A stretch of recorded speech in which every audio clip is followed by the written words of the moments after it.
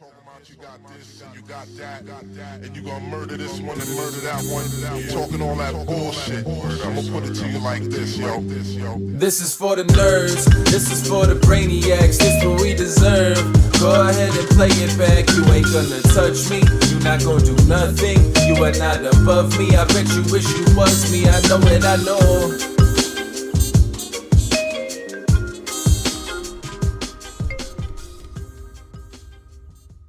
What's up, everybody, and welcome to the final episode of the Only Friends podcast. With energy, Burke, with energy. The final episode. I know. What's popping, Gotta Burke? bring it. Oh, we got a big show today. We're going to be here for a while. Strap in, ladies and gentlemen. This is going to be the marathon session that you've all been waiting for. That's right. Got a lot of guests.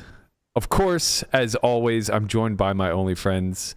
Jesse Sylvia, he's out of the hospital. Made it back for the last episode. Appreciate you, man. Had his gallbladder removed. Took his appendix while they were in there.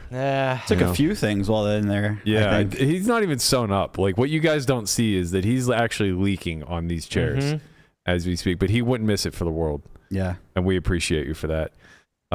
Tortoise, my ride or die. Matthew. Thank you, sir. You look for all Conrad. Time to it's time to hang up my shell. You know how I know it's time? You know how I'm not going to be the tortoise anymore? Got a goddamn speeding ticket on the way here. Wow. Next thing you're going to tell us you ran a bluff. Wow. Yeah. No, that's not getting carried away. You weren't even late. Huh? You weren't even late. That's just your cruising altitude. Yeah. 56 and a 35. Incredible. He got me for, he only cited me for 40 though. Yeah, I was very polite. Nice. Yeah, he was a fan of the pod. I mean, I was motherfucking under my breath and he didn't hear that. Big fan of the pod. Guapo, my man.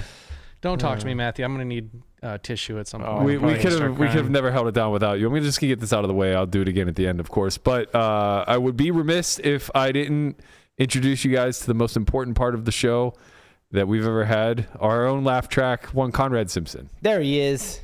What's popping, guys? Wow, your audio's great. I'm gonna need tissues too. I'm sad. Where are you? Undisclosed location. Yeah. I won't lie. I won't Kazakhstan? Are you in Kazakhstan? I mean, the combination of your audio sounding good and your video looking good, I would have let you open if I knew you weren't calling from some bunker in the middle of nowhere Eastern Europe. Yeah. You still can. There he is. Give it to us, Conrad. There it is. How'd you get that open so quick? Impressive. After 3 years, Connie. You say Kazakhstan to Guapo and he just F3s it and it comes right up. It's just the hotkey. Oh man! Congratulations on your win over there in the land of the corn. Hey, thanks. Did they pay you in corn? Yes, I got paid in corn kettles. All right. Is Maurice there? No, but I heard he's looking for you. Yeah. Rumor is our ass is getting sued. I heard there's some lawyers looking for you. I heard there's a bunch of shit going on. I tried to find the. I'm disappointed in X. Usually their gifts are pretty good.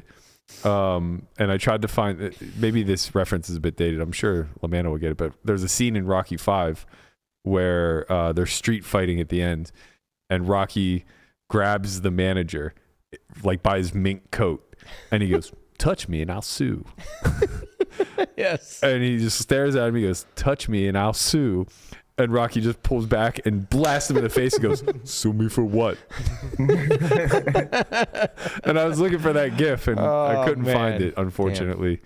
Just told him to get in line. Well, yeah, that too. Probably should put him in touch with Dutch. Maybe he can take on another case. Yeah. In spare time. Unreal. But yeah, I mean, like, okay.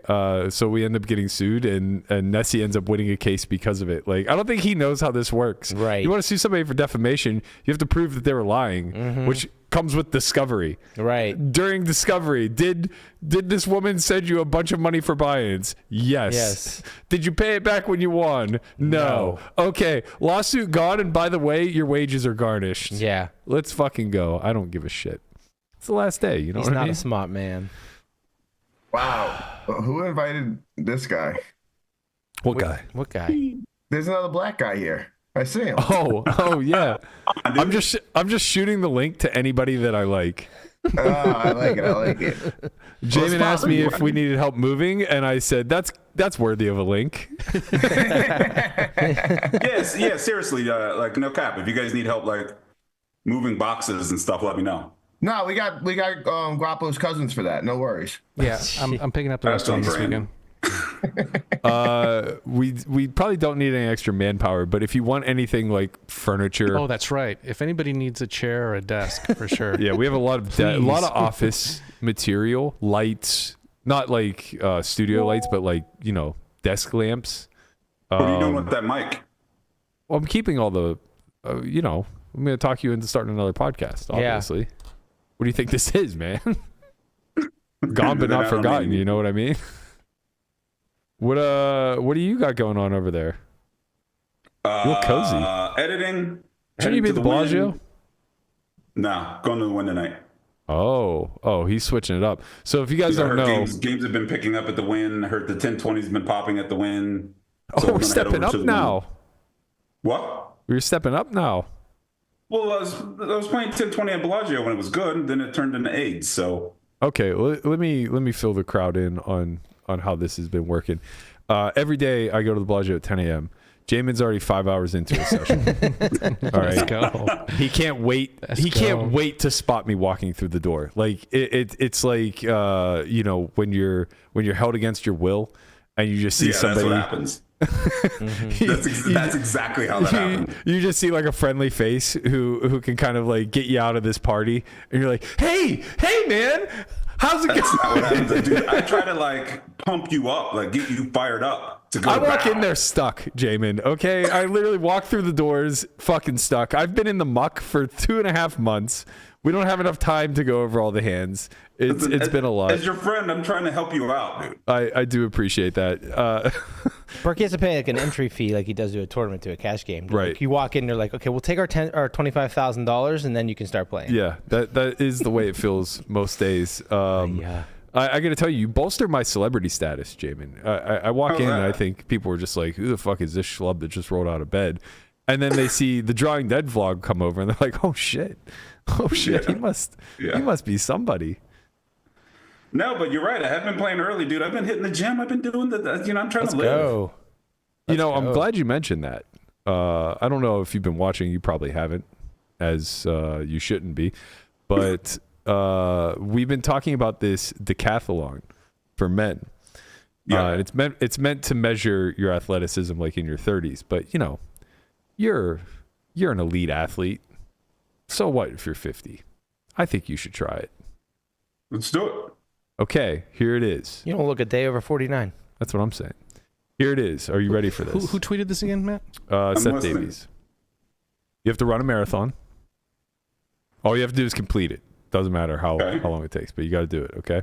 You need to run a 40 in sub 5 seconds. I know you've done that before. Yes. College football player. Sure. You need to run a 5K in under 20 minutes. You need to run a mile under 5 minutes. Oof. That's going to be the tough one. I agree. Oof. But younger me would smash the last two easily. Now? Yeah, I agree. I ran a 5K yesterday. It was nowhere near under 20 minutes. Yeah, but you weren't trying. You weren't trying, Yeah, I mean, I was trying to get under 30 minutes and almost got under 30 minutes. But under Come on, 20 bro. minutes. What are you fucking walking? Under 30, I was averaging like 10 point. I think with the walk at the end of like a mile, my average was like 11:30 or something. And that's like with a mile walk added to the end. Like I was averaging 10-minute miles. I just barely missed 30 minutes. But for a 5K, that's slow as shit. Dude, I'm 52 years old. Okay, let's not be ageist here, Jamin. Okay. 5K race between me and you. Who wins? Well, based off of I think I'm gonna get sub 20. I think I'm gonna get sub 20. Can I interject? Did you say that you ran a sub 5 minute mile at some point in your life? In college, yeah. Yeah, and actually, I don't know how I feel about that. Yeah, I was in college. I wasn't in high school. I was in college. How do you feel about the truth of that? Yeah. It's not as much of a feat as you believe. No, I ran long distance in high school. It's pretty. Yeah, so I pretty ran. tough to I didn't run a run 5 minute anything mile. short. I ran 800-mile cross country. Yeah, so I mean, I didn't run cross country, but as a pitcher, like all we did was run. What was your fastest I ran mile time, 800 Jaman? in sub 2 minutes. Hell yeah. That's You really gotta impressive. picture me like I was 6'1". I was 150 pounds. Like I was just bone. Okay. So if I'm doing the math correctly, if you're running a sub 5 minute mile, you have to run 12 on an average of 12 miles an hour the whole Roughly, time. Right? Yeah. That seems pretty fast. Yeah, it's not going to be. That's fast. That's not like a light jog. No. You're running pretty. No, you're going pretty good for. But along the same whole lines, like duration. if you said sub 5:15, I know it doesn't seem like a lot, but like I would have a lot of confidence in the sub 5:15. Right now. Not not cold right You're now, saying, but you're that I saying could train you into could it. get it. You could get to it. The 450s. That 15 seconds makes that big of a difference. It's a little bit more, right? It's at least 16 seconds if you're talking like a 459, and it's like if you want to break 5, you're trying to run like more like a 455. So it's enough of a window where I think it matters. You're trying to run 455 to give you that little buffer. Yeah. Berkey, is there some sort of college athletic commission where I can the verify NCAA? this sub 5 minute mile that you ran? No, but you can ask my coaches. Like it was in practice. It wasn't a track team. I didn't. It wasn't an official recorded time. There's no proof of this sub 5 minute mile, huh? No, but it's not as much of a feat as you think. Like high school track athletes are running like 430s. I ran like a 5:20 and didn't even try. Yeah, Landon had never run a mile in his life, and I bet that he couldn't run a sub 8, and he ran it in 6 flat. Yeah. Never ran a mile in his life. Yeah. There's a big difference between 6 and 5. I do agree. I do agree. But my point is like I would bet now that he can run a sub 5 with training. How long does he get to train? Who cares? 2 weeks? No. That's, A month? That's insane. Well, How old is until he Landon? checks out. I think we might have a wager. Landon's 26. Until he checks the other things off the list. The sub 50 BPM, or resting heart rate, rather. That's going to be tricky. How many months would you need to train to do a sub 5 minute mile if we had a bet? I imagine if I got to the point where I could complete a marathon, if I couldn't at that point run a sub 5 minute mile, then I'm not going to be able to accomplish it. You really dodged that question pretty good. Well, I don't know how long it would take me to run a marathon, but probably like 3 to 4 months of like hard training. All right. If I had to I guess. take the over. The over on training to 3 run a or 4 marathon? months. Really? Yeah. I think that's pretty common time frame to train. I think You're right. I think the average is like 12 to 16 weeks for a half marathon. Really? Well, what Yeah, are I we think defining it's as run a marathon? Because like I could walk a marathon tomorrow. Sure, but well, even then you wouldn't fare well. But Why like, not? Oh, just what's still 26 miles? yeah. I mean, I would hate it. Yeah. I mean, I was out at cardio in the first place, Right. but Yeah. Well, that's the last. I want this 5 minute mile. That's the bet. last of the cardio stuff. I'm gonna give Tortoise a piece of this bet. By the You way. also need to deadlift 2.5 times your body weight. So you're gonna have to slim down for this one, Jamin. There's really no getting around it. Yeah, 2.5 times your body weight. Yeah, but 2.5 times your body weight, and I'm like hovering at 245. Yeah, that ain't gonna work. but with That's a lot. You can't lift 615. it's a trap bar lift, to be fair. Oh, so then 700. Might as well just round it out. Easy. Yeah.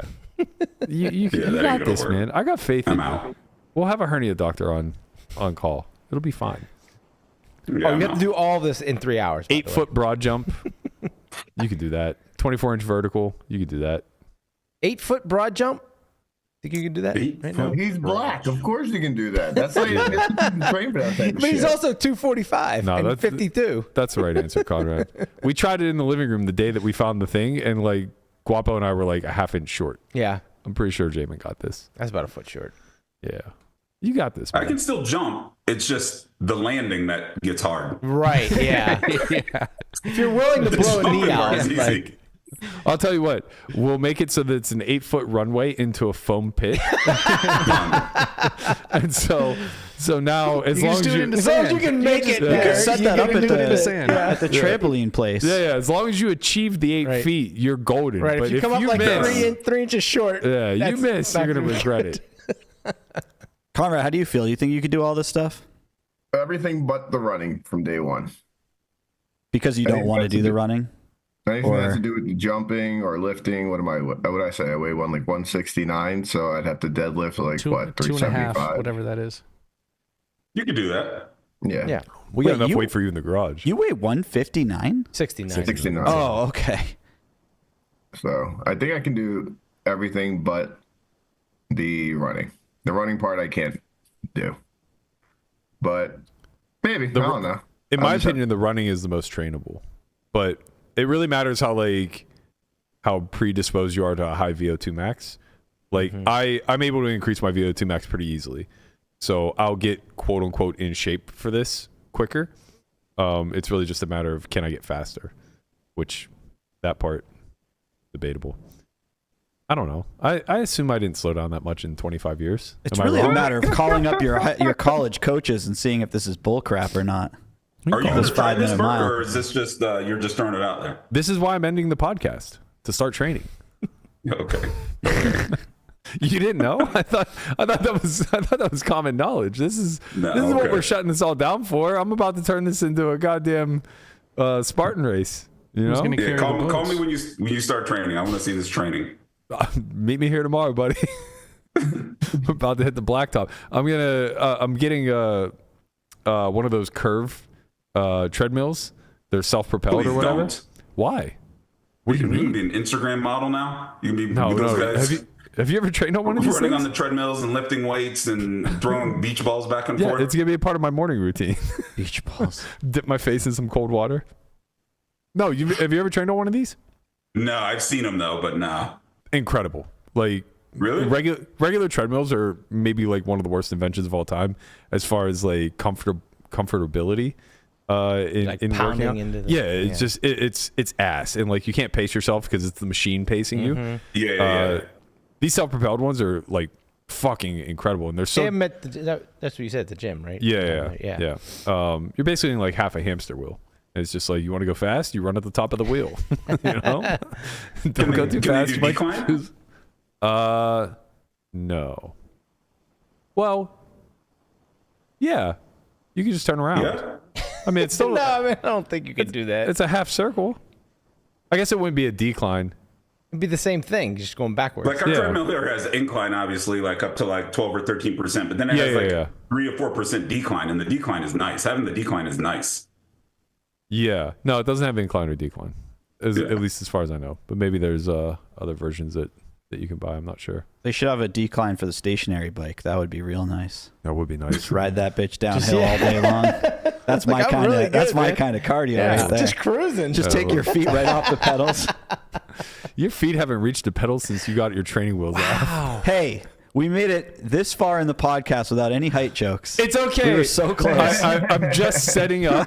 I think you were just more paying attention. There's been many of them. Shit. They went right over his head.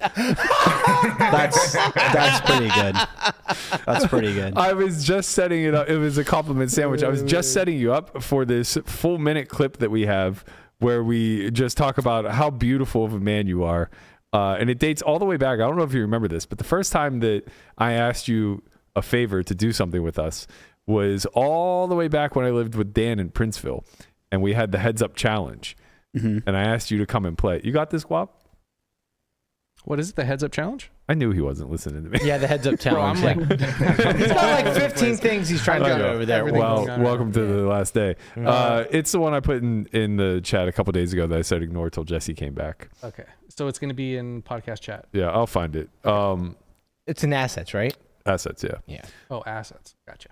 But it was the one where Brent and I ended up squaring off in the finals, and he was using a kielbasa to check with. He had a wrap kielbasa in. Oh, that's right. In like tinfoil. In tinfoil. Right? Oh yeah, you had catered the first one of those. Yeah, that was fun. Yeah, and he had his baby in his lap, and he check raised me with a baby. Brent is an animal, dude. I love that man. He really is an animal. He's the best. Man, he really found his calling in this like niche media space. He did what I wish. Like I was just thinking about this morning of how much I'm going to miss this show moving forward because it became like almost a part of my daily routine.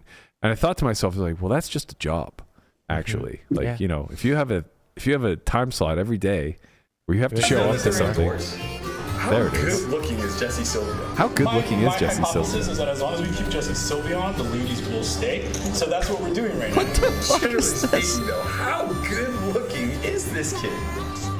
Hold it. Let's go. You guys know that they're indoors? How good looking is Jesse Sylvia? My hypothesis is that as long as we keep Jesse Sylvia. Yeah, there was a lot of that. There was also another bit with Osmus where I had this running bit of telling Chuck Norris jokes but using Osmus's name instead. Nice. I said, Jeremy Osmus once counted to infinity and then did it again. Jeremy Osmus. But I was thinking, like, well, that's just a job, when you have a dedicated time frame of something you have to show up to every single day. And then I thought even further, I was like, wait a second, do I want a job? Is that the conclusion here? That I actually want a job? And the answer is no, absolutely fucking not. But I think a routine is nice though. Yeah. Berkey, they say you don't truly get old till you retire.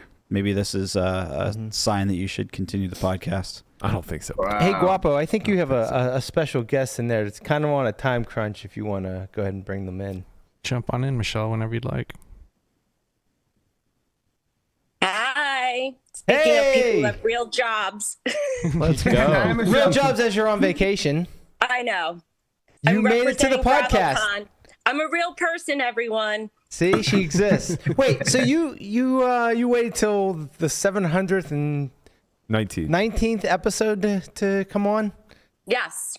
Well, and I'm glad you made it. I told you guys to do this podcast 3 years before you started it. She So really there did. would have been many more shows. It was your idea that got poo-pooed, I think. It's all me. And then Berkey had to wait like another year or so and then say, hey guys, I got an idea for a podcast. And then make it his idea. In my defense, Michelle, he wasn't camera ready yet. No, I wasn't. I needed you to take him through some training, make him watch some Bravo. Really, look at her shirt. You got a BravoCon shirt on right now. Exactly. He needed to glow up. Conrad needed a little bit of practice runs. We had him on the vlogcast a couple times. He just sat there dead silent.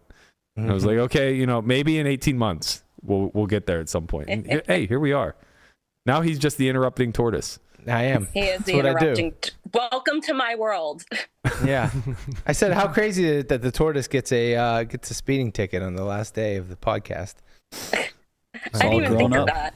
Yeah. You got that covered for us, Sugar Mama? Or? Yeah. And we need you to pay that. I mean, he's out of a job. I know, right? Yeah. I better pick up the pace here. He's just fucking out on vacation, having a good time at BravoCon. I mean, we got bills to pay. No, she's not at BravoCon. She's just wearing the shirt. No, I wish. That's BravoCon's in November 14th. It's November. You still have 16th. time to get your tickets, Burke. We do. Berkey, it would be a dream place for you to find a girl, too. It's all like uptight white bitches who like to be in line and disposable income. It would be, I stood in line and I told Brian, I'm like, oh my God, this is like Berkey's dream. We could find him a wife here. Michelle, or a backer. I have to tell you, Michelle, you give me far too much credit for being a patient man. Because what you just described does not sound like how I want to spend the rest of my life by any stretch. It's not that bad, Burke. I promise. I mean, Brian hangs in there. He's okay. I feel like I would have to have a final episode for that relationship too. Like, okay, 719th day of this relationship. About time to bag Brian, though. I like do my own thing. He doesn't have to like shop for clothes or food.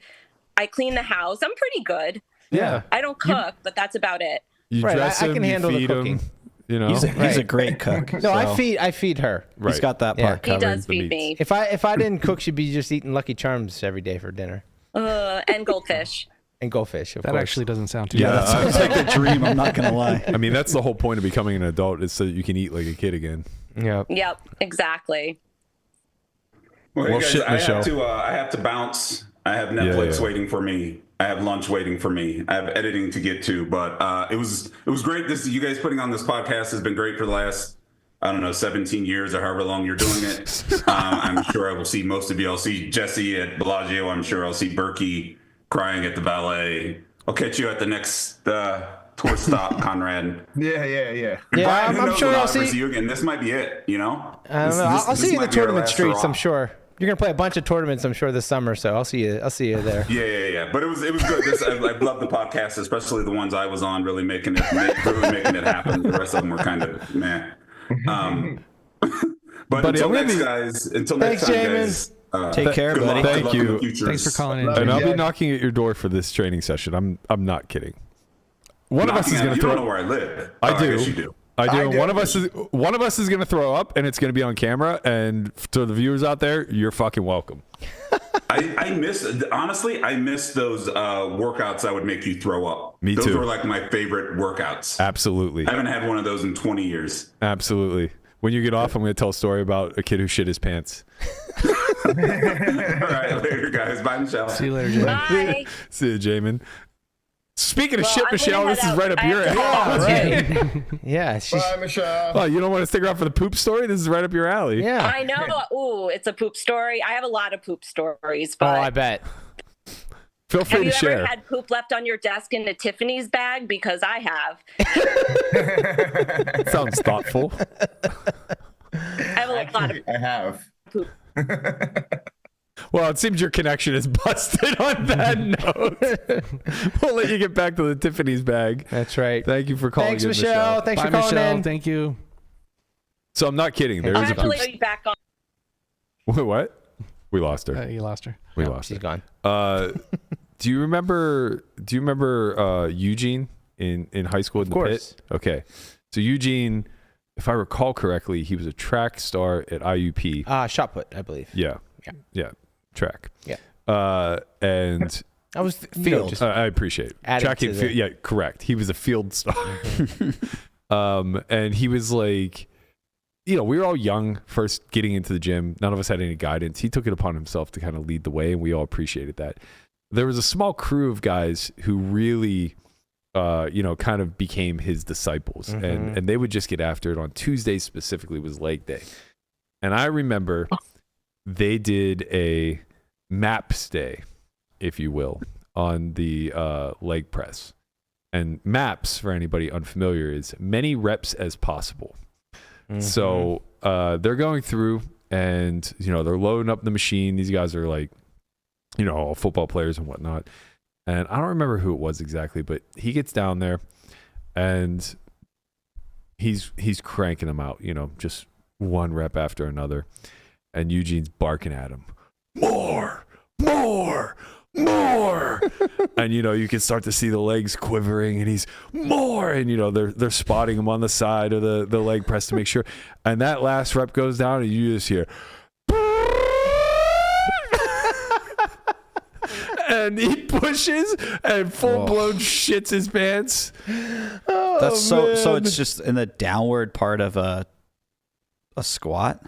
Yeah, so the way the leg press is set, you're like sitting in a decline. Oh, it's a leg press. I'm sorry. You're like sitting in a decline. And that's worse because gravity's helping. Right. So he didn't shit himself on the way down. He just farted. Right. But whenever he said, all right, up we go, full release. Full release, man. It was incredible. Did MAPS Day end after that? Yeah, that was the end of the day for everybody. Yeah. That was, He was fuck out of there. There was a day I almost cried in the pit. I think I was like 17. I was like a junior in high school. And these guys were like such fucking clowns. They were always doing stupid shit. They were like Eugene included. They were just like the biggest fucking jokesters when it came to this. And I was very shy. So like I just kind of like, hung around in the ancillary and like watched it all take place. And one day he happened to be filming like his group of guys squatting and like getting their form or whatever. And I decided to fuck around with them.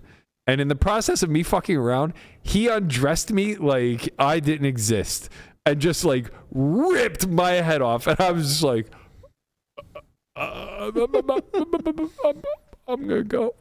He was a large man. He was very, very big man. Yeah. But enough about, the lifting sphere. Let's talk about what we're here to do today. And that's put this bitch to bed. I was going to say sports ball, but we'll wait for Nikki for that one. Yeah, of course. We can't get too far ahead findings as well, so she can tap in on that. Oh, there's a lot going on in the conspiracy world. Yes. This Ian Carroll guy that was on Rogan, he's got all the fucking conspiracies. I'll be curious to hear Nikki's take on it. Matthew, we have some no gamble, no future fellas. Okay. Trying to get in the mix. Okay, we are going to maybe pivot to sports ball. Welcome, boys. Good to be here. Good to be on with you guys. We're back. Yes. You're back, baby. Back. Where's my belt? It's in the mail, coming from China. China. Coming from China. Long delivery. Wait, did you ever collect your money from everybody from that?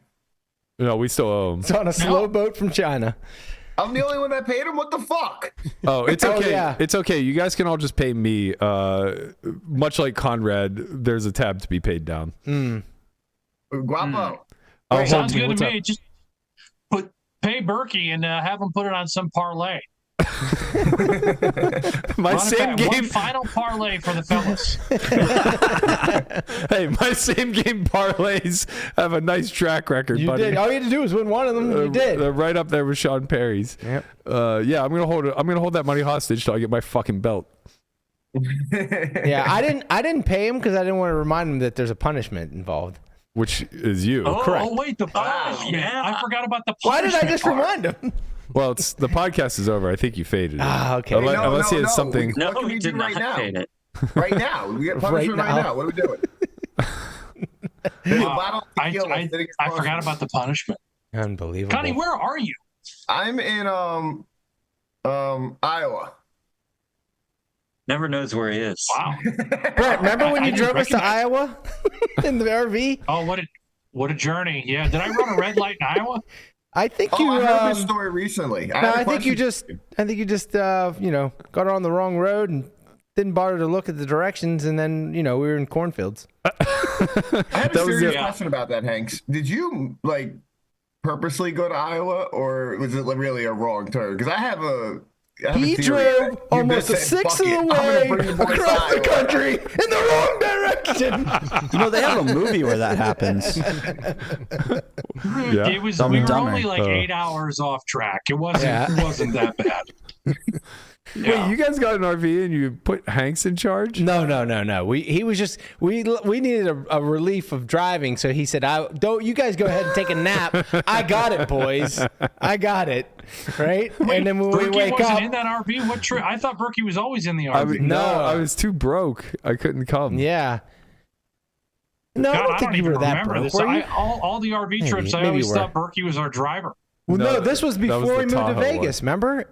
We were still living in Erie. Yeah, I met you guys at PNC Park when the trip ended. Yeah, you guys stopped there. This was the Midwest, and then went to Penn State. The Midwest baseball / football tour.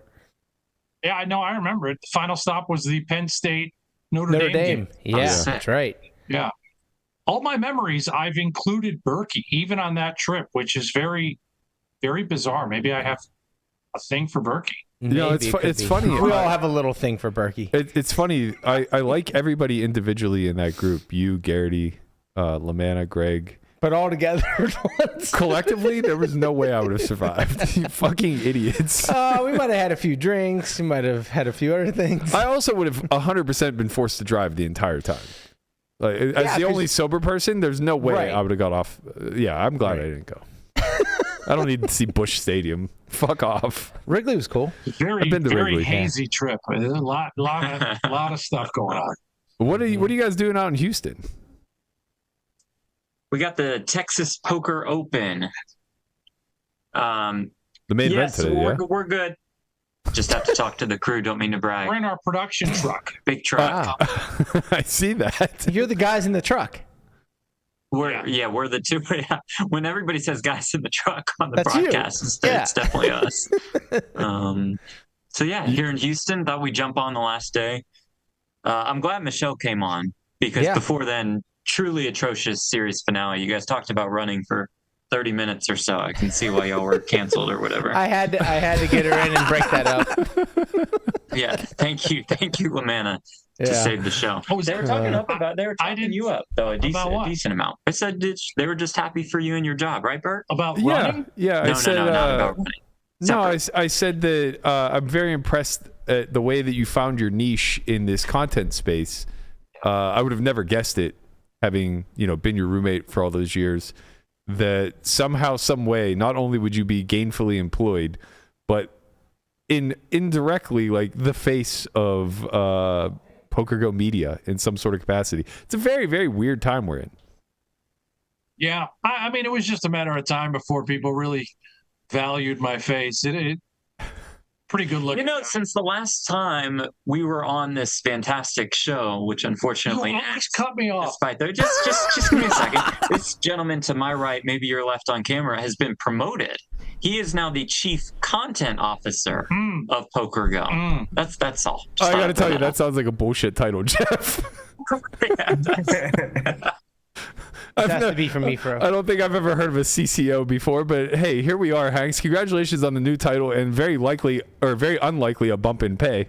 So you'll still be doing all the same things you've been doing? Thank you, as always, Berkey. Yes, very proud. Very proud. I don't understand why you guys aren't flying down to Texas immediately tomorrow with all these flights. The huge overlay is going to happen. You got to get down here. None of us here care about tournaments, man. Are you extending us an invite, sir? Speak for yourself. Is that what's going on? Sorry, say that again. You can't see Jeff. He's being asked to test his mic. Okay. Okay, no problem. I personally don't care about tournaments. Cool. I gotta go. I'm doing a podcast real quick. Don't mean to brag, but yes, handshake sounds good. Perhaps Jesse and Conrad would be interested. Somebody just sent us a crumble box. I would think it was Ephro. Has to be Ephro. Right. It says Athena H on it. Athena H? That's at the top. That's what it says. I don't know any Athena H's. I don't know Athena H either. Thank you, Athena. Can you try one first? Hey, listen, those could be from Maurice, man. All right, guys, I'll be the guinea pig. Be careful. Who should be the one testing these? Let's send them something while they're on air. We can hear you. We all hear you. All right, guys. If I die, I die. Is this part of the punishment? Be careful, man. Did you know Athena H is an anagram for Maurice Hawkins? You aware of that? Looks delicious. Berkey, I've just been given permission. Amazing. If anybody wants to come down from your group, I can get their hotel comped. Gotta grab it. Oh, wow. Okay. Let's go. That's what I'm talking about right there. It's on his couch in his room. Yeah, which is actually just staying with me. Nice but couch. I mean, it'll be great. We can, get the band back together. Days. Maybe it's just, Lamanna and Berkey. Get a hold of the rest of the crew. What's the buy-in for this? 3K? 3,300. 3,300, $2 million guarantee. All right. I think Jesse will be there. None of us are coming, but that's strong. I haven't seen Jesse play a tournament since 2018. Yeah, he's been struggling with his health. He had his gallbladder removed, his appendix. He's about to walk in front of my shot. There he is. Is that real? No excuses, Jesse. Play like a champion. Jesse, you had your gallbladder removed? They want to know about. They want to know about the gallbladder. He doesn't have his surgery. headphones on right now. He's passing out cookies. Hunt just said chief. You know what? Content It was officer. actually cosmetic. Sounds like a bullshit title. Says the guy who made me his head of content. That's fair. That actually is very fair. Well, to be fair, he wasn't out there putting it on his email signature. I think the only thing that came with that new job title for Brent is getting me my fucking belt. I'm going to get you that belt. You gotta get the belt. By the way, gotta get the belt. Connie, did you say Tim Duckworth just said that? No, Hunt. Matt Hunt. Who? Matt Hunt. Matt Hunt, the foreign guy on that Hunt. show. Oh, yeah. The soccer fan. Yeah, well, Tim Duckworth is actually the guy that is now in charge. One of my roles is to delegate positions to other people. Nice. It's a big role that I have now. Nice. Tim is in charge of the trophies. Therefore, he's the one now responsible for the belt. So if you want to send him an email or text, Burke, we can really expedite that belt. Yeah, why don't you start a group chat? Let's get this thing popping. Make sure you put me in. Great idea. I'm sure Duckworth will hate my gentlemen, fucking guts. We got to run and do a wonderful show, which I would encourage y'all to tune into after, of course, this wonderful series finale ends, which has gotten much better. It's been an honor and a privilege for both of us to be a part of this I program. thought we could stay on a little longer. I think we're gonna. Yep. I think You're killing it now. Back to running, Please don't be dead forever. Come back, only friends. Don't Jeff, be dead. give us a plug real quick. Find a Is new this on home. YouTube? Brent, if you want to co-host, maybe we'll come back. I'll tell you what, is the new chief content officer. I might be able to find us a sponsor. Really get some money behind this thing. Okay. Well, now we're talking. If you want to, that's what CCOs do. You're goddamn right. It is. Yeah. All right. Well, we're in the talks. Our phone line is open. Anytime you want to reach out, maybe send an email first. A little more. Sounds good. Love you guys. Thanks for everything you did over the years. Guys. Yeah, Thanks, Thank boys. you guys. Appreciate you. I hate you, Berkey, for losing all those Steelers. I still love you, though. Other even than though that, we hate you. love you. You've got Okay. my love. Time His for hate. us to go. Bye-bye. Bye-bye. I did make a lot of money off Platt throughout the years. Yeah. A few thousand. Right. If he came on more often, we'd probably keep this thing going. Yeah. Fun, though. We don't need sponsorships. We just need Platt. And the year where he stood a very legit chance in beating me in both bets, we didn't make them. Like, he's probably right. I don't remember what the Pirates over-under was, but they're probably... It was 76.5. Yeah, I like the under. Listen, man, they started off bad. Oh, no.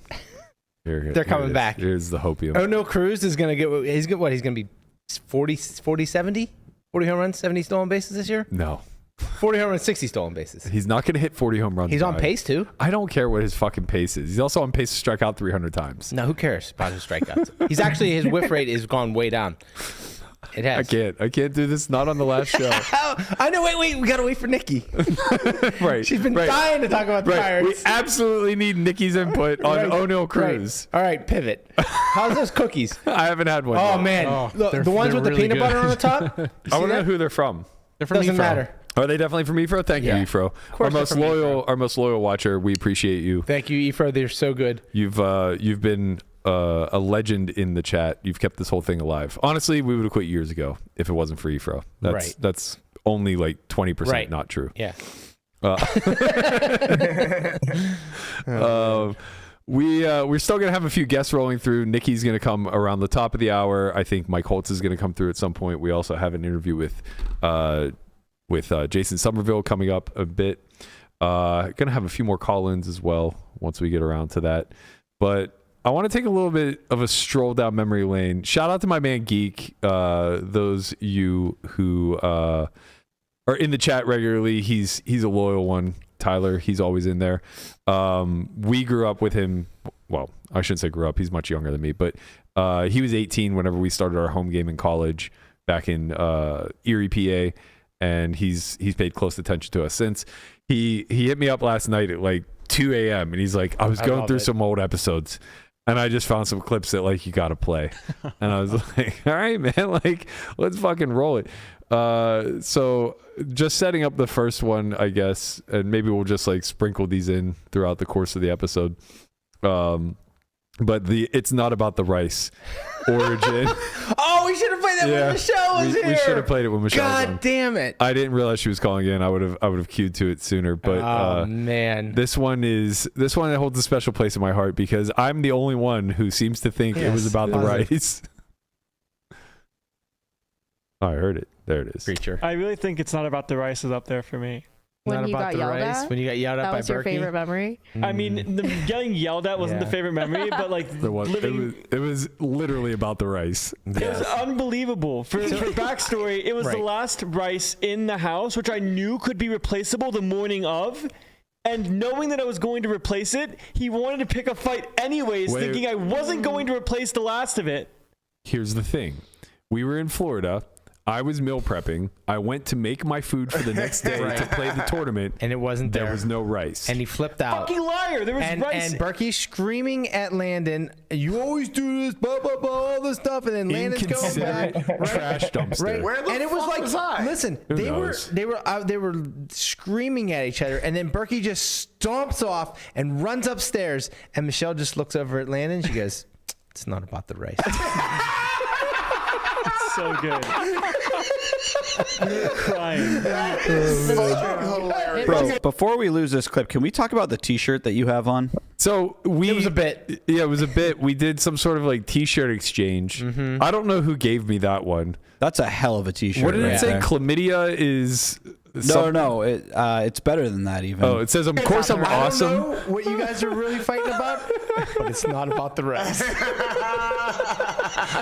All I know is I lost a bet that following morning. Right. And so then, Oh no, that was a good. But it's a bet that following morning. Right. And so then, so then Guapo comes down and he's like, Let's bet. Do you think when Berkey comes down, do you think he will, make up and give Landon a hug and make up? Of course not. And he's like, absolutely not. He was not. And I go, absolutely. Berkey will give him a hug and they'll move on with their lives. It's like I've never seen you guys hug. And Berkey gave him a hug and they made up and they moved on. Yes. Wow. I would have been on golf. I know Berkey well enough to know that. And there was rice for him the day he wanted to prep. He got his rice. Which is why I gave him a hug. Because it was about the rice. Of course, I'm awesome. I'm a chlamydia specialist. I don't get it. I'm chlamydia specialist. Yeah, it's not even I'm chlamydia specialist. That's quite a T-shirt. I'm trying to say it like fast. Like, is it gonna reveal something? Right. So is this like Secret Santa but with T-shirts that you have to wear? It was a bit. I don't remember what drove the bit, but I obviously gave Conrad his, where he had to wear a Ben Roethlisberger shirt. I don't know who gave me mine. It had to be Guapo. No, Guapo made Lamanna. So Lamanna had to have given me mine. Actually, it might have been Melissa. Yeah. Yeah. It seems like a Melissa. It does seem like a Melissa bit. Because Conrad created Landon's.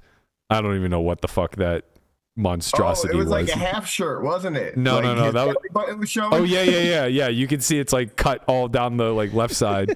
And then Guapo made Lamanna's.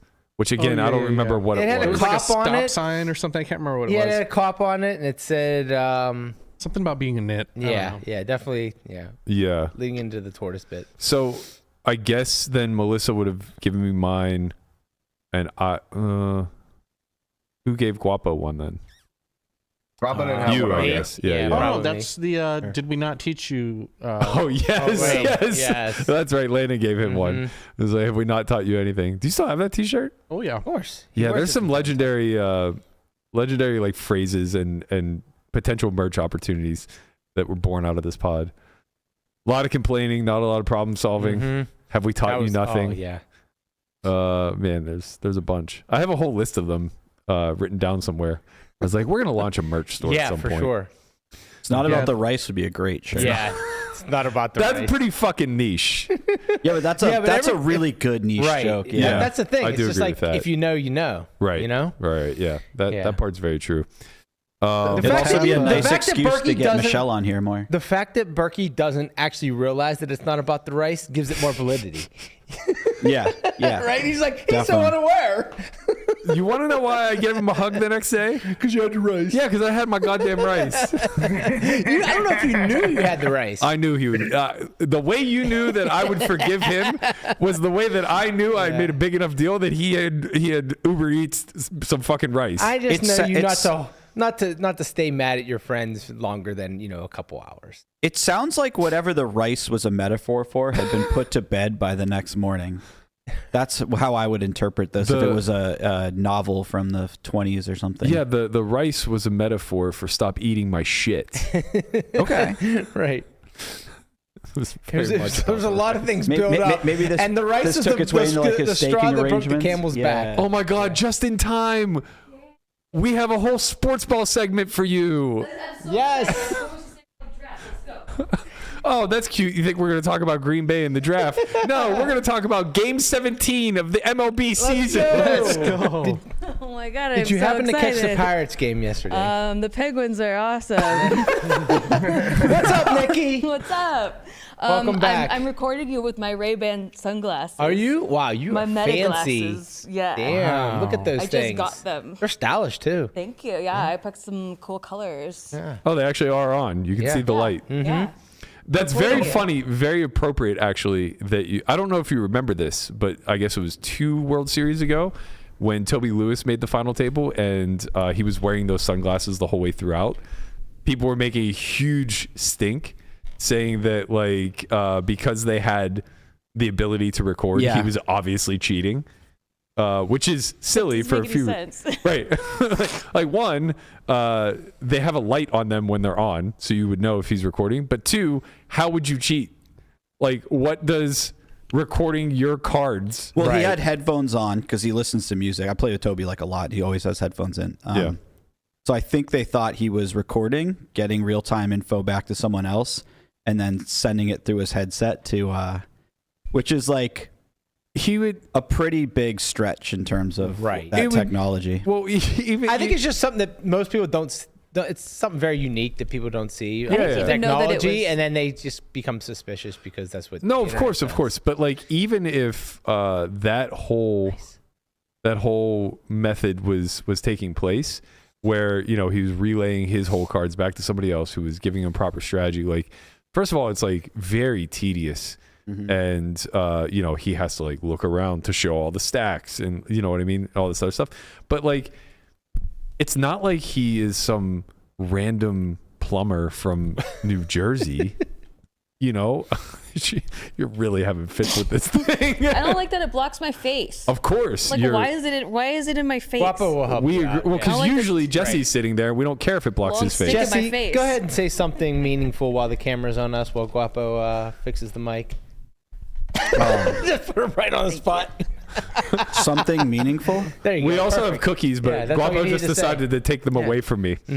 I was going to bring you guys a cake. There you go, Guapo, have one. Motherfucker. He comes over, he stops the show to come over and get a cookie, and I like push him the box, to take a cookie or whatever. He puts him over here. He takes the whole fucking box. I haven't had any. I'm just like pacing myself. I'm being the polite host that I am because I'll just eat the whole box. Bro, you're training for this like decathlon thing. I don't want you to get chubby. Yeah, I don't think you need a cookie, Berkey. I don't want it. He's training for that 5-minute mile he used to do, guys. Are they? I assume they're vegan. I don't know. I was gonna bring you guys a cake, but I wanted it to be a football cake, and I couldn't find a football cake, so you get no cake from me. Well, speaking of football, your Packers that you have an ownership piece Go Pack in. Go. That's right. That's my hosted team. the draft yesterday. I own part of them. How excited are you at the was it good? No, not Goodwin. Golden. Oh my gosh! I believe is the wide receiver that they drafted. I'm so excited. You have no idea. I definitely paid attention to the whole thing. I definitely wasn't playing a ladies' event during the whole thing that didn't have TVs playing. No, I didn't really get to watch it. Oh my god! Yeah. How's that cookie, Burke? Unbelievable. Yeah, the cookies. The are double great. chocolate. Jesus Christ. The marshmallows. I want with that. Those are crumble cookies. Yeah. You want one? Oh, no, I do not. Those are evil. I mean, evil can be good. We were taking a little trip down. Too good. We were taking a little trip down memory lane, and coincidentally enough, we have a very special clip to cut to that you played a big role in. Ooh. This must be good. Well, it's the Big Bear trip. Oh, hell yeah. Let's Hell go. yeah. So, go ahead. Are you excited to podcast from the van? Are you excited to set up a podcast in the van? Look at this setup. There's so much room. It's perfect. So much room for activity. Lamana got eggs. I got protein. Everyone gets one Choose your item. item. Everyone got one item. Someone used their one item on this.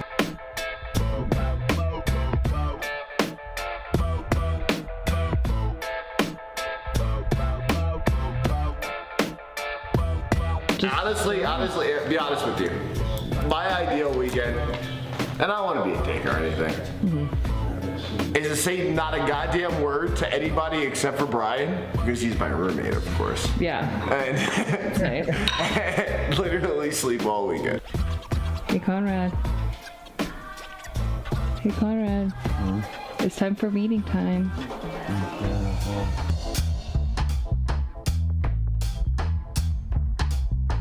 This isn't rocket science. But I want to get you. But we did by you backing down from the original statement. That's nonsense. So that's true.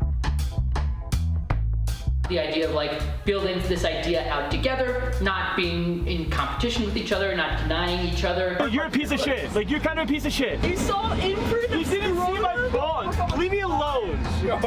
Leave me alone. Put the camera away from my balls. You're not exploiting me for content. Indecent exposure. Family hiking. I'm concerned that we've been hiking for like 3 minutes, and I'm already winded. You're gonna make it, Guapo. He's not gonna make it. You knew that would trigger him. Yeah. No, he knew. I knew. Right, but so why would he do it? Because he wanted to be a dick. And that's okay. Yeah. I know you wanted to be a dick. Yeah. So fuck you. Big boys. What she said. A lot of meat. Hell yeah! You guys just need a That was reality amazing. show. We- You don't Right. need a podcast. Honestly, like, have a reality that's show. the please. trailer. Yeah. Right. You didn't know? Oh, and I'm producing it. Yeah. I would watch that. Someone talk to was- Andy Cohen. That was really good. What do we got going on here? A little slow and Sexy steady. Sam. Okay. We were talking about the when what did I say to Landon? We were just talking about this the other day. I know. I can't remember. When we were leaving it wasn't nice. When we were leaving the escape room. I don't remember. I said something to him. Yeah, I remember this. Well, it led to that altercation in the van. Oh. He's like, you knew you were being a dick. It was something about high school, not having friends in high school. Oh, this is why you were bullied. Yeah. Oh, yeah. So mean.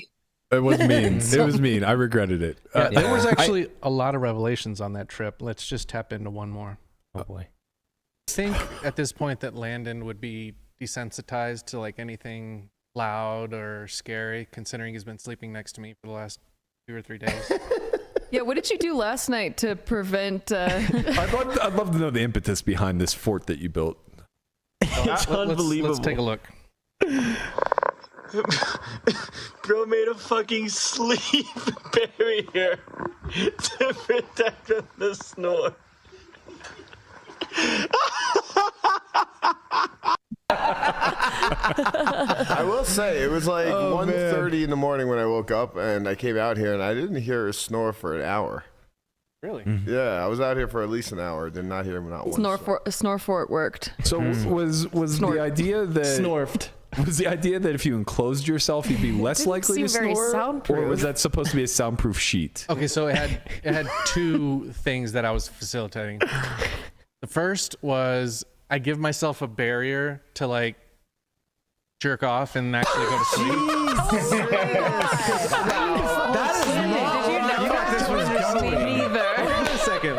We should have known from anal jet systems. I'm not aware of the snore. Listen, come on. Have fun in that room again tonight. Some people take Ambien.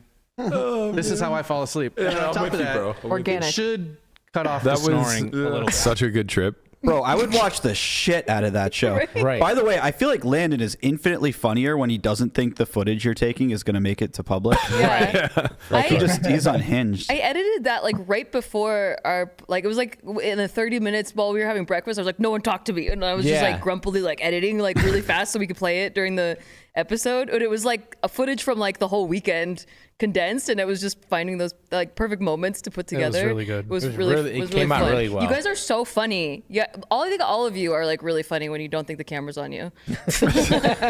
So I think like to catch everybody up who may not be like fully familiar, the backstory of this whole trip was we had just hired Nikki prior, like very recently to that, to kind of come in and be the executive producer of the show. Like I had just had enough. We're lucky we made it to 7:19 because I was done at whatever point in time she came on. I was over it at 19. I was like, "Do you have a vision for what you want?" He's like, "I don't care. Anything. I don't care. Literally anything you want to do. End it today. Anything you want to do is great." So it was like right after the World Series when we're all burnt out because we've been doing this every single day, covering the same fucking bracelet events over and over and over again. And I was like, "Man, we're just getting like stale. Unless there's going to be another Jack 4 situation, like this has just run its course." And I was like, well, Nikki like comes from a different world. She comes from comedy. She built her own YouTube page massively. Like, let's bring her in and maybe have her like, you know, execute on something that's a little bit more variety-esque. You know, we become more of a water cooler type show. And I will say, I went back through, I didn't watch everything obviously, but I went back through and I watched like a few episodes from the first 100 and then like a few episodes like post Big Bear. The show really matured a lot, and I know that's weird to say given the FAP joke that that Guavo just made there. He had to clear his mind. He's good. Right. But what I mean, how else do you guys fall asleep? I mean, what am I missing here? What am I missing? Who was your roommate in there, Landon? Yeah. R.I.P. Landon. Yeah, it's a valid question if you don't have a roommate, but I mean, he took 4 naps a day, so now you know what's going on. Sleepy boy. But I know, like, working hand in hand with you, like the idea of let's just get away for like a week and just lock everybody in a cabin together and see what happens. And honestly, it couldn't have gone any better. And not the way you would plan it, right? No. But like everything just unraveled in such a perfect way. Like Conrad was just out from the second we got there.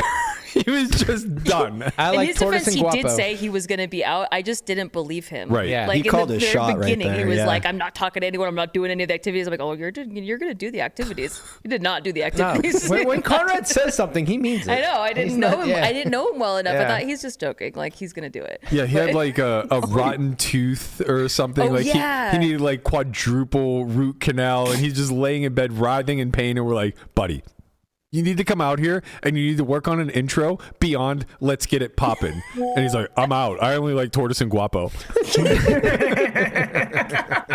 I feel like Nikki identified something about the group that you can see in that video that's very important and clear, in that you guys are at your very funniest when you're not trying to be funny at all.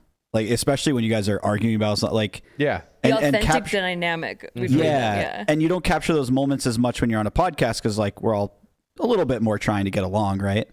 But if you have somebody like going around just capturing these like gratuitous moments, I it's went gold. back and watched a clip from episode 1, and the gaslighting began against me literally 30 minutes into the show. It was just 6 people telling me that I don't know anything about ketchup for like 20 minutes. I was like, what the hell is going on here? What did we think you didn't know about ketchup? You were actually on my side. Of course, that it had to be. Yeah, If that it's was for guys. That was the last day that you weren't. weren't. When it comes to ketchup, That was the first and last day that you weren't a part of the group. You're just like, wait a second, no, what's I'll be on his team. But it was the Michelin star story where I got brunch in San Diego and I ordered fish and chips, and they refused to give me ketchup. Right. And I was basically saying, like, it's fried fish at the end of the day. And Christian was trying to equate it to putting like A1 on Wagyu. Right. And we're like, yeah, these aren't the same kind of thing. You and me, we were there. Everybody else, they were making it sound like we were insane people. And at that point, at least in hindsight, I knew, or I should have known, what I was getting myself into. You had a double entendre there. Hindsight. Yeah, that was nice. Wait, why? You had a double entendre. Hindsight. Yeah. That's not how it's spelled, but yeah, I see what you're doing there. To be fair, if someone watched your Instagram stories, I wouldn't trust anything you say about food. No, nor should you. Yeah. I mean, trust me, I was not trying to make myself sound like a connoisseur of anything but ketchup. Right. His man knows his ketchup. That's as far as it goes. You can give me a blind taste test of fancy ketchup, Heinz, and Hunt's, and I'm going to pick the Heinz every single time. Me too. I'm really picky about ketchup. Okay, Heinz good. forever. Thank you. See, 56. We're not so baby. different. 57. I know we're not, 57, and it but that's pisses me okay. off.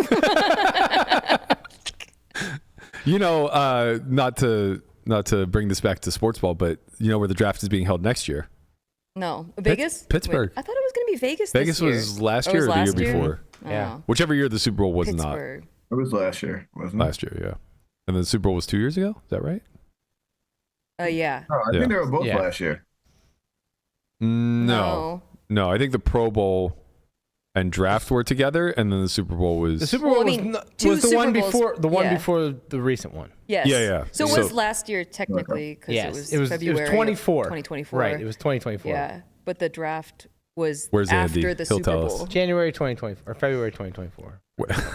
Month they played in. Yeah. now. So Conrad is right. They were both last year, but it was like from the season before. Right. Yeah. Okay. I understand now. Yeah. Really not important, but we have. Never mind. So, at what point did you realize that you had bit off more than you could chew? Me? Yeah, with this group. When I realized that I should just not contribute ideas. I should just like not argue. I should just do the thing and then have it and then give it to you guys. Yeah, I think when it comes to like uncomfortable ideas, which basically anything that wasn't poker related was going to be uncomfortable, we need clear instructions. Yeah. And I think that became evident when we all learned a new word in Big Bear of cacophony. Oh yes. That was big. Cacophony. That was a big one. Mhm. Yeah. Jet systems. Yeah. Anal jet systems. Yeah. Okay, That was wait. great. To be fair, that breaking moment was right before the cruise.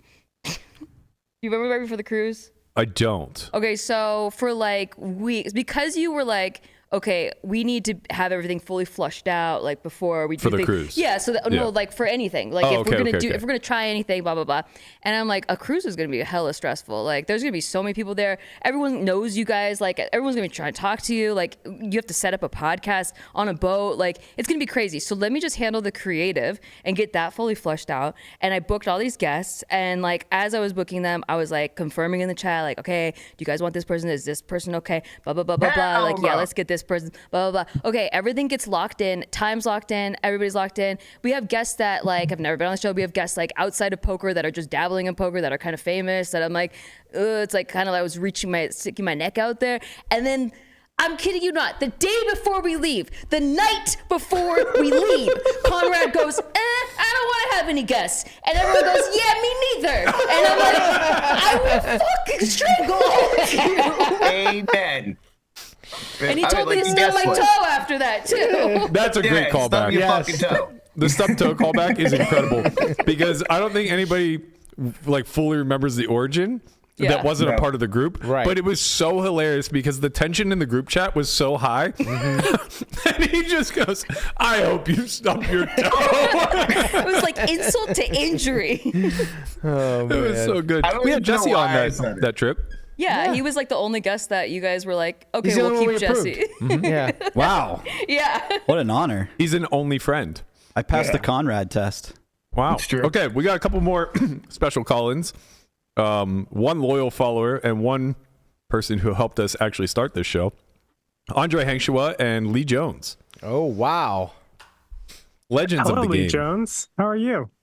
Oh my goodness, the legend himself, Andre. How are you? Good. Me and Lee Jones go back a while. We met each other when he was working in the Poker Stars days, and I was at Run It Up. And allegedly, we've brought our uses to make sure that this show comes to a close. Well, I have something I want to say. There's two things I want to say to you guys. One's poker related, one's exercise related. I hate exercise, and the one exercise I will do is jogging. And by the way, just for reference, my 5K time this morning was 41 minutes and change. So, different strokes for different folks. But what is true is that I have used Solve for Why many times to get my ass out on the street because I'm like, I don't want to do this run. I don't want to do this run. Oh, I've got a Solve for Why pod. I'll just put it on, and that will make me forget that I'm plodding along on the street. So, almost a metaphor for life, Lee. We're all just plodding along. Right? But how often, you guys... how often does your run pace speed up when you hear something that just infuriates you? None. I am old and slow, and that's unchangeable. But it really makes a huge difference for me to know that I can get out and have you all to listen to.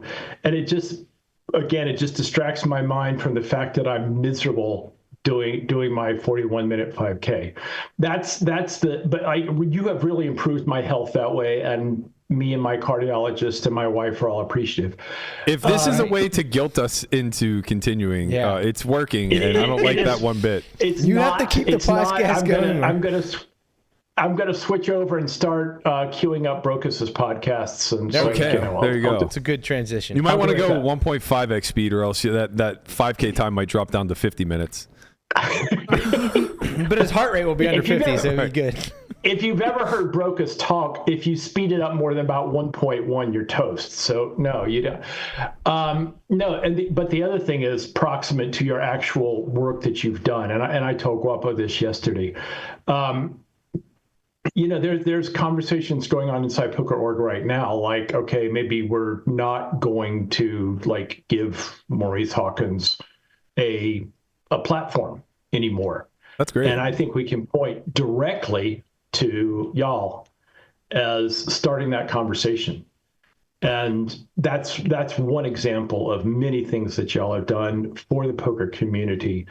And you've really been important to many of us, not just as a daily water cooler hangout, but you've really moved the needle in a lot of places. And I think in places where you may or may not realize it, but you have in fact moved the needle. So thank you.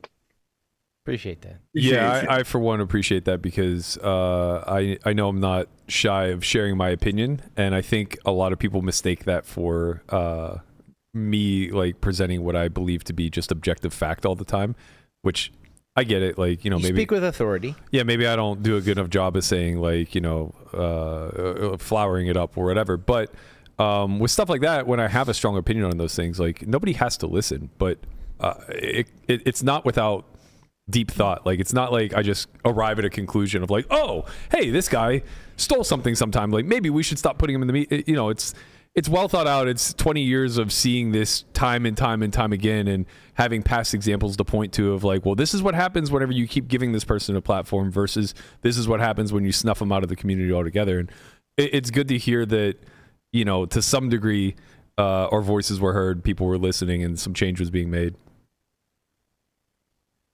Very much so. Anyway, I'll ring off and watch from the sidelines, but every one of you guys have been part of my daily routine for 3 years now. I'm going to miss you, but I just really appreciate you all being here, and I hope the future is even brighter. We appreciate you as well, Lee. Thank you, Lee. Yeah, appreciate all the support from you, Lee. For sure. Thank you, Lee. Thanks, Lee. Andre, where are you at? The Malaysian ankle biter's here. What's popping? I'm fucking Blackfoot. Sorry, I'm in Los Angeles. I just got done biting some ankles. Show me you have no socks on. Show it to me. Let me see. Come on. Come on. Yep. Barefoot ass. Look at this shit. Black. Oh my God, you just took a shower. You have to stop talking or else we can't see it. We can't see it. Yeah. You shut the fuck up, Conrad. No free feet. Yeah, so I just got done biting some ankles, and right now they're stewing in a pot. So very excited. You know, nobody really is going to feel this way except for me, I think. But you may be, in my opinion, the most regretful loss to the show. Not because you're that fascinating. Or anything. None of us share that opinion, just Berkey. Right. Well, no, because like he wasn't on for very long, so It's not like you guys had the same working relationship that I did. But when I think of somebody who like played my foil well, I think that like you filled that role very nicely. And then I also think back to like the Jack 4 stuff, and it was nice having somebody from time to time that was able to corroborate what I was saying. Like, so often I feel like I take a hard stance on something and I'm just a lone voice, like kind of on my soapbox, and it's up to these guys to decide on the fly of whether or not what I'm saying makes any sense, and arrive at some pushback with the risk of, you know, kind of being out of pocket in some sort of capacity. But you were always pretty good about that, and I'm sure if no one other than me appreciated it, the audience appreciated it from time to time. So you're sorely missed, but you did a great job in training up Guap. Mm-hmm. I couldn't fathom that you were that replaceable. It's crazy that I replaced someone that is still such a Jack 4 supporter. Like he is still trying to get with Robbie, and I just don't get it. And I'm gonna die on that hill. I mean, the man limp kings in a meetup game to get me. What do you expect? Limpin' is pimpin'. What do you got your fingers in these days? All right. So if Melissa was here, she would have made a fingers wet joke. Go ahead. Yeah. Still doing some Poker Star stuff. Dipping my toes in a couple other poker things, but it's still brewing. And then I'm working in the esports industry again too. So that's really exciting. I got in touch with the Dreamhaven folks. I don't know if you guys know esports at all, but the Dreamhaven folks, and been hanging out with them. It's been a really, really good time. And then, you know, we're just chilling, making sure that I'm healthy again. I gained a little weight. I don't know if you could tell, but I'm up to like 19% body pounds. fat. It's crazy. I mean, come on, man. Like, there's plenty of room to gain some weight here. Are you all on the production side with esports? No, I'm actually on like social content distribution, maximizing. It's more of the publishing side. Oh, right. For those who don't know, like when we were doing the In the Muck segment and creating shorts and stuff like that, that was all Andre's company that was handling the back end of that. So I guess you're doing a lot more of that stuff now. Yeah, it's I'm dipped in a lot of different things for that company in particular, but it's all just like working with friends and trying to do cool stuff. Really awesome people you have working for you. Definitely. Right, Guapo? That's right. Do people know, Brian, that you're with me now? I think they know. Yeah. Okay. I am. You know. If they don't, now they do. Now they do. Yeah. I mean, hey, it's been great. I looked at the whole team and I said, who can I exploit the most on this podcast? Right. I first tried with Conrad, did not work. Nope. And then now Conrad I'm is trying with unexploitable. Right. He plays GTO for sure. He's like, you don't want to pay me? I don't want to work. This is a fair exchange. Oh man, did you think we'd make it 700 episodes? No, I thought this was dead like episode 50, to be honest. I mean, really? It probably should have been. Here's what you guys maybe forget, okay? The first like 40 episodes, I'm waiting for some sort of like pre-production. I'm waiting for you guys to, hey, let's talk about stuff. Let's make sure plans are in. The only person that comes to the table is Berkey. And generally you're about 7 minutes late to our targeted time. Yep. And then it's just me and you talking. Yeah. And it's like, where Hence is everybody why else? I said I miss you. So I was like, okay, if everybody's gonna do this, I'm gonna just show up at the time. I show up at the time, we have the conversation, and then you guys go for 2 hours arguing with each other about the topic that we're supposed to have when it's supposed to be on broadcast. Right. And we're like, oh, maybe we should just film this. And Berkey, you're the one that says, if we film this and push this out, Conrad, you're gonna look like a fucking idiot. And you know what? We just plowed right through that barrier and just let him do his thing for 700 episodes. I could have never predicted it. He's one of the most liked individuals off of this show, and it's not even remotely close. And I think that you know, if you sound dumb with a big smile on your face, nobody's the wiser. You know, you just pass right on. Been working for me my whole life, Berk. He's a very special person. That's true. That is very true. Yeah, I mean, the first 100 episodes were definitely rocky. Like, we had a rotating cast. Every day was a different group of 5, which was kind of the idea to begin with. It's like, well, if we have enough people, we'll always have a cast of 3 to 5. I remember I asked Berkey when we first started doing it, and I'm like, what are we gonna do? We're gonna do this like 1, 2, 3 days a week? He's like, it's every day, baby. I'm like, every day? He's like, yeah, but you don't have to be on every day. You can be on a couple days a week. And then, you know, it was every day. It's every day, bro. Yeah. Well, you were just loyal. But that's true. I was like, we're doing it. I'm here. Yeah. Yeah. You were and then it just became like you said, it became part of the routine. This is what you do every day, and it was fun. So, you know, you were the Ed McMahon of this shit. Hey, I had to show up. Somebody had to be here. Yeah. There's a lot of times it was just me and you. That's like true. yesterday. Guapo. And Guapo, right, Yeah. of course. Well, Guapo has to be here. Guapo, like, you know, the show doesn't run without Guapo, so you don't even have to say that. That is true. It's really incredible that we did this many episodes and we never like had a backup. Like, I did a backup one day. oh, that was hilarious. Maybe 2 days. That was hilarious. That was really fun. To give the backstory on this, Guapo was out of town or something for a while. For Triton. We went to Malaysia for Triton. Right. So he went to Malaysia for Triton. We had to do something. I should have just taken the time off. I'm dumb. But instead, I teach myself to switch. And I felt okay with it because I'd done so much streaming during COVID that it wasn't that foreign to me. So I'm like running the show from Conrad's desk. I have the full setup in front of me. It's okay. It's rocky. If you go back and watch those episodes, we got through them.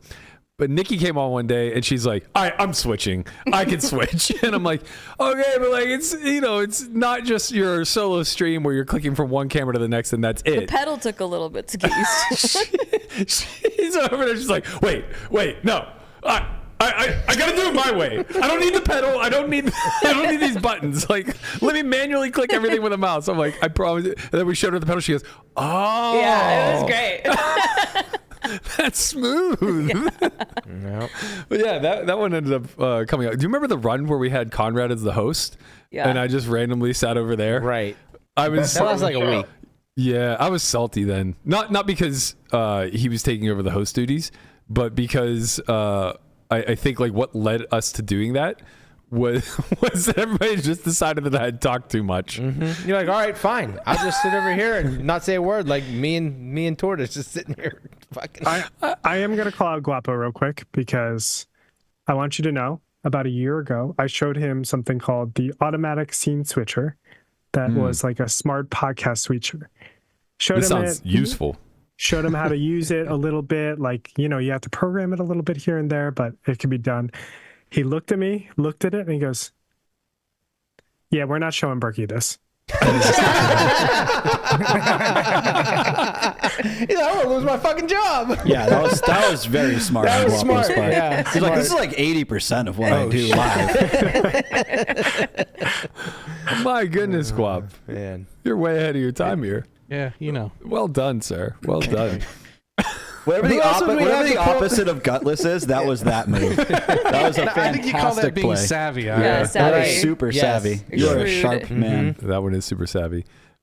Speaking of savvy, congratulations on your new WPT Gold gig. Oh, thank you. We're happy to see you leave Ignition. Thank you. Yes, I was happy to transition out of that. Yeah. At a good time as well. Well, particularly, you make good content. I don't know if you're aware of this. Killing it. Guys. I know I caught you guys being sweetie pies on the show. We were hoping you weren't watching. Caught them. That was weeks ago, Berk. It's getting a lot worse now. I caught him being a sweetie pie again. I promise, if we knew you were watching, we wouldn't have said a goddamn word. I wasn't watching. Someone told me. Sent her the link. Someone was like, "Oh, they were talking about your video," and I was like, "What did they say about it?" And I had to check the show. I was like, "Oh, they're so sweet. Oh my god." The hands we hate video is like that. That has to be the video of the year. I really think it'll be difficult to top. It was very good. I'm trying to write a sequel right now with a guest appearance. I don't think I should spoil it yet, but it's actually has to do with you have a contributing voice to that. Okay, I like that. Yeah. So Just Fold was Back great out there too. winning some pots. Okay, who wants to start? Yeah, I'll start. Pocket Jacks, go ahead. I've just been seeing a lot of internet memes about me saying I lose people money and I'm the worst hand in poker. It's just giving me imposter syndrome because if you look at the chart. Oh God, not the chart. You brought the chart. Put it away. Yeah, let's put that chart away. Saying maybe we make some adjustments. Maybe I don't call off 3-bet jams ever. Just hold, JJ. Yeah, hold. Yeah, just hold. That's all the people want. I'm not even a paired hand. But when I see you on the felt, I know I got an easy job. Because it's like you don't want to hold. It's not that easy. Yeah, I'm going to have to agree with Jax. Being considered a premium hand myself and then causing so much anguish to people, it's confusing. Premium hand. Oh, what's so funny? Did I say a joke? No, you're not a premium hand. Oh, coming from you, the most unplayable piece of shit hand. Hey, I'm a bounty hand. I'm fun. I don't have identity issues. I know who I am. You're a 4-bet bluff at best. That's why people don't like you. You overvalue yourself. You know, you got a lot of words in your mouth. Maybe you want to take this outside, huh? Meet me in the parking lot? Yeah, we have a real fan club there. Oh, no, you didn't. Okay, break it up. Well, I don't know why I'm here. I dominate every single non-paired hand. I'm big slick. Everyone knows me. Man. And So good. The parking lot hand, or the parking lot line is so underrated. Yeah, it's so good. There's just so much of the community that's not going to know where that originates from. Yeah, that's kind of the thing is like sometimes you have to do stuff for you, and sometimes you do stuff that will do well. Yeah. Like the Just Fold video that came out, it's a little bit of both because like it's fun. It was fun to make and stuff. Mm-hmm. But I also knew that one's a little broader. Like if you don't have to like know anything about the technical side of poker. I felt very attacked. I mean, just I hope a lot of people tagged you. Just fucking at me, bro. Like, Jesus Christ. Keating commented on it too. He was like, I need to play this before my games. Like everyone's like, no. So it actually became rage bait too, because everyone's like, I'm not folding ever, never. I'm never folding. This video's propaganda. Nice try, Diddy. Yeah. But not just the referencing the parking lot, but the way that you worked it in comedically was like so fucking good. Me in the parking lot? Anybody who doesn't get the reference though, it's from Super Systems, which I'm sure is no longer the introduction to poker strategy. Super Systems? I think so. Brunson called it a parking lot hand.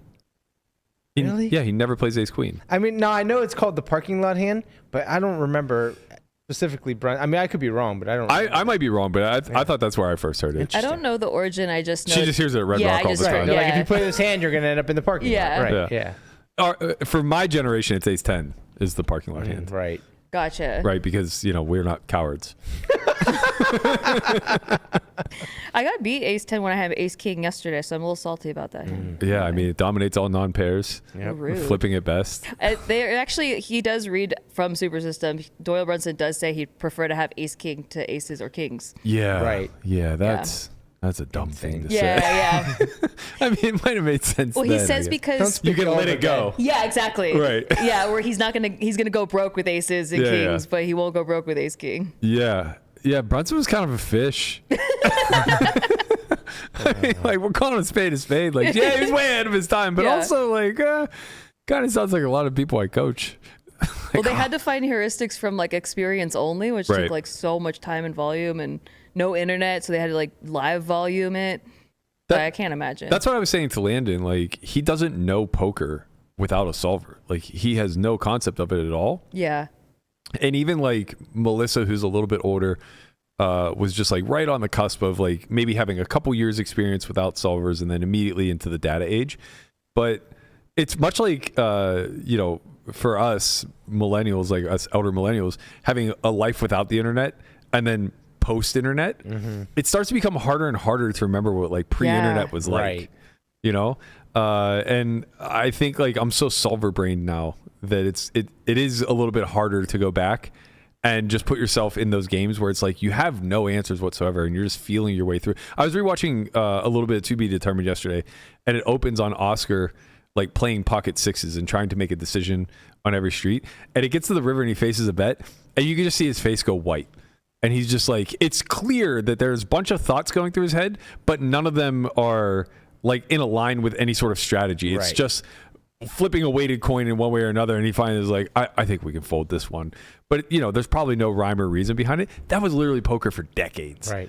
So when Brunson wrote Super System to begin with, at least he had a strategy. Good or bad or indifferent. It's I've noticed that this hand doesn't perform very well. It was all about your observations. Yeah. Right? It was just what you would see at the table and how you could find a way to exploit that, whatever people were doing. Right. Yeah. There was no strategy at all. Do you find though that there's been because of the pushback, because everyone went really solver, and then there's this pushback with well, now you got to exploit more because everybody's using solvers. I feel I've watched so many videos lately that my brain is scrambled because I'm okay, I studied this on the solver, but then in the games I'm playing, there are deviations because you got to exploit that they're not, they don't have as many bluffs and blah, blah, blah, blah, blah. And then I watch videos that are here's how you exploit someone that's like this. And then I'm oh God. Because then I actually get to rivers like that where I'm I don't know what to do now. I don't know what to do. I just don't fucking know, actually. I don't fucking know. I think our space is pretty unique in the sense that there's still so much discovery taking place that our educators, rather than teaching to the lowest common denominator, teach to the highest. And it tends to create a lot of noise because if you think about something I'm trying to think of an imperfect science that you would learn in school. So maybe psychology, something like that, right? You're going to get taught Freud first, which is, 30, 40, 50 years in the making. You're not going to get taught the latest psychological breakthroughs, whatever is happening in 2025. But with poker, it's the exact opposite. We are always trying to keep ahead of the trends as educators because it's catchy. It grabs people, you know what I mean? So I think what happened is what you described goes hand in hand. When you have a really strong baseline in theory, the next thing you're going to do is find places to deviate off of that baseline and exploit. But if your general audience is just grabbing little nuggets of information here and there, they don't have the strong baseline. And that's what you've been trying to spoon feed them for some time. And now you're okay, well, we've got past the 101 stuff. Let me teach you how to exploit. And they're all whoa, hold up. Why is ace queen a parking lot hand? I don't get it. So it's there isn't really this slow onboarding process where we're kind of pulling people along very, very gently. And, to his credit, maybe this is what Jay Little does a really great job of, is kind of casting a wide net and catching the lowest common denominator and kind of really spoon feeding. Because if by that logic of what I'm saying is true, then for the last 5 or 6 years, most coaches should have been teaching more Brunson-esque type of stuff. right? Of like teaching people how to feel their way and get some card sense about them before really introducing solvers. And you'd just get laughed out of the community if you went that route. Right. You know, you're like, hey, I'm selling a product. It's this new course about how to develop card sense. Like, go fuck yourself, buddy. If you're not opening PO immediately on episode 1, we're out. Right. You know, we can get better information elsewhere. That's fair for people who really want to advance, but that's just not most of the people consuming content, I don't think. Which is why In the Muck was so good. Yeah. Your brainchild. I love In the Muck.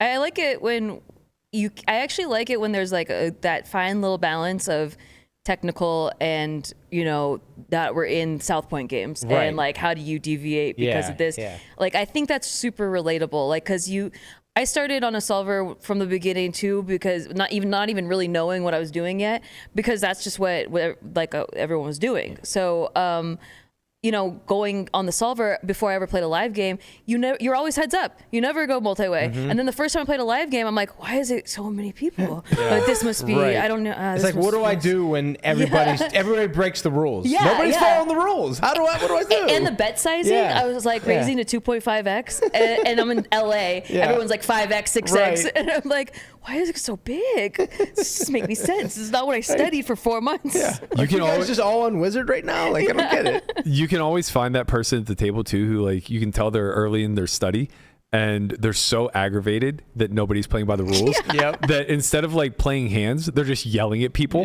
Like, oh, nice 6x, buddy. That was me in my head, but I wasn't confident in myself. I was like, I must be doing it wrong. Like, Right. I must be doing the computer wrong or something. Yeah. Because be why like, is nice overbet. Like, I bet 90% of the pot. What are you talking about? That still happens. Yes. At the biggest stakes.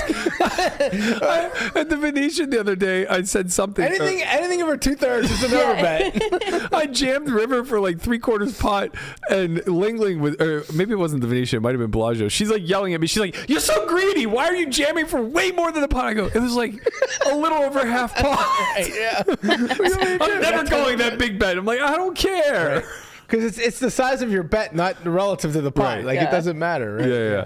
But yeah, I mean, that was kind of the impetus of it in the muck, right? It was more of this like conceptual idea of things that drag us down in a session. It wasn't really just like, okay, let's get to the nitty gritty of like, what could I have done technically better? And unfortunately, Lamanna was like the poster child for it. Yes. It was like, what's going on at the South Point today? Right, exactly. Yeah.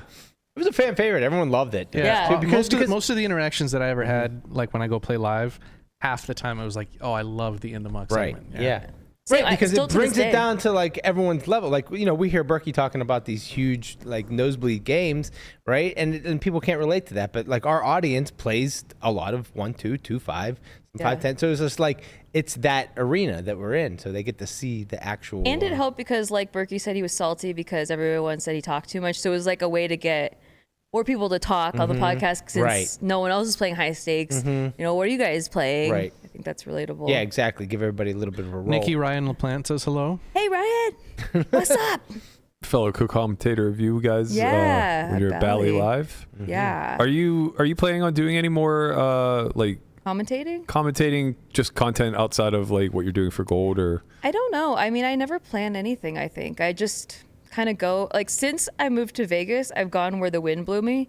And it's sometimes anxiety inducing, but also like been working out and it's nice and it's fun. And I find I love learning new things in general. So like, you know, when commentating was new, I just wanted to learn all about it. When, you know, working here was new, I wanted to learn all about you guys. When Ignition asked me to make comedy sketches for poker, I was like, all right, like there's a lot of comedy sketches about poker and I don't want to be too like, how can I make it my own voice? And, you know, figuring that space out. And it's all been like great. So like, yeah, if there's an opportunity that comes up, I'd probably explore it because it's fun. Well, I mean, rumors there's a new podcast slot opening up. Oh yeah. It's just a rumor. Monday through Friday. Oh shit. Around noon Pacific. What should we call it? Solve for X. Solve for my X. Do we still have Andre? I forgot he was on there. Yeah, he's on. Hey, Andre. Hey, buddy. I'm chilling. He's ankle biting. Yep. Going along the lines of the podcast thing, obviously, like now that we're bringing it to an end, people want to reverse engineer of like why that's happening. And I can't explain to you how many people have said like just stop doing it 5 days a week.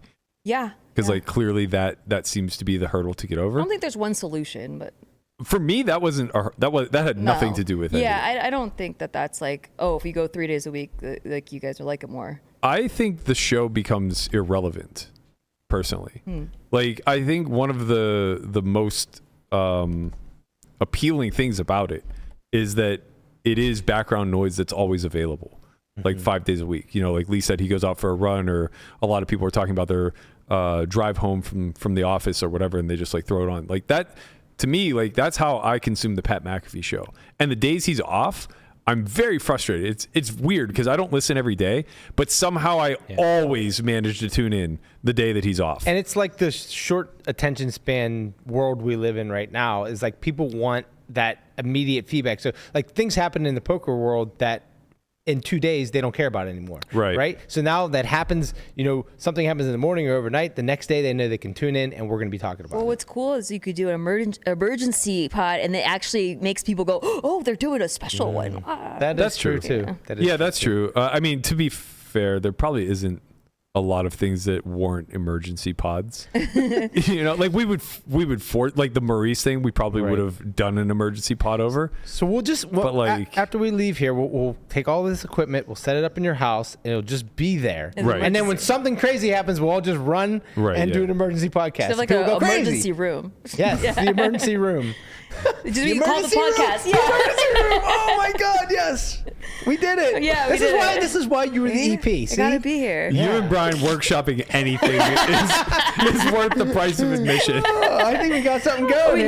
We never have a podcast. We just have a reality show of us planning a podcast. Oh my God! Now we're talking. That is it. You get like 5 seconds of a podcast at the end of each episode. Yes. Bravo just sent the contracts. All right. Just incredible. I think you have a whole show just everyone fights every episode. Yes. Yeah. I think you have a whole show just in Landon not wanting to get his balls filmed, honestly. That was really good stuff. Don't exploit me for content. That's a great one. Oh man, that really was good. There was, I guess that's a good cue to run the last clip that we have. This really has no setup. It was just very funny to know that clips like this will live in the ether somewhere. Poor Chris Kruk. He had nothing to do with anything, and somehow he's going to end up getting this sent to him at some point going, what the fuck are these guys talking about? Give me a second on the Chris Kruk. Okay. We missed okay, I'll just like banter a little bit. There was actually more drama at Big Bear that wasn't on film that I felt like would be awesome. But there was one about like there was a costume in Walmart or wherever we went called the No Drama Llamas. Yes. No Drama Llama, and me and Landon had this good idea. It was a great, phenomenal idea that we were gonna buy them for everyone and make, and that was our one item. Together, yeah. And then we were gonna make everyone just like randomly, like everyone's just on camera in these No Drama Llama outfits, because obviously, like that's, you had 8 No Drama Llama, and these things are huge. I mean, they're full like head to toe outfits, onesies, right? Yeah, right. And you ate them in the basket, and it caused so much drama. It was a No Drama Llama. It was a drama llama. Caused a lot of drama. It was just this weird, like, brother-sister thing that you and Landon had going on from the jump. Where it was just like, how can we be the most chaotic individuals on the planet? Holtz is here. It's like, okay, you guys each get one item. It's like, perfect. We want pajamas. All right, let's chop into this Chris Kruk real quick. All right. Not Chris Kruk. No. John Kruk. Chris Kruk's balls are intact as far as I know. He's busy getting wrecked in Bobby's. Yeah. Big shout out to Chris Kruk. Sorry, Chris. Sorry to hear. Why does that make you laugh so much, bro? Because I imagine that he's not watching and someone's just going to shoot him a link that just has me saying, Chris Kruk's balls are intact as far as I know. Bingo, yeah. Sorry, Chris. I didn't mean Nikki didn't hear it because it was a downloaded video, but it was like from episode, I don't know, 15 or something like that. And somehow, well, I know how, but we got on the conversation of balls. And I started talking about John Kruk. who was a famous baseball player who lost a nut to cancer. And somebody said, Chris Kruk? Said, no, and I just imagine someone's going to send him this clip of me going, Chris Kruk would love to have his balls back. Yeah, his balls are intact. Yeah. Oh, man. I thought that was the name of the guy that was like, leave Brittany alone in the closet. Do you remember that video? No. His name was Chris Crocker. Chris Crocker, I think it was Chris Crocker, Yeah, it's though. something like that. Kind of terrifying, you know the name. Welcome, sir. Crack-lacking, guys. You How's it know, going? we're happy to have you. You don't know why you're here, but I know why you're here. Oh, really? It says Oh, why yeah. right behind his head, too. Is it? Oh, shit. Why is he here? All for why? He just thinks we like him. That's what I thought, but now I'm nervous. You should be. Not again. About to be ambushed. No. Yeah. I am going to give you a string of compliments, and then I'm going to give you a proposition that you can't say no to. Okay, that seems fair. Okay, yeah. So, unbeknownst to you, I imagine, because I'm not very vocal about it, but I really like you, Kinda, and Chad's dynamic on the Poker News Pod. I think you guys have done like an amazing job. Thank you. I especially really appreciate that. especially compared to old iterations of the Poker News Pod. But specifically you, because whether I want to admit it or not, the poker world is about tournaments, you know, and I hate that, of course. Sure, of course, yeah. And I'm not quiet about He's that. gonna call me bitch ass shout. Okay. What's going on over there? Sorry, setting up B-roll. Okay. So I'm obviously not quiet about that. And I think that the space in and of itself, like if in any capacity we ever do a podcast in the future, I have to find a tournament guy. Sorry, Jesse. You're anointed. But, you know, I think that like because you're in the streets and you're doing all the things, it allows you to hold a very strong opinion about things. And what I appreciate most is you don't bite your tongue. No, there's no pulling punches here. No. Yeah. And I don't know how you got Poker News to sign off on that. Me either. I guess maybe because you guys record instead of going live, like maybe some. Oh, I don't think they've ever censored or edited. Well, mostly. Yet. Yeah. So what I'm going to proposition you with is you guys have to go to 5 days a week now. Sorry, you have no choice. You have to take over our spot. Okay. All right. I don't make any of those decisions. Yeah, I don't care. Okay. All right. We're doing it 5 days a week. We decided Berkey is. And it's got to be live so that you slip up and say something really bad. That's what I'm looking for. Okay, perfect. No, Yeah. that's literally That's what I'm how looking for. viral moments are created. Yeah. No, 100%. I'm with it. Yeah. See, Holtz over here, aka Mr. Brock Lesnar, aka former WSOP Online Player of the Year, what he has that I didn't have is the desire to be canceled. I kind of like that. tiptoed around it, you know. For a while, I was like, man, I really don't want to get canceled. But you seem to just like be running headfirst into that freight train. Well, no, I think it's really interesting because, like, even at the poker tables, I always say things, and I'm like, "Here's the round penalty I've been waiting for," and then like the dealers laugh, and she's like, "Let me tell you about the time I hired a prostitute." Someone give me a penalty. So no, but yeah, I continually cross lines, and everybody seems to be fine with it for the most part. So. Fuck it, we ball? Yeah. The fact that I've seen you actually make kind of uncomfortable a time or two really speaks volumes. Thank you. I didn't think it was Thank you. possible. Kudos to you, sir. That might be the highest praise you gave me so far, and I appreciate that. Yeah, it's a good show, man. You guys absolutely deserve the nomination, even though, you know, we got snubbed as a byproduct. I have nothing to do with such things, Obviously. and we didn't win. Well, you can't win because Yeah. it's a European award. That's abundantly clear. Sure, that's However, fair. you have a chance next year because Chip Race also just said that their podcast is over. They're done What is too? going on? Oh, man. Right. Yeah, The that's field is crazy. thinning. Yeah. Poker Souls is coming back, guys. We're going to go 5 days a week.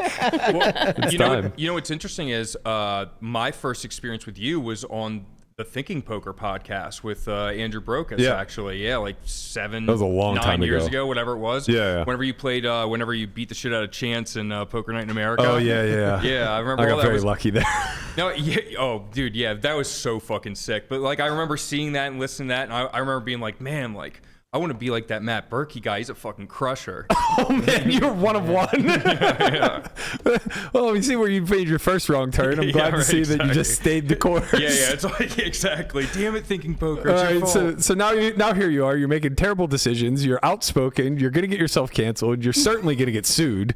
All of this seems. Will you join me in the Maurice lawsuit at least? Yeah. Wait, what's the Maurice lawsuit? He claims he's going to sue us for defamation because we called him out yesterday for. Tell us your thoughts on Maurice. Those came out this morning on the Poker News podcast, but I think I tell everything exactly how it is with everyone. I think I just try to speak the truth, and if you guys get sued, I don't want nothing to do with it. You know what I'm saying? He wants to be canceled, not sued. Yeah, exactly. Sued takes so much time. They do tend to go hand in hand. Speaking of people who speak the truth and know a little something about getting fired, Ryan DePaulo is on the line. he managed Sorry, to. yeah, I 3-bet his cancelability. I like the show too, Mike, but I raise. I'm going full N-word here. No, I'm kidding. That's the actual line. It officially is. Yeah. I mean, you did the impossible. You got fired from a company that had never fired anybody before and set the precedent for poor Nacho to get released. Right. How do you feel about that? I don't know. Getting fired sucks, but like he's an idiot. It's like I don't think they should have got fired for the GTO wizard shit. But like your job is to do marketing for the company. So like saying that they suck publicly is not a good move. I don't know. Yeah. I'm sorry that I'm in the car, by the way. But We don't Berkey, care. you told me We're to happy prepare you're a here. rap. I was in the hospital all day, but the sweat was avoided. All good. Anyway, Wait, you're sick or Nacho- is this baby related? Nah, my baby shit. Yo, dude, it's been such a sweat. I was crying with relief all morning, like a true Italian father to be. Like my daughter, like my wife is 23 weeks, and it's been such a fucking journey. She had surgery Wednesday, and it like went well, but then we thought her water broke, and I literally thought it was GG today. Not to use poker euphemisms with the life of a baby, but I thought it might have been GG, but she's actually 100% going to be fine. Like everything is Awesome. good, and I finally let it all out today. Like she's like I'm so relieved. Like I've had to bluff that I'm not worried to my wife this whole time. Anyway, sorry, like that. I have a life. That's great. We're all happy for you. Yeah. Congratulations. Yeah, congrats, I know, man. dude. Yo, well, I'll take it once they come, but dude, it's such a relief. Like, anyway, Nacho. Thank God you're having a I don't daughter. know. I'm so autistic, dude. Yo, for real. Thank God I am having a daughter. Like I can. Why do you say that though? Actually, wait. Well, the He just hoping she takes after her mother. I mean, the world isn't ready for another generation of you, I don't think. Yeah, I don't. I got a lot of like karma coming to me from whatever. Anyway, Like listen. imagine you have a little boy and at 6 you're just like, okay, son, I'm going to show you how to hit a slot machine. And you just sit him down with a camera recording and you go, now you don't move until that jackpot gets hit. My niece yesterday was playing it. She didn't understand. She hit the cash out, and which sucks for me because I have to reload it one bill at a time. And she didn't understand because I was like, oh no. And she's like, what, did I just cost you money? I'm so sorry. And I was like, no, it's okay. But she's like, wait, why do you have this if you can't win or lose money? And I was like, well, because I did it for a video. She's like, how much was it? I was like, $1,000. She's like, but you can't win money. I don't understand. Like, it was that was one of the most dumb stunts of all time. But that video will come out one day. Like 2.5 years already. When kids are smarter than adults. Well, congrats on the new coin poker thing. We were talking about your break desk thing the other day. It's really fucking good. Oh, thanks. Wait, my what? Like Your news show. The news show or whatever the hell you want to call guys. it. Yeah, thanks. I appreciate it. Alan Keating called me with an iteration of it. That's like, he just called me with like a free genius content idea to make it even better. But I appreciate it. It's been really fun to do. I love him. He's great. Yeah, you did. That was awesome. I could watch a lot of that. Thanks, guys. I'm going to hang up because I don't want to hijack the show, and I only know how to talk like long-winded and self-centered, and I just enjoy listening. But I want to say I've been honored to be a member of your Whack Pack, and I really like all you guys, and I'm glad that you made it this far. Although on YouTube you choose how long you make it, so it's not really an accomplishment. Like, we didn't do anything here. Yeah, but I don't fucking know. But thanks for It was just a couple years ago. I was watching your training course hands on that app where you're like, we're gonna play long ball poker, blah blah blah, and then learning tour technique. Just and now I'm calling into your show. I guess it's not much of a progression. It was fucking 2011, man. Cut me some slack. All right, bye. I'm hanging up because I'm too annoying. I love you guys. Bye, Conrad. Ryan.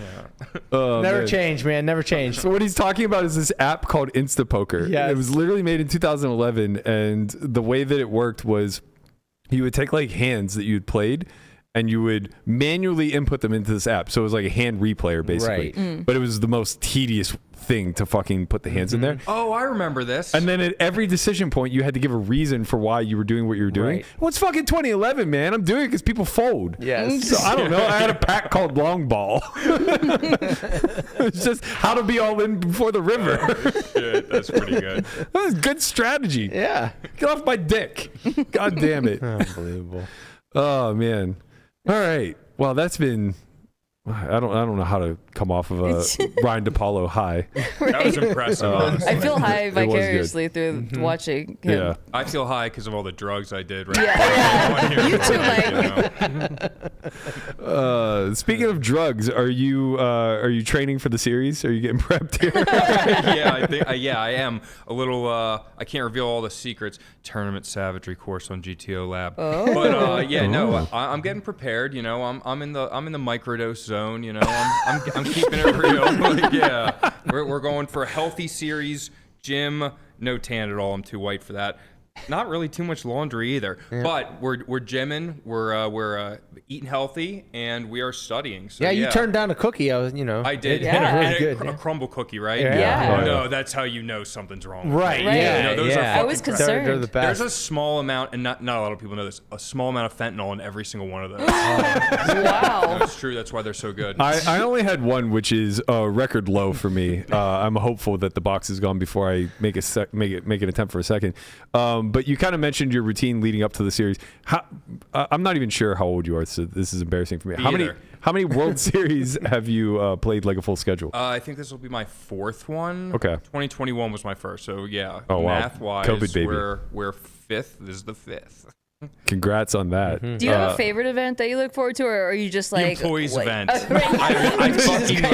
can't wait to hate you. No, but they expanded it this year. I thought they were going to tighten up, and they went, "Hey, if you have a YouTube channel, you're fine." No, exactly. It's the only event I'm going to play. Yeah. Yes. No, we have to keep the pod going until then. You can't cancel now. Right. I'll make a video or something before we start. Oh man. My least favorite's the main event. I make sure to get as prepared as possible. I show up on time. The only tournament of the entire series I do that for, and then or in the shootout, and then I proceed to play 17,000 big blinds deep and get bust on day 3 every time.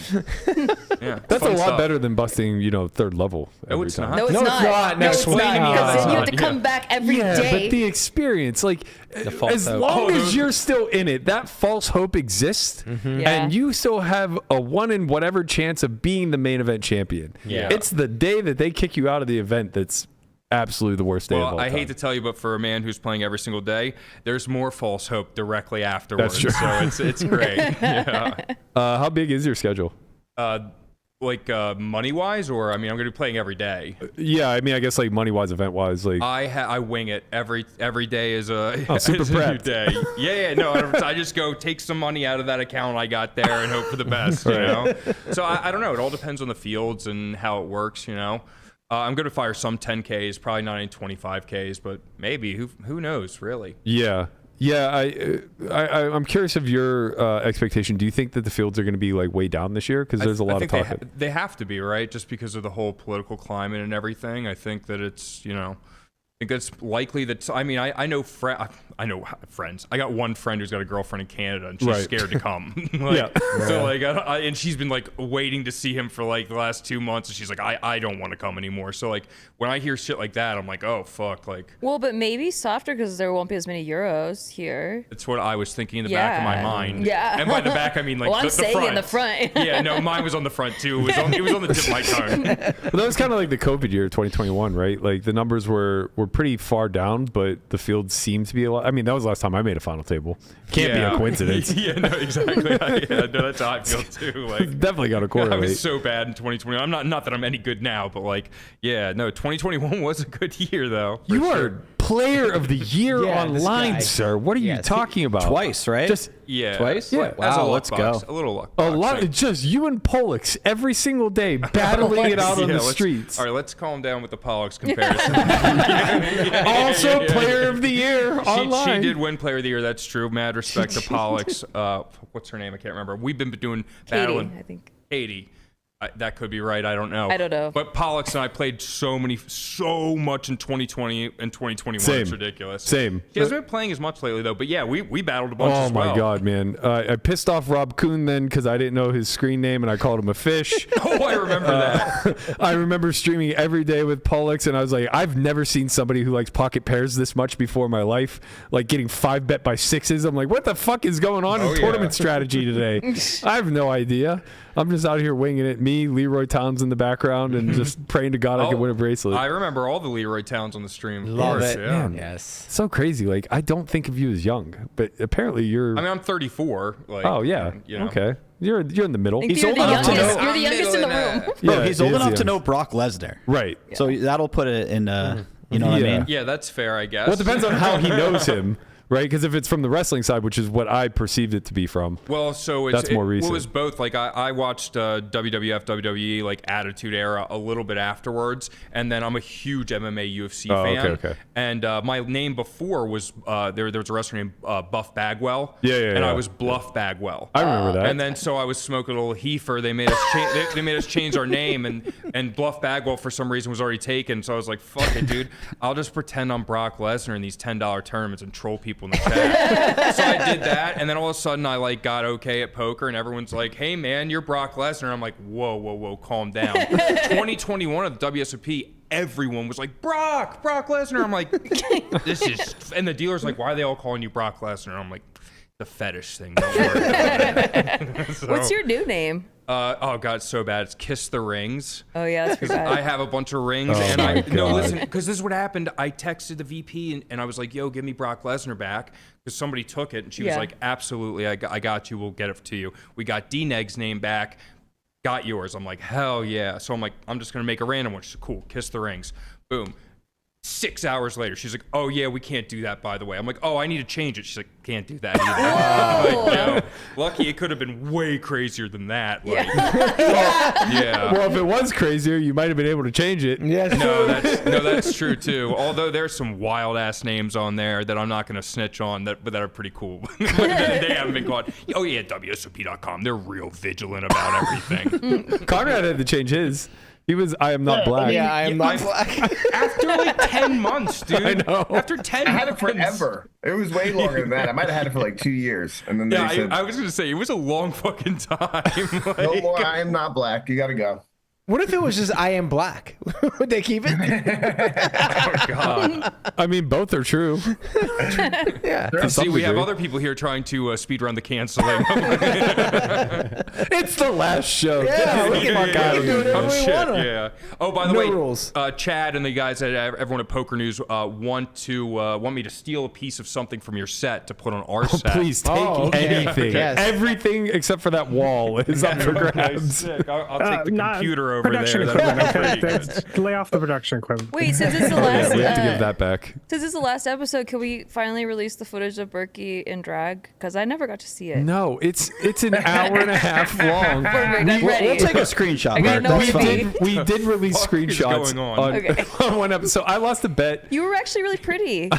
I was very butch. Okay. No. I've been called Nikki Limo, and I have done a skit where I was in drag once. Okay, so this is very funny because if it had happened today, I mean, this is Trump's America, baby. I would just let it fucking fly. No, you're good. But this happened in 2022, I think. This was like the height of Dr. K and yes. and like Alex Jacobs' wife, Jen Jacob, like just out here trying to cancel fucking anybody who walks around with a dick. You would have gotten finger fucked in your asshole 100%, dude. It would have been over.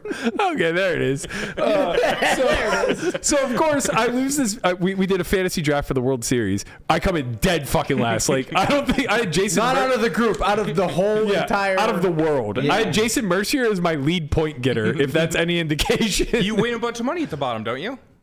Maybe in the real one, but not in this one. In the all I fake did one. was Okay. all I did was lose a bet.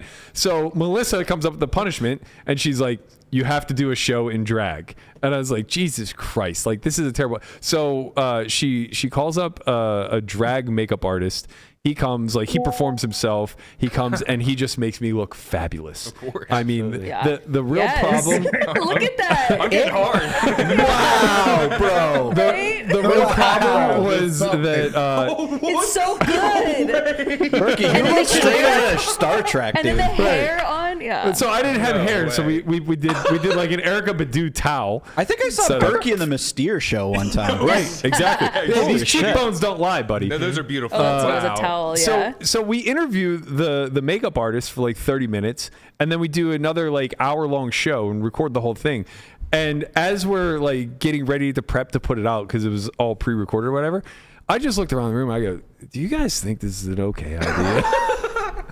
There's the finished product. That's a better picture. I feel like the other one made you look Look at bad. those cheekbones, Oh my Berkey. god, dude, you look like whoa, Right? man. You look fabulous. You have another Don't give him too much praise. It took 4.5 hours to make him look like That's true. Okay, I mean that's That I is don't true. really know how makeup time works. Makeup is a scam, bro. Honestly, probably in like real time, it probably took 2 hours. It was a very long time. Well, Yeah. drag makeup There in were layers particular and is an layers of art. makeup. Yeah, it was is layer an art. after layer after layer. Now, is Yeah. it a coincidence that this show is the last one and Vegas is getting a new drag show in 4 days? I mean, maybe I got- coincidence. I think not. Prior commitment. The rumors Maybe have I found started. other employment. Maybe I didn't. I don't yuck my yum. It's kind of funny that you were like afraid to put that out because we we showed it like in a good light, right? Nothing about what I thought we did was offensive. No, of course but not. I was sensitive to It was the a fact. sensitive time. I was just sensitive to the fact that like maybe I'm not the right person to be the barometer of what is and is not sensitive. Yeah, maybe. You know what I mean? Man, I was just like, in the chat flipping out. I was like, "There's no fucking way you guys can air this." I wasn't here. I was like, "There's no fucking way this can go out to the public." No. and Melissa's like, well, the artist is like a drag queen, Right. and he absolutely like he's DMing her every day, like, "Hey sis, when is the episode coming out?"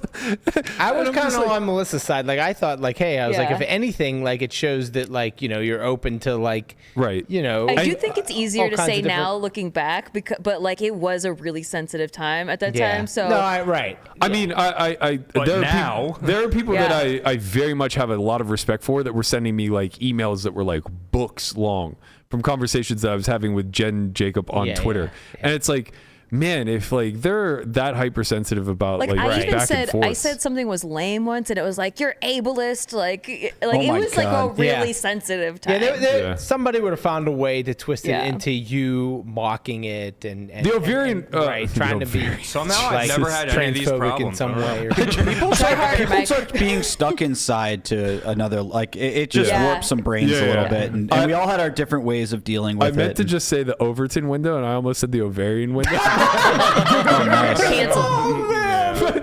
the Overton window has really shifted a lot. Like the pendulum swing of the last 6 years. I wouldn't say we're back to normalcy. I think we're actually starting to go to the other extreme now. Right. Or like maybe we're passing through normalcy and going now to the other far extreme. But I feel like 2016 to 2018, maybe 2019 was a very normal time frame, minus the Trump being elected part. I guess maybe that's where the shift. Actually, that probably it's like is. when you know it shifts the whole way.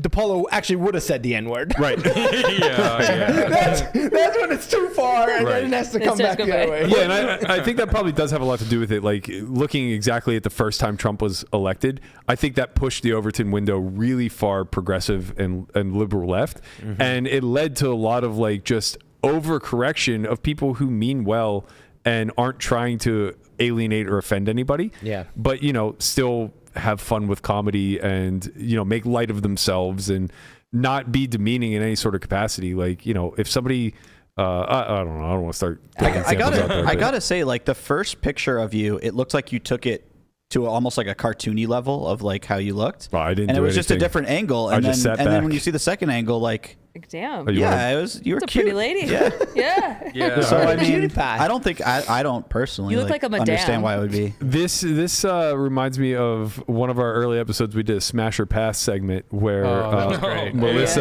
That was turned all of us into female AI, and Berkey was in love with me. Lamanna was hot.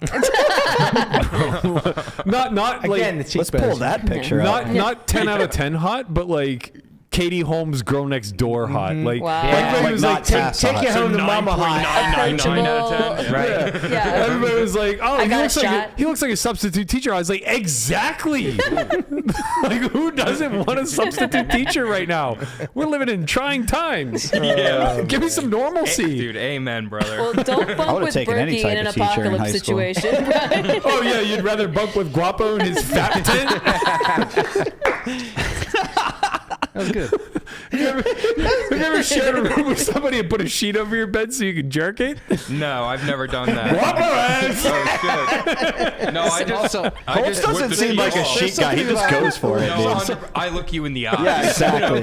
I turn the lights on 100%. and off like every once in a while, and I'm just naked at different stages, you know, just in the corner of the 100%. room, like. I have to tell you, you were completely living up to expectation of why I wanted to have you on. I was just like, you know, I meant to get him on at some point, and no better time than the last Yeah, show. 'cause what's gonna happen? Who's gonna cancel you? You know, fucking. Yeah, I don't need to like keep this nice and high and tight to like, how's your career been going, No, buddy? 100%. No. Like, no. Like, when you're on a boys trip, where are you jerking it? Yeah, no. Yeah. Everywhere is the answer, I guess.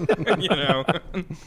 Oh, Christ almighty. Thank God this thing is over. Wait, do we have the picture of Lamanna as a girl? I want to see. I'll send it to Guapo if you guys can fill 3 minutes of time or less. It's great. Now the pressure's on. Everybody just hit dead fucking So silent. how's your career going? I text my mom before this, and I was like, "Hey, I know you don't watch anything that I do because I'm not your favorite child, and that's fine, Damn. okay? And that's fine. My sister's an angel, and we love her, and she's beautiful.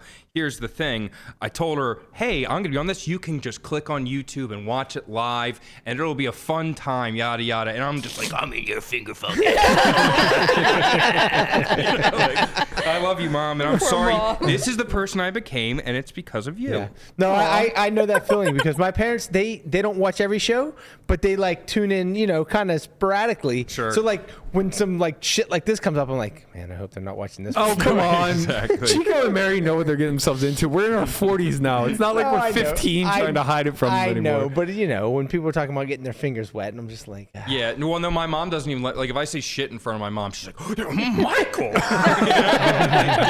the fuck, I've definitely, Is your we've mom smoked a pot horse? together. What was that noise? Yeah, no. Yeah, I don't know. That came from deep within. That's the drugs. You know? Guapo, that should be queued up. oh man. If you want to cut to this little. This was Oh yeah, look at her, Dude, I would date myself. That's She's so crazy. a dental assistant. Yes. Yes. I looked over at the screen and saw her, and I went, "Oh shit, who's that?" Before I even realized. On the actual show, I justified it by saying like Brian has a really hot cousin, so this isn't that far of a stretch. Yeah. And Christian's like, you better not be talking about my cousin. It's like he knows she's hot. What the fuck? It's a I compliment. have a lot of cousins. You have to narrow it down. No, I don't want to Yeah, do that. what Like, nobody's specific watching. cousin is it, Berkey? Name Tell us the them. exact They're all one. married. I can't drop names. Shout out to Berkey's cousin. If you ever become single, man. Berkey's also very single at the Wait, moment. you mean Lamanna's cousin? Lamanna's cousin. Or sorry, not Lamanna's Berkey. cousin. Yeah. You know what? West Yeah. Virginia inbred. You know who else Okay. sporadically watches this? Who? Michael Caparelli. Oh, Cap? Nice. Maybe he caught the last episode.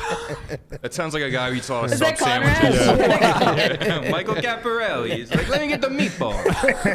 Very Italian. Conrad. Oh, that's Conrad. Did they Conrad was turn a the hat 60s like a musical backwards artist. hat and the Conrad was hair hot. there? Yeah. Something's Conrad's not off, hot. but I like off. You know. Conrad looks like he would just like bury you in the middle of a mall somewhere, just like form tackle you. That's what I'm looking for. Oh, man. unfortunately. Nobody else was really attractive. Landon was hideous. Oh, really? Landon was absolutely poor disgusting. Landon was. Like- I mean, he was just like the worst I version can't of a remember. redhead. You weren't that. is great. Landon? He left us. Yeah. What? You know, he had to play the Hot scumbag. 55. He had to play the Hot 55 during Scoop. At least when you left us, you called in. You know. Of course. He just leaves Yeah, us. he could like call in while he's playing. I will say multiple times, Conrad has told me that I will never be on this show. so I just like to say, look at Andre. Andre's cute. God damn. Oh, the softball Y crew can get it. You know that girl fucking. The problem with Andre is that the mouth looks too much like Andre. That's well. It's a very Andre mouth. I didn't notice. I got lost in the eyes.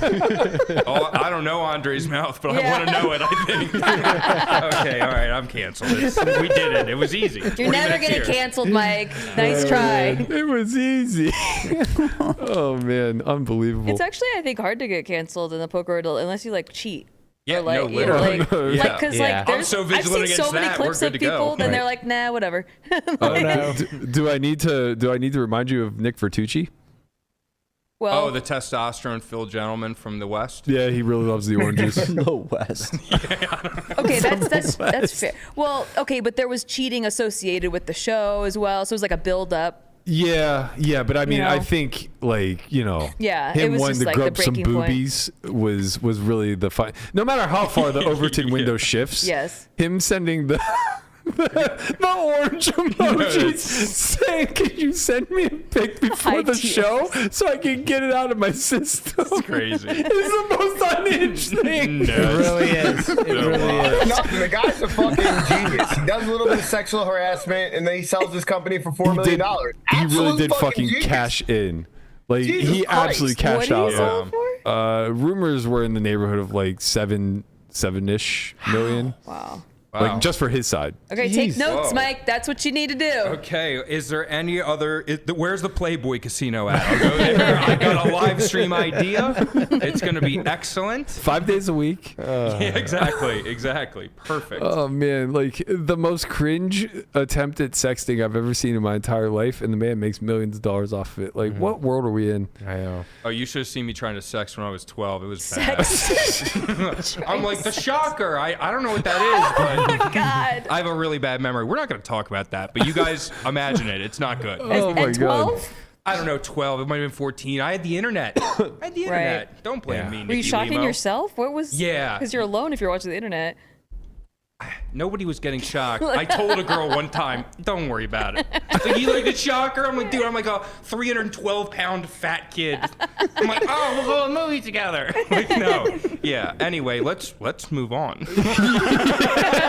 Oh yeah, Mama Holtz is watching. You could. No, Mama Holtz, Brian knows that story. Jesus Christ. Jesus God. The Cold Stone Shocker. Two in the pink, one in the steak. Yeah, there you go. That's incredible. Well done, Guapo. Great find. Have you ever considered just transforming into Brock Lesnar? You're a hefty dude. I feel like if you got into the powerlifting game. Oh, I've been in the powerlifting game before. That's why my back is destroyed completely. Oh, okay. That makes sense. And one of my rotator cuffs is torn. The other one used to be torn. I used to be jacked as fuck. And then I got married like 8 years ago, divorced recently, but I got... Oh, so you can blame her now. I was blaming her during that. The reason I got jacked so I could capture someone, I captured someone. Right. It's really on me. Yeah. And now that I'm divorced, maybe you're right. Maybe sword tattoo on the chest. Kill them all. What does he got? He's got something else on there? Or... Yeah, I mean, I'm not going to do that one, actually. Okay, that's good. Yeah. How about just the phallic sword on my chest? I think that's good. I think that's a great start. Yeah. Okay. Especially in Vegas, you'll really capture the right crowd with that one. No, that's what I'm looking for, actually. This is perfect. Yeah, I don't know how much swiping you've done, but you're in for a treat, buddy. Oh, no, so that's the thing is... By the way, this is what the show was supposed to be from day one. Yeah. No, this is my apology. No, Tinder, all that shit's fucking crazy. Everyone's insane. I got some funny stories. Yeah, no. By all means, nobody's stopping you. I am. I got you on this one. This is too fresh. Hey, this is not what you're going to get on the Poker News podcast. God damn it. I want to hear your worst Tinder nightmare. I'll start you off with mine. Back in 2014, I was living with Dan O'Brien and a couple other poker players that you guys probably wouldn't know. And we were all single, and we had all just gotten on online dating. This is pre-apps. So this is like Plenty of Fish, OkCupid. Okay, yeah. Okay, so we had a whole system where when we would go on dates, we would like give addresses to one another to like check in, in case somebody didn't come home. Very important. Make sure it was all just like, we don't want to get what's the Liam Neeson Taken. We don't want to get taken, right? That's cute. You guys thought you were like pretty enough to get taken. You think we thought it was going to be women on the other end taking us? Oh, gotcha. Oh, yeah, true. We thought we were going to get snatched up by the fucking whatever the gang is that runs the cartel. Oh. Just take it away. Little did I find out now they don't care about white people.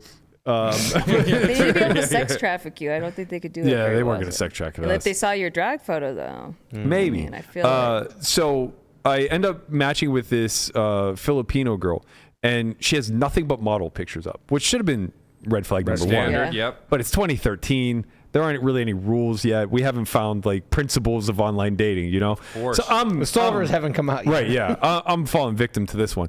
We exchange numbers and we start texting, and very quickly she turns things sexual. And instead of me being like, oh, red flag number 2, I'm in. Obviously. She's like, what are you going to do? Sounds great. Excuse me, miss, but before we go any farther, your dick's in your hand already. So she asked me what I'm doing one night, and she like hints around to like wanting to hook up or whatever.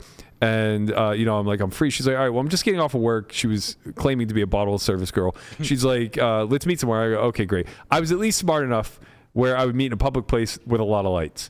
So I was like, there's a tropical smoothie right by my house. Let's meet there. It's like 10 p.m. I tell the boys where I'm going. I show them pictures just in case they need to find my assailant. And I'm on my way. Show up there, and I see this white Beamer rolling through the parking lot, and it parks like 20 yards away. So the parking lot's empty, but for some reason, instead of pulling up next to me, parks like 3 rows back. This girl gets out of her car, and she takes 3 steps towards me, and I can already see the Adam's apple. Oh, God. And I'm just like, oh. She didn't look like John C. Reilly from Step Brothers, did she? No. Okay. She was very Asian still. Okay, I'm just making sure because I had a John C. Reilly Step Brothers moment. And I was like, oh, she got you too. So she comes up to me, and the first words out of her mouth, literally the first words out of her mouth are, how open-minded are you? And I at the time, I was thinking to myself, well, very, but in this situation, not at all. So I go, not very. Why? She goes, what if I told you I had the same parts as you? I go, I wouldn't be surprised. Oh, God. I just, you're not catching me off guard at this point. So I shake her hand, and I say, I don't think this is going to work. This is a little bit misleading. Best of luck. I'll see you later. So we go our separate ways. I get in the car. I'm driving home, and she sends me a text and goes, hey, I was just kidding about being trans. Please don't tell anybody about this. And I reply, hey, that was really dishonest. Please don't ever do that to anyone again.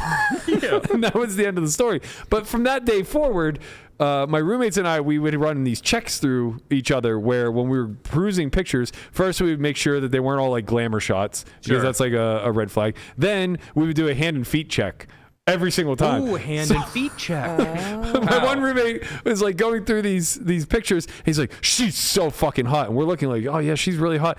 And then we're like, let's see the hands. And he gets to like a shot of her feet. We're like, those are size 13, buddy. Like, don't get got. We've been down this road before, Don't be me. Let me be the example here. You're rejecting actual supermodels because you're like, they're too tall. Right. Yeah. Those feet are way too goddamn big. We can't risk it. Yeah, that's crazy. Let me tell you, there's no supermodels on Tinder in Vegas. No, Tinder is a cesspool of doom and death. Yeah. But I will say, before I didn't know what Snapchat was happening, and I wasn't in the Snapchat game. So when I got on dating apps at first, I didn't know that Snapchat filters existed, and I learned hard lessons very quickly in situations that you don't want to learn hard lessons in. Like I'm talking it's just coming light out. I'm showing up at a house. I'm like, oh God, now I gotta figure out. It's a da. Anyway, your boy, I need Jesus, and probably a therapist amongst several other things. Should just unload it on John C. Reilly. Like, listen, here's everything that's wrong with me. Oh, I unloaded on John C. Reilly. No, I didn't. Wow. I didn't So go. sorry, I didn't Mama go. Holtz. Oh God, Mom, no, not again. Oh, God, yeah, no, the John C. Reilly one, I avoided it because that's when live pictures came out on iPhones. Yeah. Like you click the thing. It was, yeah. I was going over to her house to pick her up for a date, and she like started acting sexual or something. And I'm just like, dude, this is the hottest chick I've ever seen. Like, God, what am I gonna do? Not bang her? Yeah. And then I click the like she sends me like a picture of her in the bathtub, but just like her body, and I click the thing, and it slowly scrolls up to her face, and she literally looked like John C. Reilly from Step Brothers, and she had a black eye. And I was like, oh, get me out of here. Why did she have a black eye? That's the next thing I did was I asked her immediately. I was like, what's up with the black eye? No, Right. I blocked her immediately, obviously. Yeah, of course. I remember thinking, too, she was at these apartments, and it was like, I Googled it, and it was like 1.3 stars, and I was like, that shit's so sketchy. Right. Fuck it. How did you guys get all this information out of me? This is fucking wild. This is what the show was meant to be originally. If you go back and watch the first like 20 episodes, there is no poker. It was unhinged. It was so unhinged. We should have been canceled week 1. Yeah. Somewhere we brought Nikki in, and she righted the ship. Right. We started having an In the Muck segment. We were covering Triton events. We were talking about the Poker Go tour and all the greatest players on Nikki earth. ruined the podcast. Yeah, I was like, Holy you're shit. talking about poker. What if you guys talked about poker? Well done. What episode do you think you came in at? It was right before like the 300th one, I think. Something like Yeah, we were that's- celebrating wow, like okay. the 300th. That sounds right. Yeah. Yeah, because I remember making you do something for the. Yeah, it was like a celebration. By of it. making you, I mean like, Yeah. hey, we should do something like every 100 episodes. By the way, or so. he like proposes to me because I was making fun of his thumbnails and titles. So I was like, Yeah, that's it was also like true. 10 p.m. and I'm like, nice AI thumbnail, bro. And he's like, do you want to be our executive producer? I was like, wait, what? Are you serious? Would you like a job? I'm just like, I would really love it to never make another thumbnail again for the rest of my life. Well, because your thumbnails before were really bad, like bad. Those bad. were Melissa. No, I think She was hiding pubes in Oh, every well, one that, of them. yes. Wait, but- what now? So we did an episode, like I think it was like episode 10. By the way, like we came out of the gates fucking blazing. Yeah. No shit. Yeah. like right away, there was an episode we did with Poker Bunny that got like 70,000 views. Like, oh wow. Like episode, I don't know, 1 through 5 or something like that. And then shortly thereafter, I don't remember how it came into the news, but somehow it recycled this story about Brandy Hawbaker, who she was like a grinder in the early 2000s, like somewhere in like the 2006 timeframe. And Skalansky like groomed her, and she ultimately ended up taking her life. It's a very sad tale. Oh my god. But it was like very widespread and documented on 2+2. So like we went down this rabbit hole. He's like, how do you get the pubes from here? Right. Well, I'm getting to that. Holy fuck. I'm getting to that. So we go down this rabbit hole of like researching this whole thing because like I was around during that time, but like I wasn't in those circles, and we pull out all this information, and in the midst of it all, we're sharing links back and forth. Like our group chat's just blowing up. Lamanna has it muted. He hasn't been in there in hours, And Melissa sends this link, and it's this long story about Skalansky, how he prefers girls with like really big, thick bushes. Fuck yeah, dude. And from that moment on, she just runs with it. Where she tries, so she was in charge of making the thumbnail every day. She would try to hide a patch of pubic hair in every thumbnail because she would pass it through me first. She'd go, is this one okay? And I would say yay or nay, and she'd like put it up, or I'd say to change stuff. So it became a Where's Waldo of can I find the pubes? So there's pubes right now on that. No, in the original one though, you see how he has that creepy finger out? She put like a ball of pubes. See, Melissa's goated. She is good at picking up the first weird thing and running with the joke and like just hammering the joke. Yeah, and that's why when I first started, I was like, first thing you need to do is bring Melissa back on. Like that's number one. I was not That was not our familiar decision. With, I was not familiar with her game. Oh, I apologize. She's a Melissa. great contrast to like breaking up the like when people are getting too serious or There's whatever. a level like, of dark there's, like, humor. Yeah, and then I like sense she'll the just. force, The only yeah. problem is like it's a hot mic and like sometimes it might be a sensitive joke and she's just pounding it. That was where we lost her, was the sashimi thing. What is different? She just lost it on air, man. That's the first time I ever got yelled at. It was a wild night because I knew what was going on like in real time, and it was like she definitely crossed the line, but it was like too late. And I knew like as the host, I have a choice of like correcting her and embarrassing her on air or just riding and dying. Yeah. And I'm just like, fuck yeah. Whatever she said, hell yeah, brother. Double down on it. And I remember getting DMs afterwards. It's like, I'm friends with Sashimi too. I'm just like trying to explain it away. I'm like, well, you know how girls can be. No, that's why That makes it worse. Maybe. You know what it is? Now I'm now realizing if I did something like that and I was you, I was hyping her up. They're like, what the fuck you do? I was like, I smoked way too much weed for that episode. I don't know, you know. I blacked out. Yeah, I just blacked out a little bit. That's oh all man, that is. there's some deep archives that anybody who has the time and effort will enjoy, but I hope to never go back and revisit them. Man. I think I might go back and revisit them now that I'm hearing about these amazing things. That would be an epic rewatch. 700 episodes. Strap in, boys. Let's go. You got 1,000 hours. Yeah. So what number is this? 719. It kind of irks me that you guys are ending on such an ugly number. I thought the same thing. I was like, how do we not show up Monday? 720. Yeah.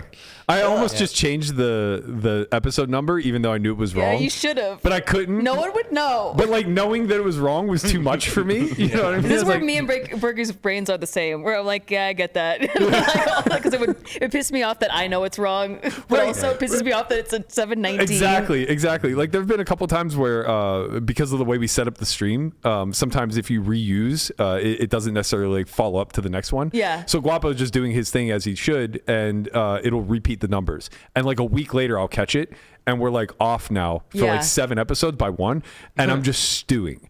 I'm just like, dude, today's 691. Can you please fix it? And then we'll go back and correct the other ones. And then it becomes a matter of like, how far back do we have to go? I'm not convinced that this is the actual right number. No, it is. I don't know. Here's the easiest way to know is because of the playlist. Oh, it will say. Well, it says how many videos are in there, what I'm saying. there's like 3 clips that we've included. But in there. what about the one that you had to delete because Landon didn't like it or something happened? I was before my time. Yeah. But What about the ones that you two removed for all the blackface? Don't speak about Conrad like See, that. that's what I'm saying. Mike is like D-Danks did blackface. He didn't get canceled. So like I feel like you get a lot of room. Like you gotta do something wild. Me with the fuck? I'm saying you're trying, but you're doing like baby things. Yeah, I'm like, talking about baby. To her point, Daniel is doing a much stronger job of trying to get canceled every single day But don't than do you are. blackface because it won't even work. I'm pretty sure a clip just came across my I'm pretty sure a clip just came across my Instagram the other day where he's talking to Amanda and he goes, "I just can't finish unless I'm laying down." And I'm just like, "Okay, we've gone too far. Yeah. I don't care about this anymore." Maybe that's it. Maybe Negreanu's he's just trying to get canceled. He's just sick of it. He's tired of signing autographs on breaks. Kissing babies. He wants to be like avoided like the plague. This is his exit strategy. Just go out with a bang. Yeah. I don't think I'm rich and I just want everyone to leave me the hell alone. I don't think it's gonna work because I think it's the GG mantra of just like keep pushing, baby. Yeah. Like push the envelope. See how bad we can get. Like someone's got to hate us. And then they'll talk about us. Man. You guys just don't understand the blackface thing. He had many Jamaican friends who okayed it ahead of time. You guys aren't privy to this. And you see, that's why I didn't want to take the word of one drag queen artist saying, "This is great. You should put it out for the world." Yeah. Or 66% of Twitter when they say you can play the employees event. You gotta watch out. You can play, you just have to bust. You're not allowed to final table and run deep and stuff. I didn't know. Nobody told me. I didn't know the etiquette. Everybody knows you need at least 69%, bro. That's very obvious. That's fucking. You really did get made an example of. That's unfortunate. It was brutal, and you know what? Who gives a fuck? You know, the funniest part about that was, it's like I've never met Sean D before this. We're playing the 10K PLO. He sits on my right, and like I've never been a big Sean D fan, but I'm like, I'm just gonna be nice to him. I've never talked to him before. I'm like, hey man, Sean, nice to meet you. I'm Mike Holtz. He's like, aren't you that scumbag that played the employees event? I go, aren't you that scumbag that played the fucking women's event, you piece of shit?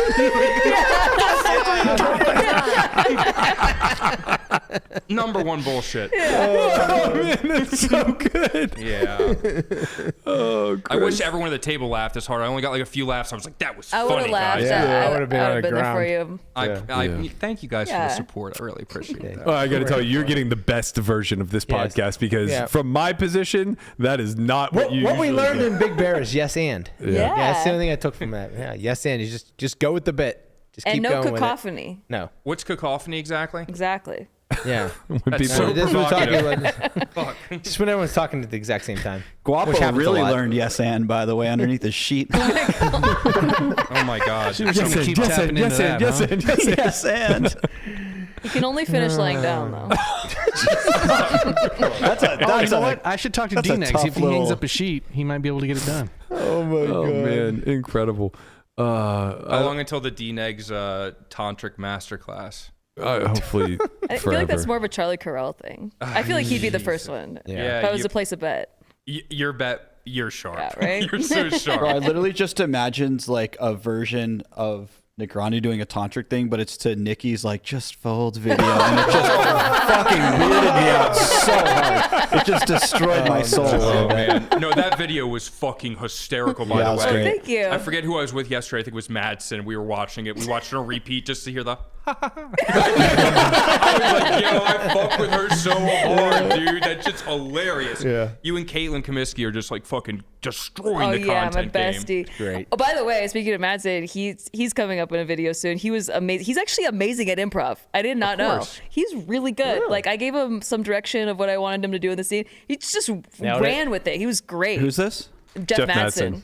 Nice. Yeah, I mean, like I could tell he'd be funny, and he would play that role that I like cast him in well. But he went above and beyond. Oh, Like he's an improv master. yeah, That's he's like, really good. Do you know his like ladies event tweets every year? That bit that he used to run. I always No. enjoyed that. He would give updates on his chip count in the ladies event every single year, and he would always get like 10 or 12 angry people in the comments. It was really good. That's awesome. Yeah. He's such a troll Such on a troll. Twitter, dude. It's everything you post is a troll. Yeah. I It's so love troll ridiculous.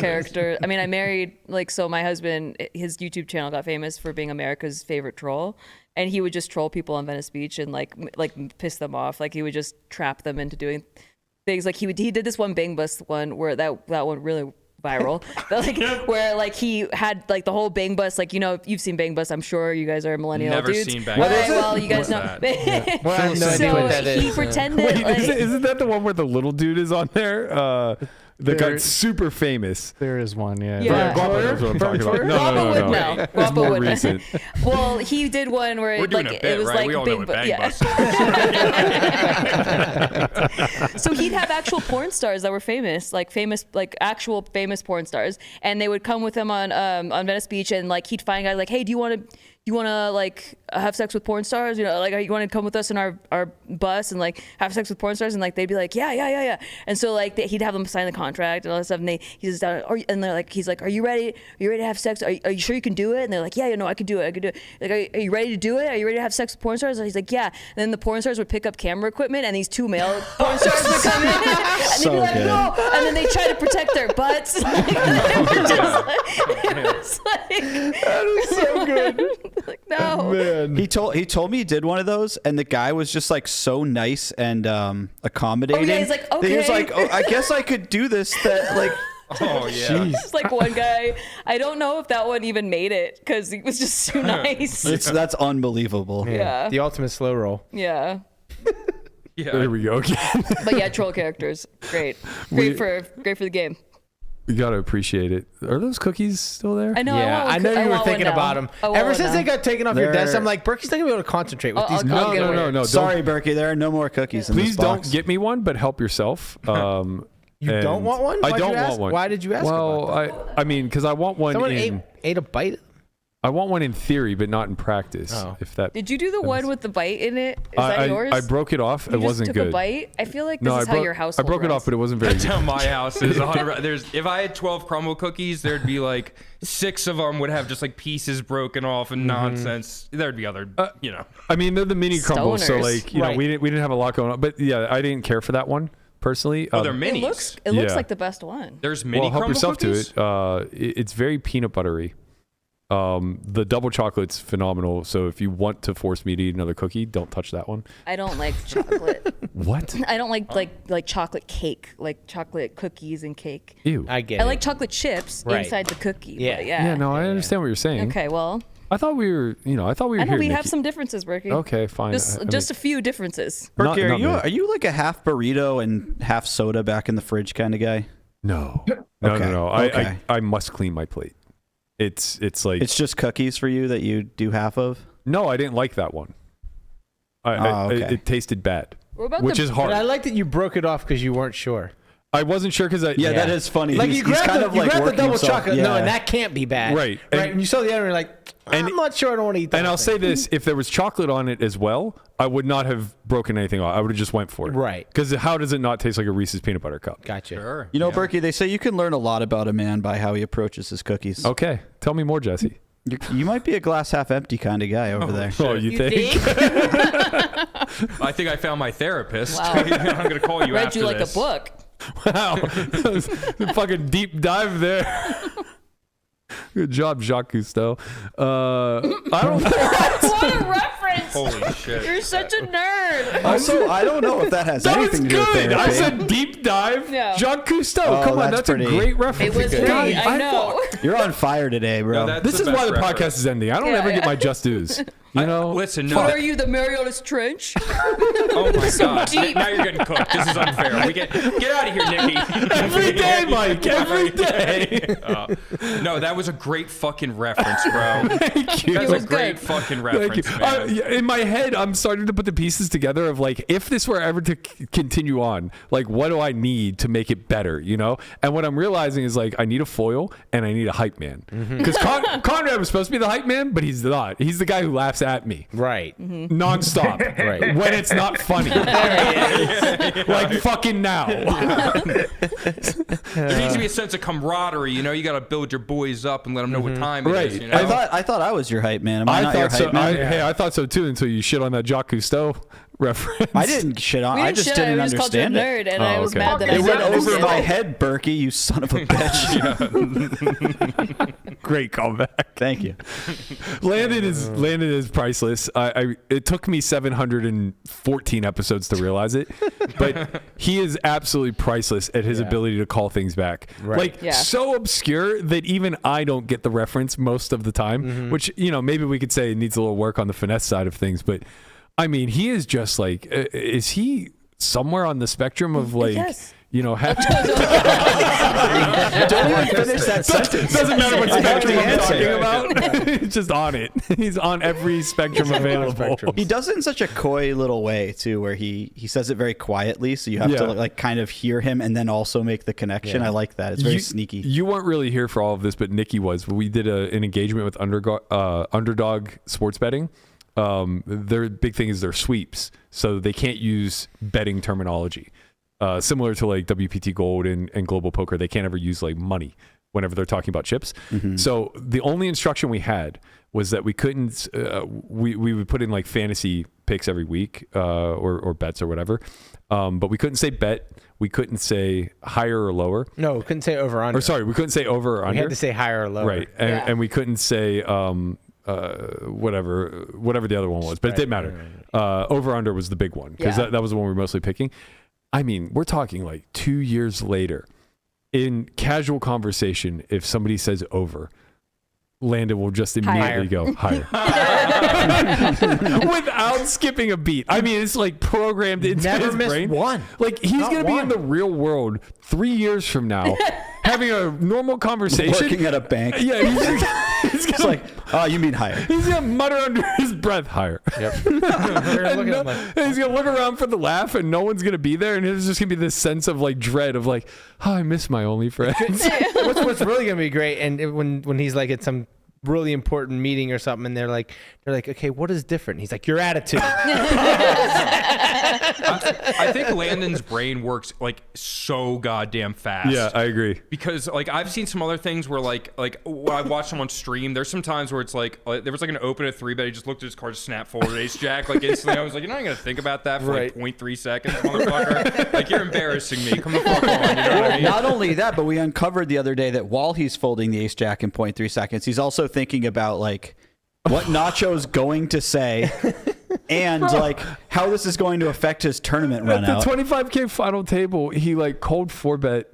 It was a bluff, right? Or no, he had aces. He did with aces also, but he check raised like 9-8 of clubs for an open-ended flush draw on the turn. Oh yeah. Versus 8-7 of clubs, and I know what you're talking about. Shannon had ace-9, And while Shannon's tanking, he takes 2 time banks to figure out what to do with middle pair. Landon just starts busting out laughing for no reason. And we're like, what the fuck was that, man? He goes, my hand's my hand. I would have done it with a good hand and a bad hand, but I was just thinking about Nacho going, Shannon Shore, playing the game.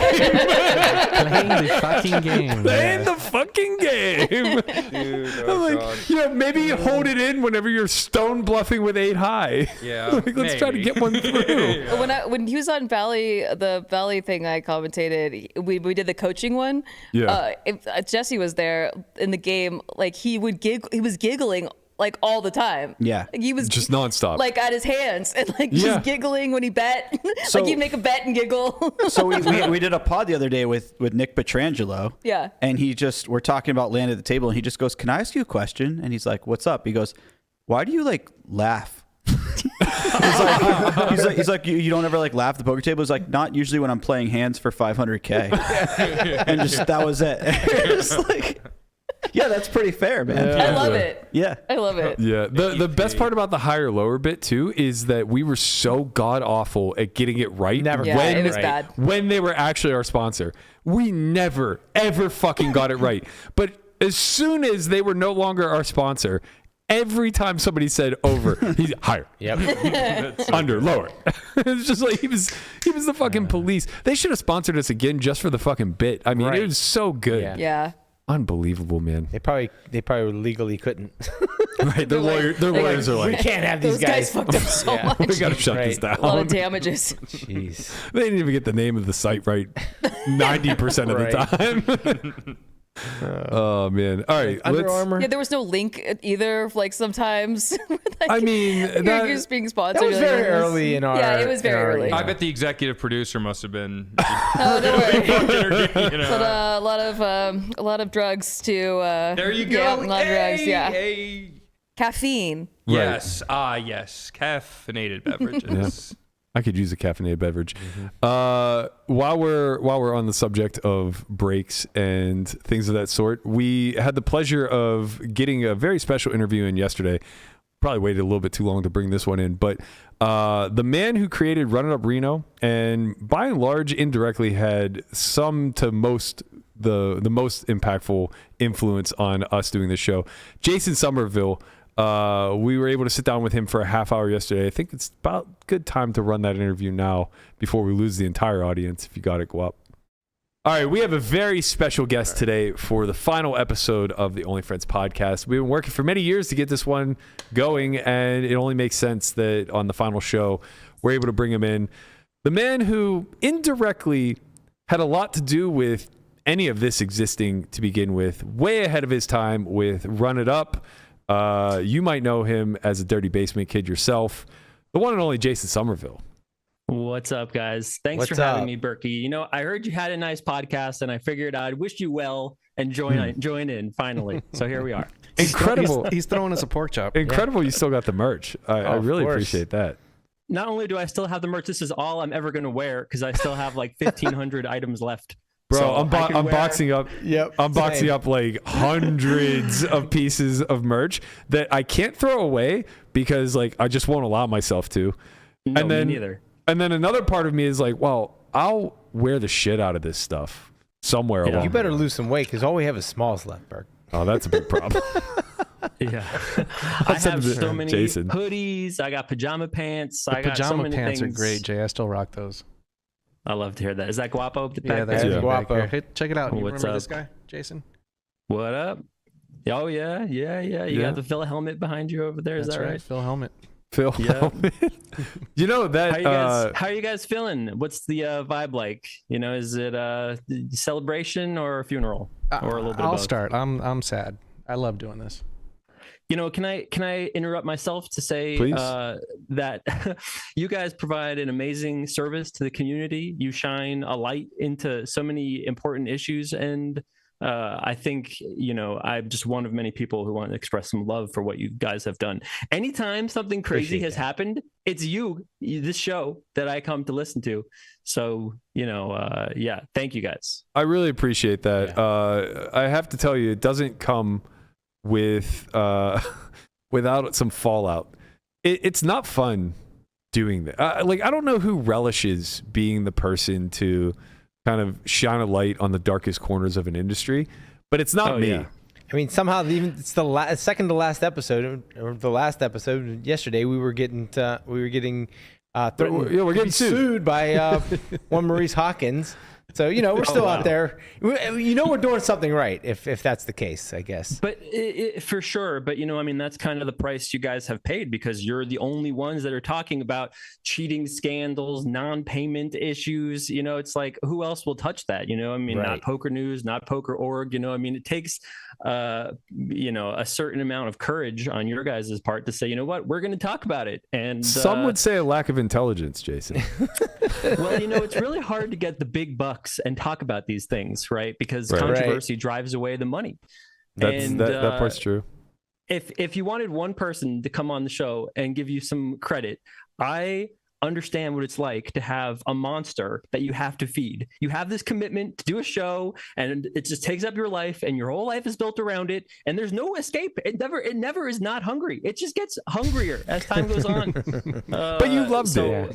Yes, of course I did, but I also kind of love the peace and quiet of normal life, like the freedom to follow my curiosity wherever it takes me, and not be having to be responsible to a show program. I bet you guys feel the same way, right? It's like you're married and you kind of like her, but you're like, we need some time apart. Well, it's interesting you frame it that way. Maybe we'll be separated, not quite divorced yet. Exactly. It's a trial separation. Yeah. It's kind of interesting you frame it that way, because that wasn't really the motivator. Like, people are like, why don't you just do it once a week instead of 5 days a week? It's like, well, it wasn't a problem for me, like being here 5 days a week or anything along those lines. I feel like I stopped, or I wanted to stop, mainly because I don't see the reasoning behind it any longer. And like, that's me being too zoomed in, right? Like, because if I zoom out, I could echo a lot of the same sentiments you just echoed. Like, it fills a need. Yeah. Nobody else is doing it, that kind of thing. And I very much enjoy it. But I was just like laying around one day and I was like, is it okay for me a few years from now to just be in my mid 40s doing a daily poker talk show? Like, I'm so successful in the other aspect of the game. What was the answer of that question, by the way? Because I am... Shut it all down! Should I not come back to do a daily poker podcast? So no, but you should. Like, that's the weird part, is that, like, if you told me you were coming back to fill this space, I would be elated. Right, you should, so Berkey and us don't have to. Yeah, exactly. How about we, like, take shifts?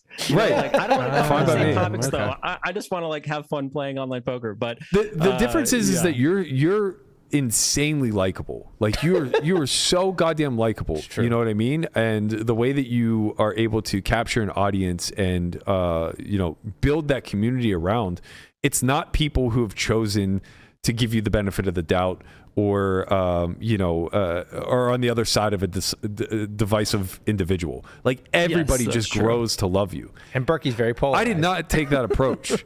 I don't know how to take that approach. I was just authentically me, and we built a community off of that. But like, it's so much more taxing. Like I said, I thought we had, like, throughout the last 6 years or so, I thought we had maybe 3 of the best ideas that were in each space, between Only Friends, Poker Out Loud, and the Academy.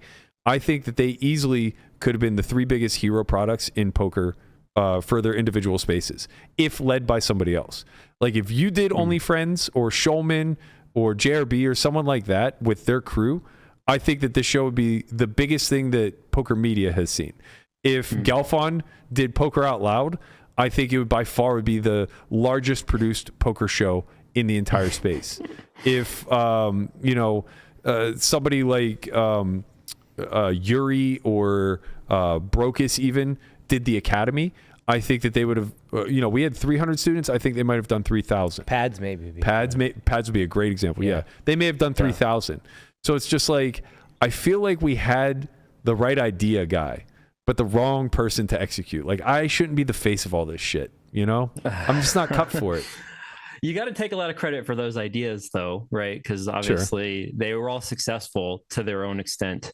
And, maybe you were capped slightly by I don't know, the market environment and some of your more controversial guests and things. Not even like you yourself are really all that controversial, or anybody on your show is really saying anything all that crazy, but you took on topics that maybe drove away the big money. But can I just say that there's really no one in poker that has had a more successful podcast than you guys. There's really no one making hundreds of thousands of dollars, poker stars showering money upon them. You know, those days are not really here, as far as I know.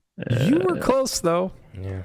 I mean, I was close, but there was a different time and a different era with a lot of momentum behind me. People don't understand. I don't think people fully understand how much you pioneered this space. I was talking about it the other day with, I can't remember who we had on, but I think people forget that a lot of the biggest streamers now got their start at Run It Up. We did put a lot of effort into making Run It Up a community for all streamers. So Run It Up Reno wasn't just meant to be, hey, come hang out with me because I'm so nice. Matt Berkey said so himself. But it's like, hey, come meet Spraggy and Lex and Vinton and Kevin Martin and Jamie Staples. We did the Jamie Staples weigh-in at Run It Up Reno, you know? Yeah. We allowed it to be a platform for all creators. Brad and Andrew came and did a meetup game at Run It Up Reno, right? So I really wanted to put the effort, the event was about celebrating poker content, right? That's why I wanted it to be live streamed. We had $200 events that were being live streamed. You know, we had a $200 6 max 8 game with a 4-color deck, you know, with a live stream. Like, how can you ever beat that? Do you feel like A, you were too early, or B, you got out too soon? Because from my perspective, and as part of what drove me down the path of Solve for Why and ultimately landing on this podcast, was I saw the vision that you had, and maybe I was just wrong, but like, to me, it was just like, it was going to revolutionize the space. Like, it was a no-brainer. Anybody who took that to the end goal was going to completely conquer the space. And I think we all hoped Poker Go would go that way, but it just didn't. Yeah. Did I get out too early? I mean, of course, I think about it relatively often, you know, like, I made definitely a bunch of mistakes in the Run It Up studio era, right? In my mind, there was the Run It Up YouTube era, the Run It Up streaming era, where I was just the guy and we did events occasionally. But then we had a studio in Las Vegas where, you know, we were supporting other streamers. PokerStars was our main partner, or PokerStars was an investor, which I think I just hit the 5-year clock of where I'm allowed to talk about that now, right? Like, secret OnlyFans drop there, right? PokerStars, right. we were in a pretty big relationship there. And then PokerStars got acquired by Flutter, and all the people who supported us at PokerStars were gone. At the beginning of that year, which I think was 2019, they told me, hey, no matter what happens, Chris Moneymaker, Daniel Negreanu, and you guys are good. And then we were all gone a year later. Right. So I kind of blundered the deal. I was very, you know, like kind of committed to PokerStars, and then COVID happened at the same window. So all of a sudden, as you know, Berkey, it's a lot more pressure when you have to pay the bills yourself. Yeah. So all of a sudden, and over the course of the whole studio era, everyone had got paid, but I never took $1 for anything. Same. Right? Aussie Millions I put into the business. I never got paid for anything during that era. So all of a sudden, the whole cost of the business was on me. COVID was happening. We couldn't do live events. The thing was costing us, our office alone was costing us so much money. We had almost like 30 employees at the peak. And as much as I felt like I couldn't continue, especially with COVID, I didn't want to travel. I wasn't going to Canada. So yeah, I felt like it was time to just say, okay, I guess I'm done for now. I'd never thought I would be done forever, but yeah. And then if I can just finish that by saying that I didn't appreciate the power of the boulder, and you may appreciate this too. When things are just happening, things just keep happening. The boulder just keeps going faster and faster. But all of a sudden, when the boulder is at a standstill, and now people ask me at like, you know, WSOP, hey, is Run It Up Reno coming back? I'm like, dude, it's me and the robotic bird. Like, what am I gonna do? How am I going to make a schedule and get all these people there and do all these things? You know, it's like, yeah, the boulder has got moss on it now. Yeah. You articulated precisely my timeline to a T. To a T, 100%. Literally right. to a T. Yeah. You know, never took a dime out of the business, constantly year over year growth, always reinvesting, always trying to do the next big thing, trying to get the next big idea off, trying to bring in, you know, outside sponsorship. And we accomplished that. The podcast itself was profitable year 1 and year 2.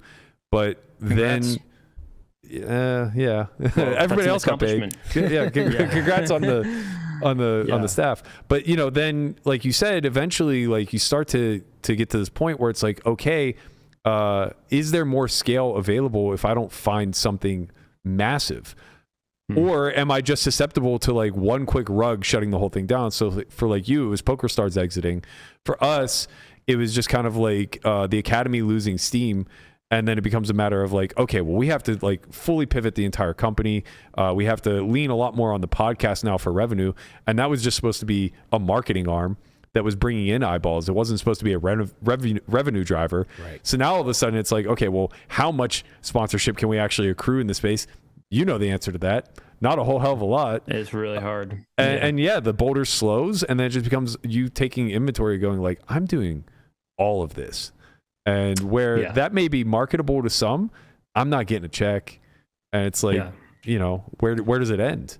Can I actually also say that I think you and I have another similar thing in common, which is having a parallel career to content, right? For you, it's playing high stakes poker, and for me, it's betting sports now, and like just sort of grinding peacefully in my own sort of gambling world.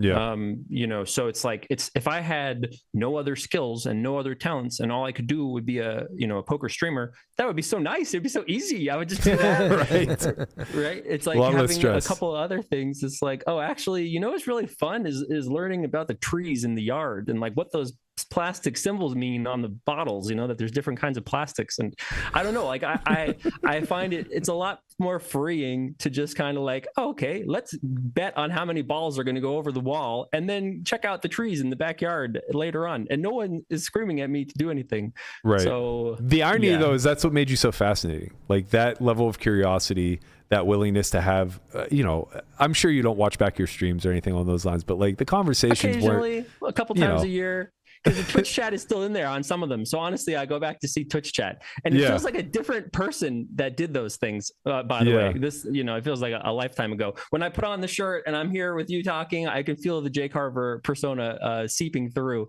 But it's incredible. Do you ever notice like in the chat, like what were then unknowns have turned into like young up and comers in some sort of capacity? Sometimes, I mean, there are people who are still in my Discord. The Run It Up Discord is still going after 5 years of not me putting out one peep. I've done one interview, and now I've done 2 interviews in like 5 years. So no, not quite that, but it is really nice to go back and see people cheering me on. And, it's like I had so much love and so much support, and I feel some degree of like sort of guilt that I walked away from this whole thing because so many people came together from Run It Up, whether it was online or in person. I met so many of my best friends from Run It Up.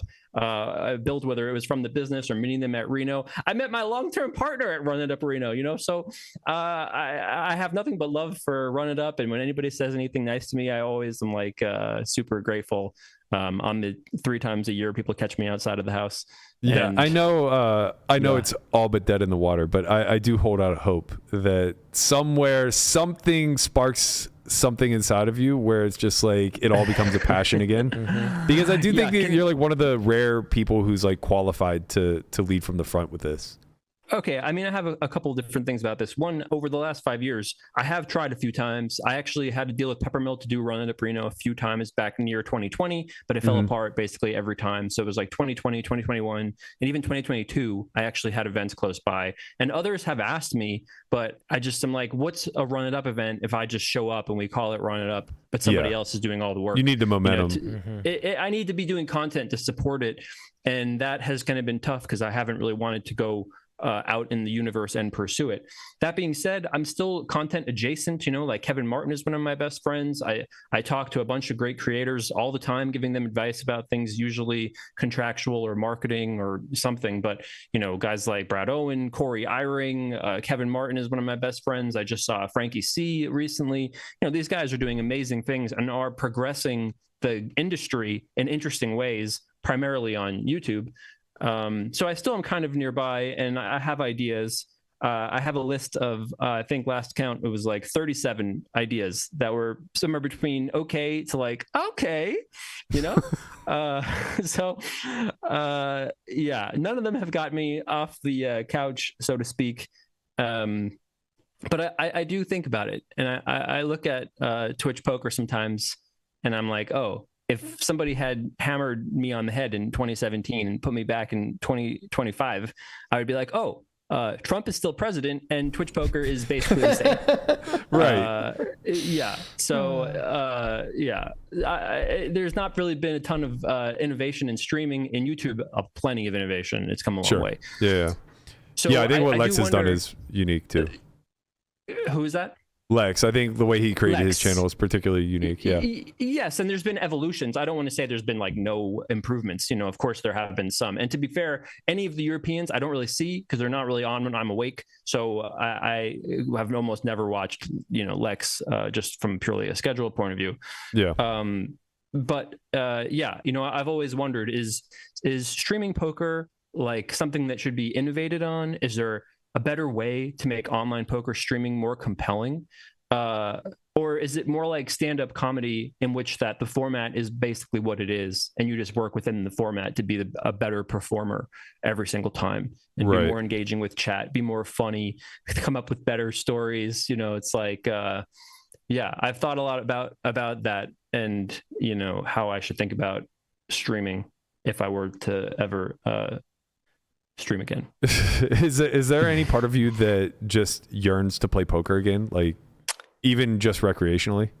Can I ask you guys a question? I don't know how many of you over there. Is it just the three of you? Is Guapo, Brian, and you? Yeah. Okay, that's it. So how, of the three of you, would any of the three of you say that you have fun playing online poker? Not online. Absolutely not. I still love it, Jay. I play almost every single day. Every day. I Okay, love it, wow. man. Yeah, he's a true grinder. By the way, you know, in the original YouTube videos of Run It Up, I play with El Guapo. He's he's literally on my YouTube channel in the beginning. So I'm glad to know you still love it 10 years later or more even. So I kind of think about that. You know, it's like online poker. Wow, it feels scary. Well, it certainly hasn't gotten easier, Jay. It's tough out there. As a recreational player, I wonder. And it's been kind of an idea I have, like, can I even win at online poker in 2025 with no studying? Like, do I have to go through a 44-hour course of pad stocking about ace 3-7 offsuit boards? I think you might be good? I think you might. I've sworn off tournaments. I mean, for what it's worth, like, you know, we came up in the same era, and I think there's a mutual respect here. Obviously, we both coached Russell at the final table of the main. I think we both I was going to mention that. Have some level of admiration for the way we approached the game and how we played tournaments back in the day. I don't think I have a win rate in even like 1500s anymore at the World Series. Not much. You must. You do. Because live poker, I think, is still probably fine. But if I said, could you beat a $200 on, I don't know, ACR, I guess. Right. No shot. No shot. The reason why I'm saying I don't think I have much of a win rate, and maybe I still have some, but I think it's negligible, is that, you know, the things that we do pre-money bubble are still going to be fine. Right. Like our the end game is... My end game has never been great, and it's certainly trash now because any rules of ICM that are in play, I don't fucking care. And the thing is, like, I'm aware of them enough that they'll influence me, but not for the better. Yeah. But I just think that, like, in a 1500 WSOP, when you get down to the end, there's tons of people that know just as much or less than you, of course, and you're going to garner enough win rate there. That's fair to be a winner in that. That's very fair. Game. And I agree with that. I'm sure in a 1500 you would be fine. Yeah, but you know, a 5K 6 max, maybe not. Yeah, but I'm talking about, you know, online poker, where when I was streaming 8 years ago, I felt ahead of the field. It was my biggest advantage over the other people who were aspiring streamers, because I felt like I was, you know, just better than them because I had been playing for 15 years and I was playing high stakes and felt, you know, maybe I wasn't top 5% player in 2016, but I was probably top 15% in 2016. And so, I had a lot more confidence when people would, you know, say things in chat or whatever, the negativity that comes. I'm like, okay, whatever, it'll be good. It's fine. Now, I don't know. On WSOP.com, it's like, I guess I could. I know Pennsylvania just joined up, by the way. I don't know if you guys talked about that, but that was exciting to see that. I don't know. I'm a little curious. But any kind of like poker content that I think I would do, would probably feature relatively low amounts of poker. The best poker videos have almost no poker in them, I think. Yeah. So I think that's I think that's true. Yeah. I don't know if you got the episode where we had Dustin on, but I know you're very familiar with him. Yes, it was a lot of the same, where most of the conversation was around like, okay, poker just needs to kind of like be this background thing that exists while we're bringing like more characters and storylines to the forefront. But who's investing? You know, that's what I just keep coming back to, is like, who's investing and who's distributing? Because as far as I can tell, Twitch poker is mostly dead, and YouTube's doing a hell of a lot to try to suppress any sort of gambling content. Definitely true. The numbers on Twitch poker have declined tremendously, right? Like, I was lucky enough when I was streaming that they would just put me on the front page randomly, right? Yeah. Like, nobody in poker to this day has explained more what a big blind is than me, right? Like, and I haven't explained it in 5 years, right? So, so we got so much exposure back then that it would be very hard to replicate now.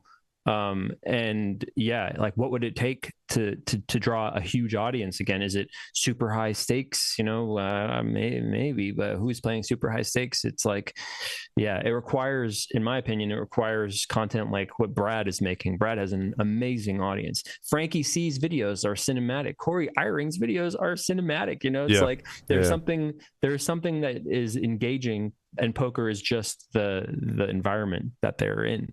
I don't know, as a streamer, I'm not exactly sure. I've never really, if I knew the answer, maybe I'd be streaming. I've never really been able to figure out, like, how do you create compelling content around the orbit of poker in 2025, especially without, you know, leaving Nevada.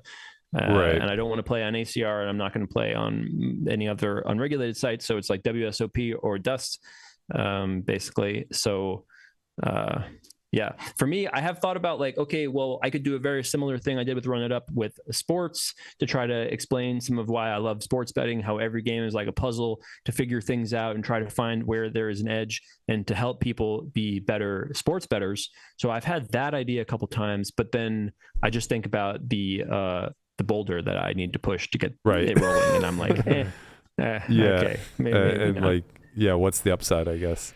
Yeah, the upside is that, you know, like, it's a very satisfying and redeeming thing, you know, like, I'm sorry to say, Berkey, you're in the same boat as me, but at the end of my life, when they read my obituary, it's going to be about, wow, he was an amazing streamer and did all this great things to touch all these humans, you know, in Run It Up world, bringing hopefully joy, insight, and happiness to people. They're not going to be like, oh yeah, and he also won the Full Tilt Sunday a couple times when he was 22, and then went on to make some money betting baseball in his 30s. Right? Like, no one is going to care about those things. It really is about your public impact, right? Your role as a utility service is what people will honestly always associate you with. That was your best deed, probably, of your career so far. Yeah, which is crazy, and definitely something that I think I struggle with, in the sense that it's this weird dichotomy where, on one hand, it benefits me the most in my career to downplay any ability that I may have, and really upplay how much of a whale or spew I can be in game and things like that. And, you know, I have to identify with that because it keeps my ass in the chair.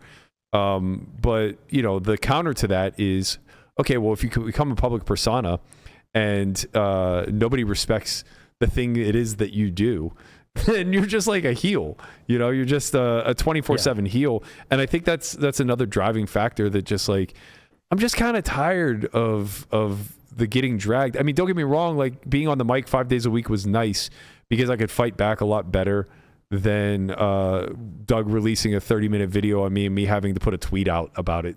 Like, that wasn't going to accomplish shit. So it was a more neutralizing aspect of it. But, you know, we're all grown. Like, I want to accomplish things that just kind of stand on their own accord. And, you know, to some degree, maybe the podcast is that. But I don't know. Every time I have these conversations, I waffle so much, where it's like, I really love this thing, but I also really loathe the process of this thing. I understand better than probably anyone else you could talk to. I'm sure of it. I do get it, and I could probably advocate for either side of it to you, depending on which way you wanted to go. So I know you got.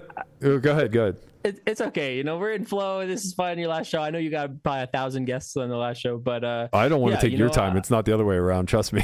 Yeah, it's good. It's good. It's nice to chat with you guys, and I feel bad that I couldn't get there. But going a place requires like a 3-month notice. I got to really plan going somewhere. Yeah, I forgot you don't leave whenever I asked if poker was in your future. It's like in my mind, it's like, am I going to see you at Bellagio? And you're like, no, WSOP.com's not that great. Yeah. No, I played the main event last year, and I honestly kind of regretted it. It was just sort of like, wow, what have I done? I'm playing poker every day in person. I have not played for like a year prior. So all that to say, I don't really know. I don't really regret the last 5 years of not doing Run It Up. I suspect that you will find little flirtations of things that you'll do, like short projects or interviews, or maybe you'll find different format that you like. Maybe it'll be, I don't know, shorts. Maybe it'll be something. The long and short of it is, I'm just gonna pull you in, whether you like it or not. I've been threatening this for a long time, and I think it's just long overdue, to be quite honest. I know we are kind of up against the clock, so I'll get out of here on a funny story from way back when. Prior Say to when we bad about me, please, because you've only said nice things so far. So please, go ahead. This isn't gonna be bad, but it's kind of funny. So 2012, I was flat on my ass, busto. I had a few pennies to rub together. I believe at one point you took a shot on me, and we were doing like an expiring makeup deal at Bellagio 1020. And I just remember like the final hand was me getting set over set where I had 10s, and it was just like the death note, So from there, I was rooming with Dan O'Brien, who was a good friend of yours. You guys both grew up on Long Island, and you had asked him to partake in this Russell Thomas final table training. Reached out, he kind of said, look, I know you're strapped, like you want to do this with me, kind of thing. Couldn't wait to do it. I think we made a couple $1,000. Didn't matter. It was rent money for me. Fast forward a year later, the 2013 World Series, and I had managed to gain a little bit of steam. I came into the summer with like 15, 20,000, something along those lines. And as the series was approaching, I was putting a package together. Second time, the year prior was the first time I ever sold a package. And you were partnered with someone at the time, I can't remember who, but you guys were buying up all the action. Just across the board. And I think you had like an email address to submit to, and I didn't go directly to you. I was too proud, whatever. So I like submitted my resume or whatever to the email, got rejected, and I reached out to Marvin Renkmeyer, Mad Marvin, and we negotiated back and forth. We settled on a markup, and I sold him everything 3K and below. And I ended up final tabling 2 of the first like 8 events, getting like 3rd in the 3K6 max, and then like 5th in a 1500. And I bought my package back, and I ended up finally ending the summer getting 4th in a 5K for like 200K. So now I'm rich. Sick. I got like 300K.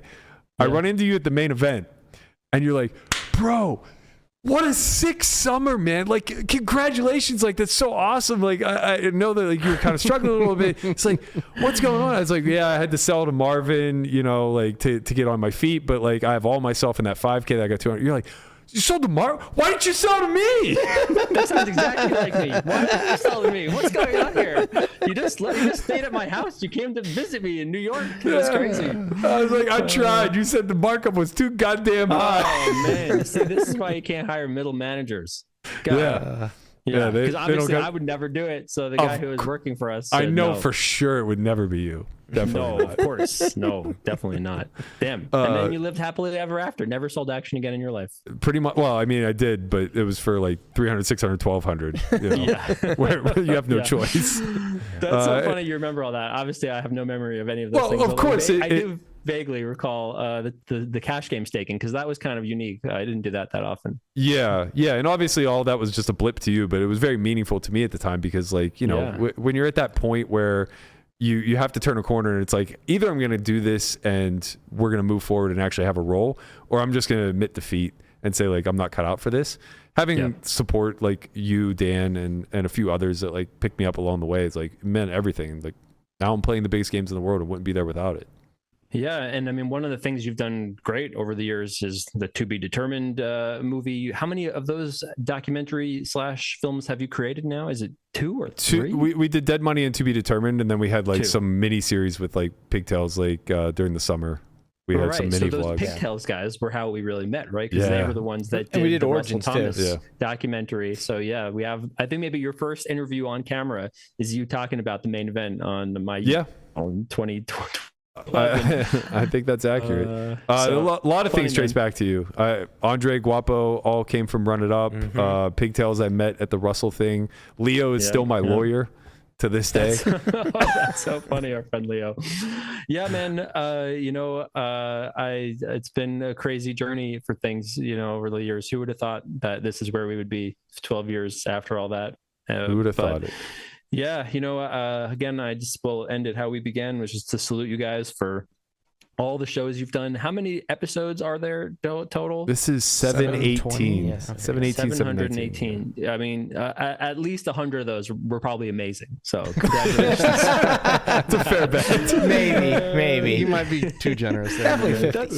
That's amazing, guys. Honestly, it's so cool. You should really feel proud of yourselves. It's a massive undertaking. You guys have been a pillar of the community, and you'll be missed. Whatever you guys do next, I'm sure will be amazing, and I'll be on before the last episode of your next thing. I appreciate that. Very, very powerful words from Jason. the OG himself, legend of the space, Jason Sommerville. Thank you so much for joining us. Have a good one. Thanks, Jason. Thank you, guys. The legendary Jason Sommerville, ladies and gentlemen. What happened? Yes. Oh, I fucked it. I'll fix it. Conrad patiently waited through that entire interview. I wish I had realized what was going on. I would have given him his out prior. But he's in the middle of nowhere, Council Bluffs, so he wants to say his parting words and get out of here. Yeah, I gotta say my little thingamajiggy. Sad day for me, because we've been on a wild ride. 3 years, 700 episodes. I've never committed to anything like this. Well, my girlfriend. Other than that, no. But I couldn't have done it with a better crew, better fans. This podcast, became a part of me in a sense. So, I just want to say my goodbyes and thanks to everybody for watching. And fuck you, Andre. You do have the most emotes, the LMA 9, which kind of faded by the wayside, the fiddle, which we got rid of, and the JJ's LG not IP. happy about that. I'm fully aware. I get an earful all the time. You will forever be known for getting it poppin'. It's funny. I went back and watched the very first episode, and I introduced you as Mr. Getting It Poppin' himself, which is weird because I thought that originated on the show. No, he was doing that before. Yeah, he would always say, "Let's go," like when he put in like his stories or like ready to play poker, he'd be like, "Let's get it poppin'." Yeah, it started with just poker stories, YouTube. I mean, Instagram stuff. Just putting up, let's get it poppin'. Well, I got to tell you, based off of our trip to Big Bear, you far exceeded expectations, buddy. So we appreciate everything that you did here at the Only Friends podcast. Yeah. Thank you, Conrad. I still hope you stub your toe. It won't be the last to see you. Can you play yourself out on the fiddle?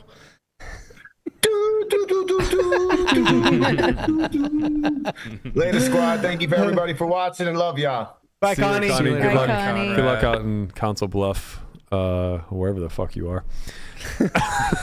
Whatever run good stop he's at. Wow, Andre, he's still here too. Hey! Wow. Andre, your rebuttal, please. Say that again. Appa!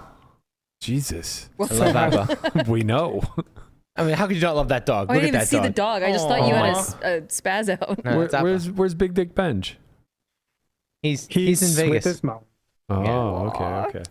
Appa's a little crazy. What did you think of the Jason interview? It was the first time I talked to him in a long time, at least in that sort of setting. I mean, first off, if you wanted a way to actually gain viewership, which actually happened, you have Jason Sommerville on more often. Yeah. Like you even preface it with, "Hey, Jason, this is a recording," and the recording grew viewership. It just shows you like how powerful this guy is. Yeah. It honestly is like such a travesty that we can't get him back into the scene. He's just a special creature, man. You just nudge him a little bit, you just keep nudging. Yeah, I think I've talked to you a fair amount about this, but like there was so much crossover between like what I ultimately wanted this to become and like a lot of the things that he had done at Run It Up, and also just the way that he was building out Run It Up prior to it coming to an end. Like I think people forget that I don't want to say single-handedly, but like he had a lot to do with the growth and evolution of Spraggy, Fenton, Lex, and all these guys that are the biggest streamers in the world. Like he mentioned, Kevin Martin's one of his best friends now, Jamie Staples. Like all these guys were all initially under the guidance and influence of Jason. And though streaming poker isn't like the massive corner of the industry that it used to be, that notion of kind of like being the central entity that founded and curated talent, I think is an idea and a vision that I kind of share. Like, I talked about it in that interview, and I've in other places. Like, I don't want to be the face of everything, but I think there are a lot of good ideas that we could execute on. It's just a matter of like finding the right people and actually getting people to invest, which that's the hard part, and probably why Jason's just kind of over the whole situation. Yeah, I can't agree with you enough. I think finding the right people is one of the hardest things in this industry. I talk about this all the time whenever I'm talking to my clients, which is if there's someone that's really good at what they do, whether it's marketing or whether it's management, whatever it might be, editing, they're not going to be in poker. Because trying to extract money inside of poker, unless you're playing, is so freaking difficult. So difficult. And this is what would happen constantly. Some of the teams that we worked with in Run It Up, either people have bubbled up to the top of somewhere in the place that of their domain, or they moved on to another industry where they're the top at something there. We did pull in a very special group of people at a very specific time where it was really fun. Everybody was the right age. As everybody grows up, you have to have like different priorities. And it was just, we caught fire for sure. I think it's easy to take a leap of faith of, okay, well, I'm young and I'm creating content and I trust that he'll find a way to get us paid. Where now, I don't think that's so easy anymore. Like even the young vloggers, it feels like Rampage was like the last of an era where he just came in with the idea of like, okay, I'm going to smash YouTube and I'm going to do it replicating these other strategies that influencers have utilized in other fields. And he really did. But when you look at like the next wave, not to say that they weren't able to duplicate that. They're obviously having a lot of success. Like Corey Iyer comes to mind, but it's a lot tougher, right? Because the space itself is so saturated. The templates change. The algorithm doesn't favor the things that it used to favor. It's not easy to be Brado, and really nobody has challenged Brad for that throne. There's like really no way to scale the way that he scaled because he was just first mover. Yeah. Also, YouTube currently, the vloggers are having a lot of trouble with getting flagged by YouTube itself. Like the machine itself is against poker, it seems, as a industry. Even videos that like barely have any poker in it are getting flagged because the channel is related to poker content. And I feel really bad because I know how hard it is to like grow your channel when you get a strike, and especially hard right now because there's like not really humans that you can talk to at Google anymore. Like there used to be when I was coming up, like you used to have like if your channel was big enough, you could have like a direct contact, and now it's just like not like that, and you just get like an AI response, and it's really frustrating to like get your channel remonetized and back. And feel really bad that's happening right now a lot, like across the board with poker vloggers. We haven't had any strikes, but we've had a bunch of the age restrictions, and it immediately just like zaps your monetization. We had one where Jesse and I were talking about like it was either the biggest pot played on high stakes poker or like my downswing, but either way we included like the word gambling and a dollar amount in the title. It was just instantly flagged, and I changed it and appealed. and they just didn't care. So it's just like it's not even clear how to please the algorithm. We're at this definitely point. getting one for this episode. Thanks, Mike. You're welcome. Anytime, guys. You could have gotten a bunch of strikes if you just brought me on earlier. It would've been easy. It's all over now, so it doesn't really matter. I will say, if we don't get an age flag for this one, based off of just 45 minutes of you speaking, then clearly I honestly it's think only gambling. If you, because you came in after 30 minutes, I think the first 30 minutes is like the crucial time to be clean. That's true, yeah. And at the first, I know, a couple minutes, you're not allowed to say any cuss words or anything. But then they kind of stop monitoring that, like after the first initial few, and then after 30 minutes, I think you might be okay. But we could use this as a tester to see. Well, I mean, and also maybe keep the word gambling out of the title next time. That might help out too. That does seem to help. I don't know. On the Poker News podcast, I definitely said some things that, like, number one, I can't believe they let me say. But number two, like, I've said it and then, like, looked around and everyone's just like, oh, Jesus. And then it comes out and, yeah, it hasn't been age restricted, talking about the craziest shit you ever heard of. Like, talking about putting my nutsack on the table in the middle of a hand. And I'm just like, who wants it, you know? And then somehow it's just fine. It's good. Monetization. Did you do that? Is that something? Metaphorically speaking, that's I think I actually said that in the story. I was like, it was a metaphorical nutsack. It wasn't very graphic, detailed metaphor. Bro, could you imagine appealing to YouTube and be like, "No, I said I didn't put my nutsack on the table." Yeah, no, it was metaphorical. I was using, the AI algorithm is smart enough now to recognize that, so you're good. I think the big thing is that they don't have a problem with like PG-13 versus rated R language. It's literally the gambling aspect of it. Like they seem to be attacking sports betting. They seem to be attacking poker slots. Obviously, is like their main draw. No, but if you do stock content, like you're good. Right. You do options trading, go ahead. Finance YouTube is by far the highest CPM. It is. Whenever you're talking about like monetization, and poker shockingly wasn't that far behind. We were averaging like I think $10.9. Makes sense because I was saying that there's a crossover of the demographic of like finance bros and poker. Like it goes pretty hand in hand. So I was actually, thinking of when I was EP trying to get finance podcasts that we could collab with. But there's one in this. I can't remember the guy's name, but he's Graham one Stephan. of the. Graham Stephan. Yeah. Would have been great. We let you go too soon, clearly. That would have been so sick. I was working on it, but Conrad, the day before the podcast, he would have been like, you know what? I don't want to guess. Wait, is that the guy you played with in the big cash game that I commentated? No. Who is that? Who has a trading channel? Rips. Yeah. You could do a little collab with Rips. Yeah. Rips's platform isn't that big, but his fans are wildly loyal. Gotcha. I mean, they just come out in droves for this guy. But going back to the Grant collab or whatever, I mean, I couldn't imagine anything better than having him sit down for a 3-way interview with Conrad, Mike Holtz, and Lamanna. Okay. Grill him. But do you know? Okay, because I used to follow him for a while back before his channel really blew up.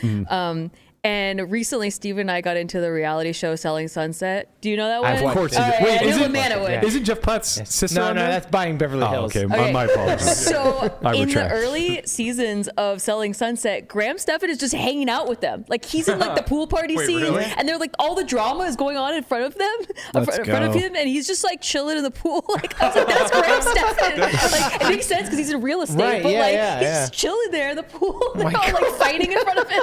It's so funny. He's at the wedding of like Christine gets married, you know? Yeah, right. He's at the the first wedding. season? First and second season. Yeah.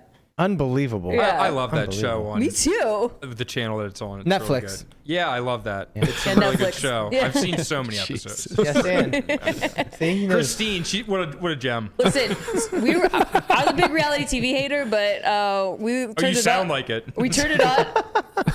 Go watch it. Get high and watch that show. It's so good. It's so good. Don't get high, kids. Don't get high, kids. Well, Don't get I'm high. telling Don't Mike do to that. do it because he just does that, but I don't do that. It's a bit. I don't actually get high. He gets high on life. Right. Is what I meant. He huffs paint fumes, but that's way Love different. me some paint. What's that one the kids are doing now? The Jankum? No, the like. It's like a Poppers or whatever? It's almost like a whippet, but it's out of a different. It's like I don't know. Oh, Galaxy Gas. Galaxy Gas. I had a chance to get it on the ground floor of that. I knew you would know. Dude, this guy calls me up from my childhood. He's like, bro, I got an opportunity for you. I'm like, what? He's like, I got this shit. It's called Galaxy Gas. It's the new shit. We're gonna blow up the market. I'm about to be rich. And I'm like, are you high on Galaxy Gas? He's like, that's not the point. I'm like, all right, man, I'll hit you up. And then it's like, now I get Facebook targeted ads for it. I'm like, oh shit, I think I fucked this one up. Yeah. It's legal for us lay people. What exactly is Galaxy Gas? It's what is it called? Whippets. I've never done whippets in my entire life. Yeah. Caveat. Which whippets are just like the whipped cream canned is air. out. Or There's no more whipped cream in there. There's like extra whatever the CO2, air thing is. I think. Yeah, and then you or So nitrogen. basically, It's just probably cut off the nitrogen. oxygen to your brain is Sure. what you're doing Yeah. with these cans. Yeah, it's basically the only thing I know is when you work at a restaurant, there's like a bunch of degenerates in the back at night, and they're all just like, yeah, this fucking whip. These whippets are fucking crazy, man. Give me another one.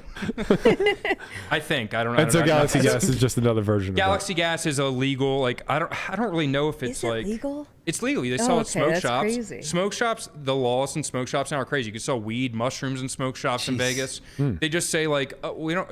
They say there's no psilocybin in those mushrooms. There's only THCA in that weed. I don't know where it came from. It's fine. Yeah, I've just seen TikToks that are wild of like kids on Galaxy Gas just like zombied. God, like, it's really bad. What crazy. happened to the good old days? I don't know. Of just you guys know like where the drinking some closest smoke beers. shop is to the office? Coincidentally, it's actually my car outside. What happened to the good old days when you just choke somebody out in a rear naked chokehold and let them collapse in your arms? You know, like those are. We don't need to know about your sex life, Berkey. They're still going on, Berkey. They're still going on. You had something to reveal. That was an ongoing thing of Andre just coming to the podcast and attempting to choke somebody out that day. Yep. He was like, "Oh, who's it gonna be?" Usually it was Conrad. Hell yeah. I just go limp. You know, Me and Conrad only fought You don't even know once, about your right? sex life, Lavanna. Zing. Oh man, unbelievable. So good. Oh no, I've disconnected myself. Oh boy. Oh, there's been He's off the grid. That's okay. The boy's off the grid. Talk shit. Yeah, Somebody help me, Berkey. Oh yeah. How dare you invite me to this podcast? Unbelievable. It was a little bit of a bit that nobody knew about. Before like the podcast would start, like Lana and I would be the first ones to put our headphones on. Berkey would always be the last. I just go like that. Conrad, go talk shit on Berkey. and we would just talk shit on him for like 5 minutes and he'd have no idea. Oh, I knew. I just You didn't knew care. we were talking shit, but you didn't know what we were saying. He likes it. I just didn't care.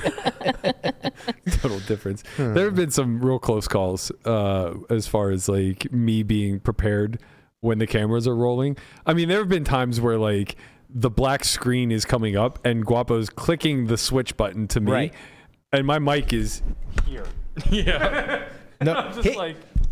It is. What's up, everybody? It is very impressive how you can like be completely not ready to just show ready to go in literally a second and a half. You want to know what the crazy part is to me? Not to talk about myself on my show, but this worked. There's no reason this should I have no experience doing any of this shit. Right. You know what I mean? Like even the podcast prior to this with Chin and I. Like the fact that worked is this idea that like anybody could just start a podcast.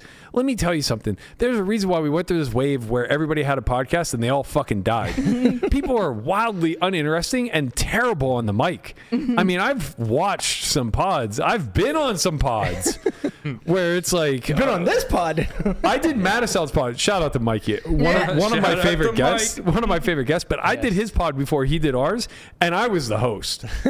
Yeah. You know, he was just. It was. Let me ask him some questions about his life because he isn't prepared to take on a guest right now. Right. But the thing is, Burke, like you're interesting. You have interesting guests. Like I'm not that interesting maybe, but maybe a little bit. But like this is why like Michelle said like years ago that we need to have a podcast. Like she saw that, like she's like, listen, you guys have people that come to the academy and you have people that are, you know, subscribed. They love you. They love hearing you. They come to the academy just to talk to you and they want to hear your stories and what you have to say. And she saw that, like she's like, you guys should do a podcast. And we're like, well, it's got to be fleshed out and she's like, you guys just turn the mics on and start talking and people will listen. listen. Do you know And who I think we really is ultimately what we have did. to thank for that though? Is Pigtails. Yeah. Oh yeah. I think Well, like we obviously. accidentally got so camera ready via them. Right. Just having like done so many projects where they're filming us and like indirectly, I think they coached us up in a way Yeah. that Because there could was be the duplicated. vlogcast before this, or the Right. vlogcast, or the vlog itself. Also, and people that love, should have right? never worked. Don't know why that worked either. Like it was an insane idea. We were truly, we started a vlog. Like we were one of the first 4 people to start a vlog. It was like us, Trooper, Nimi, and maybe Johnny Vibes was around the same time. I can't remember, but it was pre-Brad for sure. And it's like, we're just out here trying to film the beginnings of a business while I'm getting my dick kicked in, playing 1K, 2K, and Ivy's. There's literally an episode. It's my favorite one by far, and I can't rewatch it because it brings back so much trauma. But it was before Poker Go launched. Kerry was like not a regular in our game, but he played quite frequently. And he wanted to test some formats because he was bringing back Poker After Dark. And one of the formats was the escalator, which was you start at like 200, 400 blinds with a buy-in, call it 100K, something like that. And then every 2 hours, the blinds would escalate until you ended at 500, 1K. But the trick to it was you only had 2 bullets. So you had 2 100K bullets. Those were the rules. So we test it one day, and it's me. Sounds like a sit and go. Right. Sounds like a one re-entry sit and go. Effectively, yeah. So we test it one day, and the lineup was like the usual. It was like me, Robo, Jeremy, Bob Bright, Carrie, somebody else. I can't remember who else. And then Aussie Matt was the 7th. He was like the wild card. And of course, Matt gets stacked like 2 minutes in. And reloads. Wow, I see where this is going. Right? So he reloads. And anybody who's played with Matt, like when he's stuck, he tilts quickly. So, he reloads and we're like, ribbing him about like, oh, this is your last bullet or whatever. He gets stacked again in like no short order. And he's like, oh, Rod, you were actually going to kick me out of the fucking game? And Robo just like sees what's going on. He's like, let's give Matt a 3rd buy-in, right? Yeah. So now he loses that. Yeah. We've upped the blinds at this point to like 3-6. He's buried. We're just letting him buy back in. By like 3 hours in, we're like, Carrie, sorry, like fuck the format, man. So now we're 3 hours in. He's stuck 800,000. Carrie's down $1 million. We're playing 501K. I'm winning all the fucking money. Oh, yeah. It's tower time, bitches.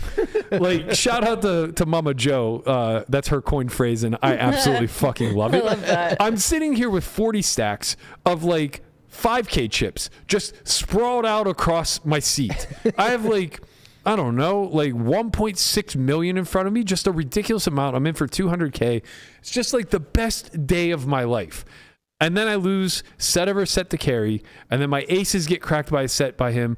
And the next thing I know, it's 2 o'clock in the morning, and I'm in the valet filming myself for this stupid fucking vlog. Yeah. Just a disheveled mess, down 700,000 for the day. My God. And I was like, I just went on a $2 million swing in one single session. I remember that. Let me tell you how it went. Oh, God. And I was just like at a loss for words. I'm just like, How do you not see that? How that's interesting? That is so interesting. Oh, it's interesting. I thought, well, I had your same vision at the time. I thought that they're like, okay, this is like a real grabber. Yeah. But it was the opposite. It was like where the page finally turned to from like, oh, this is an insight to high stakes gambling to this guy fucking sucks. You know? And it's like where a lot of the hate train started to roll in, which whatever, I didn't care because I felt like I was above it at that point in time. It's a great hook though. Yeah, but then it starts to wear on you, and vlog after vlog after vlog, people seem to get more and more disconnected, where the audience is just like, this guy is talking about numbers that I've never even like seen in real life. Yeah. I'm playing for like 1% of this on the regular. Like I don't relate, but I relate to Trooper, who went and got his morning coffee, and that was 1/3 of his bankroll. Yeah. So like I'm more interested in his struggle for the day. I mean, that is a compelling story. Yeah, right? of course. He's like, do I have watched. the coffee or do I full buy into the 1-3 game? That's basically what Corey Eyring is doing, because he has like my entire net worth on the table, but it's like 10 grand. But it's like my entire net worth. But that sounds like crazy, because he's got a bunch of like 18 to 25 year olds that are like, that would be my net worth. That's a crazy amount of money.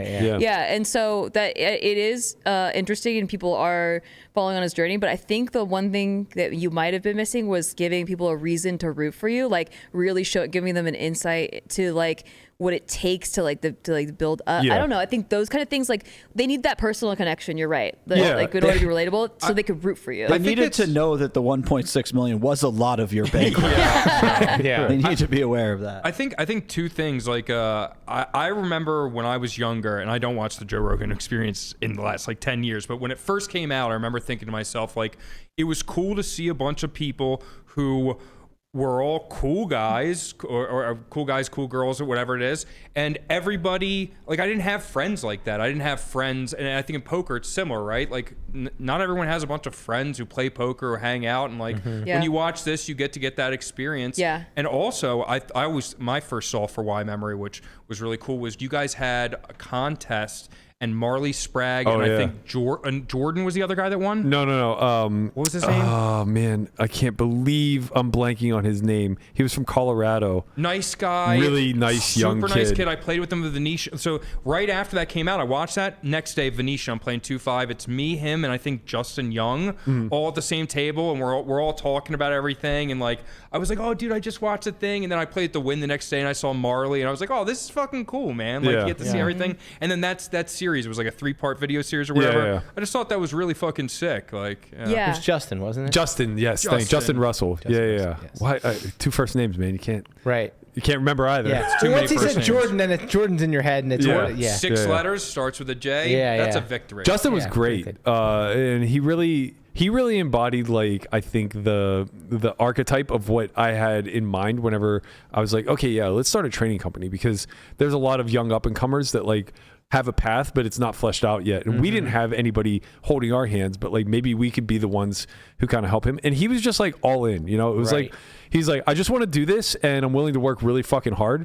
So like, here's my training regiment. Here's my ability to study. I have all this time set aside. This is where I'm playing now. This is where I want to play in the future. And you know, I haven't kept up with him in recent years. I hope he's doing really well. I know that he's been working with Fausto, and Fausto's been crushing it. So hopefully he still is too. But yeah, him and Marley were like two very easy early success stories to point to that I think being a part of it, like you just forget. Because like Marley blew up so fast. Yeah. Right. You know what I mean? So it's like very quickly she just has 50,000 subscribers on YouTube. And you see her walk in the halls, and it's like she's the celebrity. Yeah. You know what I mean? So it's like she was playing 2-5 at Venetian, like a no name. Nobody knew who she was, and then like you said, boom, 50,000 subscribers. I just remember the way that she would bet. I was so jealous the way she would bet. It was so fucking sick. When she would bet her chips, she would do it in a way where she like laid them out in front of her, and I was just like, God, that's so fucking sick. And then I remember like she gets up and leaves, and then later on I try to do it, and just, my chips is like all falling. I just like look around, and I'm just like, that's so funny. You know? Bro, I always notice how people fold. Like some people have the coolest ways of folding, and I'm like, I wish I could do that instead of just. It annoys me. Not that many things annoy me. Just like random things. When people fold with their thumb, one card at a time. Yeah. Oh yeah. Oh, I hate that so bad. It's just like, and then it's never like boom boom. It's just like.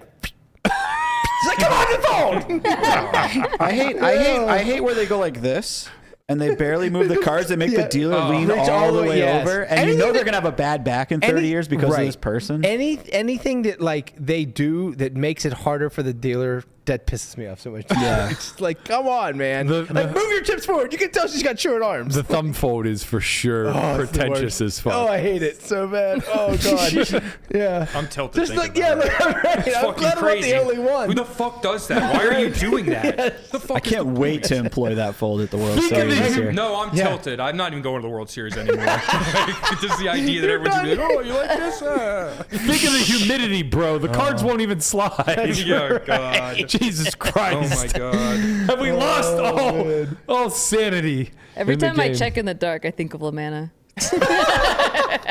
I get so mad. I'm like, why do you check in the dark? Because I like it. You're like, so they don't get any information. I'm like, they're getting information. Because it's fun to watch their faces while the flop comes out, because I already know I checked. You know, in the grand scheme of things, it really doesn't matter. It's so fun, but I think of you every time now because of that. I'm glad I could be in your heart and in your memory. It was during a live Solve for Why Academy. Yeah. He's like, don't check in the dark. Why would you do that? You're giving so much information. I'm like, well, I'm not giving it information in my opinion. I literally like looking at Berkey's face, like, fuck, you're such a fucking whale. Stop doing that. I do it when it's multi-way, not if it's heads up, but when it's multi-way, and I'm like, I'm already out of position. Sure, we don't have any leads on I'm any just boards. never. Yeah, I'm just always gonna check. Why do we ever lead multi-way? You fool. Nope, not doing it. And Yeah. now I'm thinking you guys when I don't do it. You want to know what I want to see you up your game for?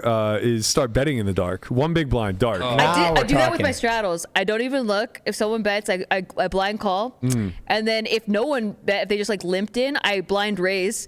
And then I'll blind call all the way to the river. If no one bets more than like whatever the percent of the pot is, I'll just blind call. Like, so it's free money for them. Careful, Guapo's gonna come sit next to you and exploit that. And I almost always win. Guapo's taking the notes. It's so tilting when I Sorry, win. Oh man, you should try that more often at a home game. Oh, We should yeah. all play. It's We should just very see. fun. We should just play. We should see. Yeah, maybe we all just sit down. Yeah. See what happens. Come over, Anything guys. could happen. Yeah. Berkey told me to do this. God damn it. Solve for why? Solve for why not. We need a Guapo cam, so when Nikki's talking about this, we can just see Guapo rubbing his hands together and getting all excited. Guapo's gonna murder all of us. He's like, I'll have well, to put a sheet up before it I rubs think, his hands. I think you guys would be safe. I feel like I'm safe. Listen, the only reason that Guapo hasn't killed us all yet is because he likes his job. He wants a paycheck. But now that it's all over, Yeah. there's I don't nothing need you stopping him. fuckers anymore. Yeah. Guapo is both the saddest to see it end as well as the most relieved. That's the whole thing. Has been a solve for it's just leading up to the murder of all of us. Solve for why. It's like, Right. Actually, this entire company was meant to end as an escape room. And what's going to happen is we're all going to die, and you have to figure out the murderer. Yeah, I prefer if you guys edited out the footage of me crying in the corner. My dad, But if you got to air it for content, you got to do what you got to do. Nikki Limo, if you escape, you'll have a 12-part podcast, murder podcast. There you Another go. podcast. I mean, It'll murder be like- podcasts are hot. Murder podcasts are hot. I feel like Yeah. you have the fucking best murder podcast. That would be. And then the text that we got. You're like, on the next episode of Nikki Limo. I couldn't figure out a good title. Solve for why. Yeah, solve for why. Yeah. It's why they got murdered. Solve for become why. Only Solve- murders in the solve for why Solve for building. die. Oh, okay. Nice. Okay, all right. Okay, you could be the manager. I think we absolutely have to end the episode. Yeah, that's my fault. What a great note. I think that's the nail in the final coffin. I guess as we get out of here, maybe I'll just quickly go around and see what the fuck you guys are doing moving forward. I obviously know, but the audience doesn't. What do you got laying in the weeds outside of the World Series, Mike? Me? I am on the Poker News podcast. Okay. Once a week. It usually drops Thursdays. Other than that, I'm playing poker, losing flips. Just doing the thing. Little swiping. Little swiping. Where can the ladies find Mr. Holtz? The ladies can find Michael Holtz at Mike Holtz Poker on Twitter as well as on Instagram, and then also in person. Don't be shy. Yeah, Hold on, don't are be you shy. retired from Snapchat? Is that what you're telling us? I've never been a Snapchat man. I learned about Snapchat filters when they were. Oh, so I never you was preemptively. I okay. never was even on Snapchat. I don't want to take this down another tangent, but I will leave you with a piece of friendly advice. Instagram, especially as you continue to become the World Series online player of the year. Sure, yeah. And get that out there. Instagram's the best dating platform, bar none. I'm familiar, Berkey. Okay. I was not familiar with your game. Jesse, what do you got coming up now that the colonoscopy's out of the way? The gallbladder surgery, the appendectomy. Got a lot of things removed this week, Berkey. My foot from your ass, maybe. I think I'm going to start a new podcast called Solve for X with Nikki. That's creative. Very creative. Yeah, we're going to... If you guys ever want to come on, you're very shockingly, welcome. I never heard that joke. Not once. What? Never. Solve for X. Solve for X? No one came up with Nobody that? ever came up with that. It's Wow. craziest thing. Solve for They my should call it poker ex-girlfriend. hands. You go, solve for my ex-girlfriend. You go and then you do a dating, what your dating life was like the night before. Hey, you'll get your time. Okay. Solve for triple This X. is for your guys' ideas. Right, of course. What actually are you doing? Are you playing much this summer?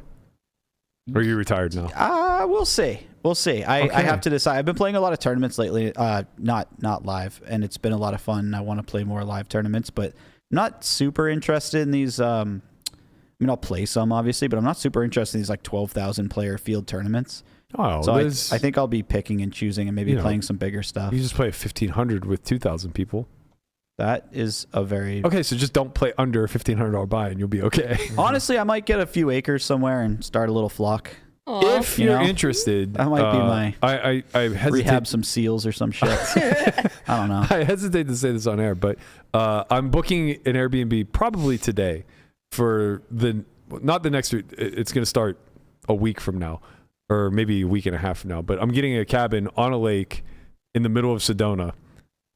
Far, far, far away from civilization. There's a lake in Sedona? Can you do it before the 6th, Well, actually, no, please? it's on Oak Creek. Okay. But there are lakes in Sedona. I was literally going to go to Sedona before the series because I just wanted to be in nature. Okay. Can we all do this? Yeah, it's big and enough. Maybe Nikki, Nikki films it and edits it together. And we all harass so Landon. I have to work there. Right, of course. It's 6 bedrooms. All right, you're right. That's not very It's fair. okay, I'll do it anyway. I can't help it. I feel like that's your leisure time is watching do. Landon and It's editing just together like, I Landon can't help freaking it. out. Just giggling as you put Landon clips together. Yeah. You guys won't even know I'm filming anymore because I have my glasses on. I'll just be like, that's secret perfect. filming you guys. I'm not gonna Very lie. covert. I never was able to handle the idea of vlogging personally because I don't like the idea of filming at the table. It just seemed like Same. very intrusive to Same. me. That's why I got these. Especially the high That's the stakes. first time I was like, I could see doing it. Yeah. Is those Yeah. glasses? I've been trying to film at the table. You know, Poker.org wants me to do like in the rail stuff, and it does like I don't like it. It makes my game feel weird, and I feel like I'm making people uncomfortable. So I have to like tell them when I'm working for Poker.org, I'm like, hey, I'm supposed to film, but I'm really bad at it. Can you guys remind me to film? And then that way they feel like they're helping me. Oh, wow. Nice. Yeah. Smart. But I just don't like, I just feel weird, like, vlogging Yeah, it. And I yeah. feel like I have a target on my back. And I don't You were like, so good at your World Series final table because you would, whenever you're all in, you'd get the camera up and ready to go. I was like, damn, this girl's professional over there. It was impressive. Very Rampage-esque. Like, I'm sweating the all in when I'm at the final table of a World Series Right. event. I'm not remembering to get the camera out immediately. Yeah, well, that was when I was vlogging like 3-4 times a week. And I hadn't really gotten into like super into poker. It was just all what I've been doing for years. Vlogging. So like, yeah, that was look, I'm playing a poker tournament. It's crazy. Hell yeah. What are your plans for the summer? Are you going to play a lot? Me? Yeah. I haven't decided. So WPT has quite a few promos going on. We're going to be hosting stuff at Ole Red, which is like the building. It's like right outside of the Horseshoe. So it's going to be open to poker players for their dinner breaks. And there's like tons of cool stuff. If you have a WPT Gold account, you get 50% off the menu. So it's like a great hangout spot. Like, and it's like one of the only places like that you would want to go during a dinner break. There's not a lot of options around. Right. Yeah. So it's awesome. They got that whole place for like the whole series. And every Thursday, an ambassador is hosting. So I have a couple of Thursdays that I'll be there like basically all day making content. There's like giveaways. There's little sit and goes going on. There's like a lot of stuff to do while you're there. They're doing like, they'll give you swag. Like there's a lot of stuff. And then there's this promo that we're doing that has not rolled out yet. So you guys have to stay tuned, but it'll be happening during the series. So there's that. And then I do want to play some events. I just don't know realistically like how much I can play with all the, scheduling and content stuff. But like the big ones, like Millie Maker, the Monster Stack. I want to do for sure. The $800 deep stack. I don't know. All the events that Jesse's skipping. Yeah. Well, the $600 deep stack was the one I wanted to do because that was the one I final tabled. So it's like every year that's the championship. That's like is that my the championship one. Is the $600 deep stack event was what it was called, but I don't know if they change the names every year. But yeah, maybe I play the main depending on how things go. Maybe not. I don't know. I didn't play it last year. That was like the first year since I started that I didn't play it. The main? Yeah. Oh wow. Yeah, I didn't. Remorse? I wasn't planning on playing it the first year, but then I got that score and everyone's like, "You have to play," and I was like, "I'm happy I did. It was a great experience." And then did you feel remorseful not playing last year? Yeah, I did. I felt FOMO. I kind of just I like the feeling of being in it, even though I busted tragically in the same level on day 2, the very, very last level of day 2, both times in like horrific ways where I got it in good and like they were terrible. They put it in bad, and they just, more bad beat stories. I'm not gonna tell the bad beat stories. But I'm just saying, I didn't even have a good. I haven't even cashed yet, but I still really liked the experience of the main event. Okay, so Nikki's starting a podcast. It's actually going to be titled "In the Muck," right? And she will not be taking any submissions. It's just her. Me telling bad every beats. week. Although I was thinking about this, okay, because I did that Just Fold video, and a lot of the first comments were like, "Whoa, poker ASMR! I didn't know I needed this." Right. What if I told bad beat stories, but they were like ASMR? I'm like, on the turn, he doesn't have king queen. He doesn't have. He's capped. His range is capped. Somehow it's more tilting to me. It's crazy. And then like the chip sounds. Yeah, no, there's definitely a group of people out there that would just be like rock hard for this. But Yes. like, I'm 58-year-old bald men. I'm just so angry. So angry. Stop whispering. I ship it. Oh my God. Or put it like where they're the main character. Like, you have to be far ahead right here. Right. Yeah. Yeah, it's all POV. You're in such good shape on the turn. Oh, how did you get me again? Steve's loving this. This is so good. Oh man, our viewership just spiked. The craziest thing. Weird. Lamanna, what do you got now that you're jobless from this all shutting down? Yeah, well, I got a lot of extra time now. No podcast. It's all for wise downsizing. So I'm gonna be probably playing a little bit more poker. Obviously, as you heard, I'm working with Andre now. He's really training me up to be a social media guru, chief content operator, if you will. Like that. Nice. And one of the best perks of the job is I don't lose a coworker in Guapo. So I get to see Guapo every day. This is true. We get to go have our lunch dates.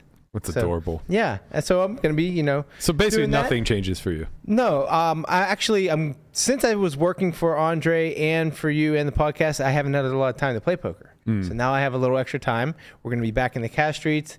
We're gonna have the Jewel. We're gonna be at the Jewel. Maybe at the Jewel. Maybe at Red Rock. Maybe at around whoa. town. He's shopping around for rake deals. I mean, from what I heard, I haven't been to the Jewel in a couple months, and I heard they raised the rake. So I don't know. We'll have to see if it's too high for the tortoise. We're gonna find the least amount of rake. But no, I'm gonna be flying around in the World Series. I'm going to probably play a lot of the same events you're playing. The ones with a name. Yeah. Right? You got to play the Colossus and the Giant and the whatever the hell else it is. The Monster Stack. Right, the Monster Stack. Yeah, if it has a name, I'll probably be Gladiator. Are you going to miss your daily contribution here on the mic? I am going to miss it, yeah. It's been fun, getting to...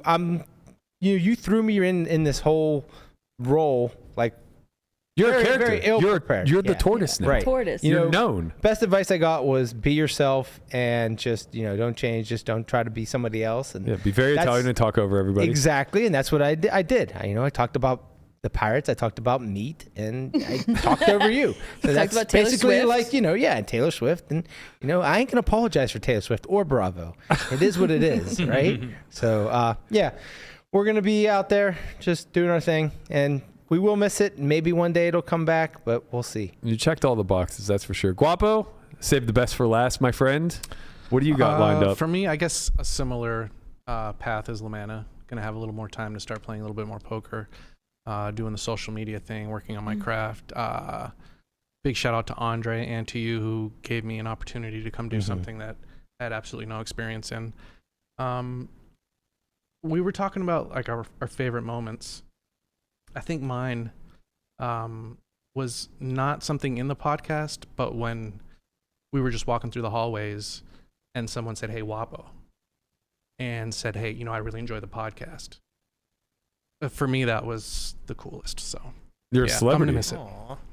Guapo, I was just playing a 1-3 game at the Shoe, and someone at the table said they loved me on OnlyFriends, but said that you were their favorite. Oh, yeah. Let's go. Well, that's nice. Yeah. These are all our And favorites. shout out to everybody in the chat, the Deans, the Lees, Efro, Eric C, KZ Killa, Stephanie Montana, Dean, Tyler, all you guys. We wouldn't do this without you guys. So thank you so much. Yeah, our audience is the best. Yeah, Loyal obviously to the core. That goes without saying. They've been here from day one. Really appreciate everybody who's followed us along throughout this journey. Everybody who was a member to the YouTube site. Everybody who smashed that like button, left us a comment for the algo, and did all you could to keep us coming back day after day. Couldn't have done it without you. This went a million times better than I could have ever imagined. Never once would I have imagined that would walk away and I would somehow find a way to miss it. But I think that might be a good indication that it's an okay time to take a break too. As I mentioned, I'm planning on going to Sedona for a few weeks. You boys and girls are all welcome to join. He's talking to the entire audience. Whoever wants to come down. Everyone, come on down. I am certainly not bringing the dogs, bringing my fishing poles, and we're going to get after it for a few weeks. But I will say that I do plan on brainstorming quite a bit during that 3-week time period. I don't know, man. I just like building shit, you know? And it's disheartening when it gets to this point where I like just feel done with it, because there probably is a lot of meat on the bone for a show like this. There's probably still a lot of meat on the bone for poker training as a whole, but I just don't feel like I can contribute anymore, and I'm kind of like yearning to build something new. So maybe I'll take Jay Carver's advice and find something adjacent. Maybe I'll disappear into the ether forever and ever and ever, but I doubt this is the last that you hear from Solve for Why or from myself. So to everybody out there, we appreciate you. Thank you for being a part of this ride. That's going to do it for us. We will not be back on Monday at noon Pacific. Thank you, Jesse, for the last couple of weeks filling in. You have become an official only friend. Wow, let's go. Nikki, for all your contributions when you were EP, as well as just like filling in whenever we needed a co-host. You were wonderful. And Mike, we found you too late, buddy. What can you do? You know? We found you way too late. We really are great on the mic. It was just fantastic. Keep it up at Poker Absolutely. News. I can't say enough. I hope you guys go 5 days a week. I hope you guys do what I wanted to do, which is do a podcast from the floor at the World Series. Somebody needs to fucking execute on this. I've been saying that for so long. It's so hard to get approval for it. It's not. It's not the approval part. Oh, is it? I don't think so. I mean, it might be the approval part for like where I think it's best to be set up. Yeah. But PokerGo did it one year with High Noon. I thought it was wonderful. I mean, there was a lot I thought they could improve. Let's not go down that path. Let's have a tangent right here. Andre! I'm sorry I forgot you, my friend. You are the co-founder of this show. Any parting words? Oh, turn your mic on, Andre. We hear him. I hear you. I hear Sorry. Okay. Turn the music down. Sorry, give me 1 second. I really hope you guys do something, because the poker world definitely needs you guys more than they know. So good luck, dude. Thanks, buddy. I got to tell you, you should watch your words, because it's hard for me to do something without attaching it to it. Right. Be careful what you wish for. All right, that's going to do it for us. We will not see you on Monday at noon. I hope everybody has a wonderful summer. Everybody ship some bracelets. Feel free to hit us up in the Solve for Why Discord. That's still very active, and a lot of the members of this channel are there talking shop and shooting the shit. Appreciate all the support throughout the years. Love we'll you guys. see you guys when we see you. Peace. Peace, guys. Good job, Peace. guys. Deuces.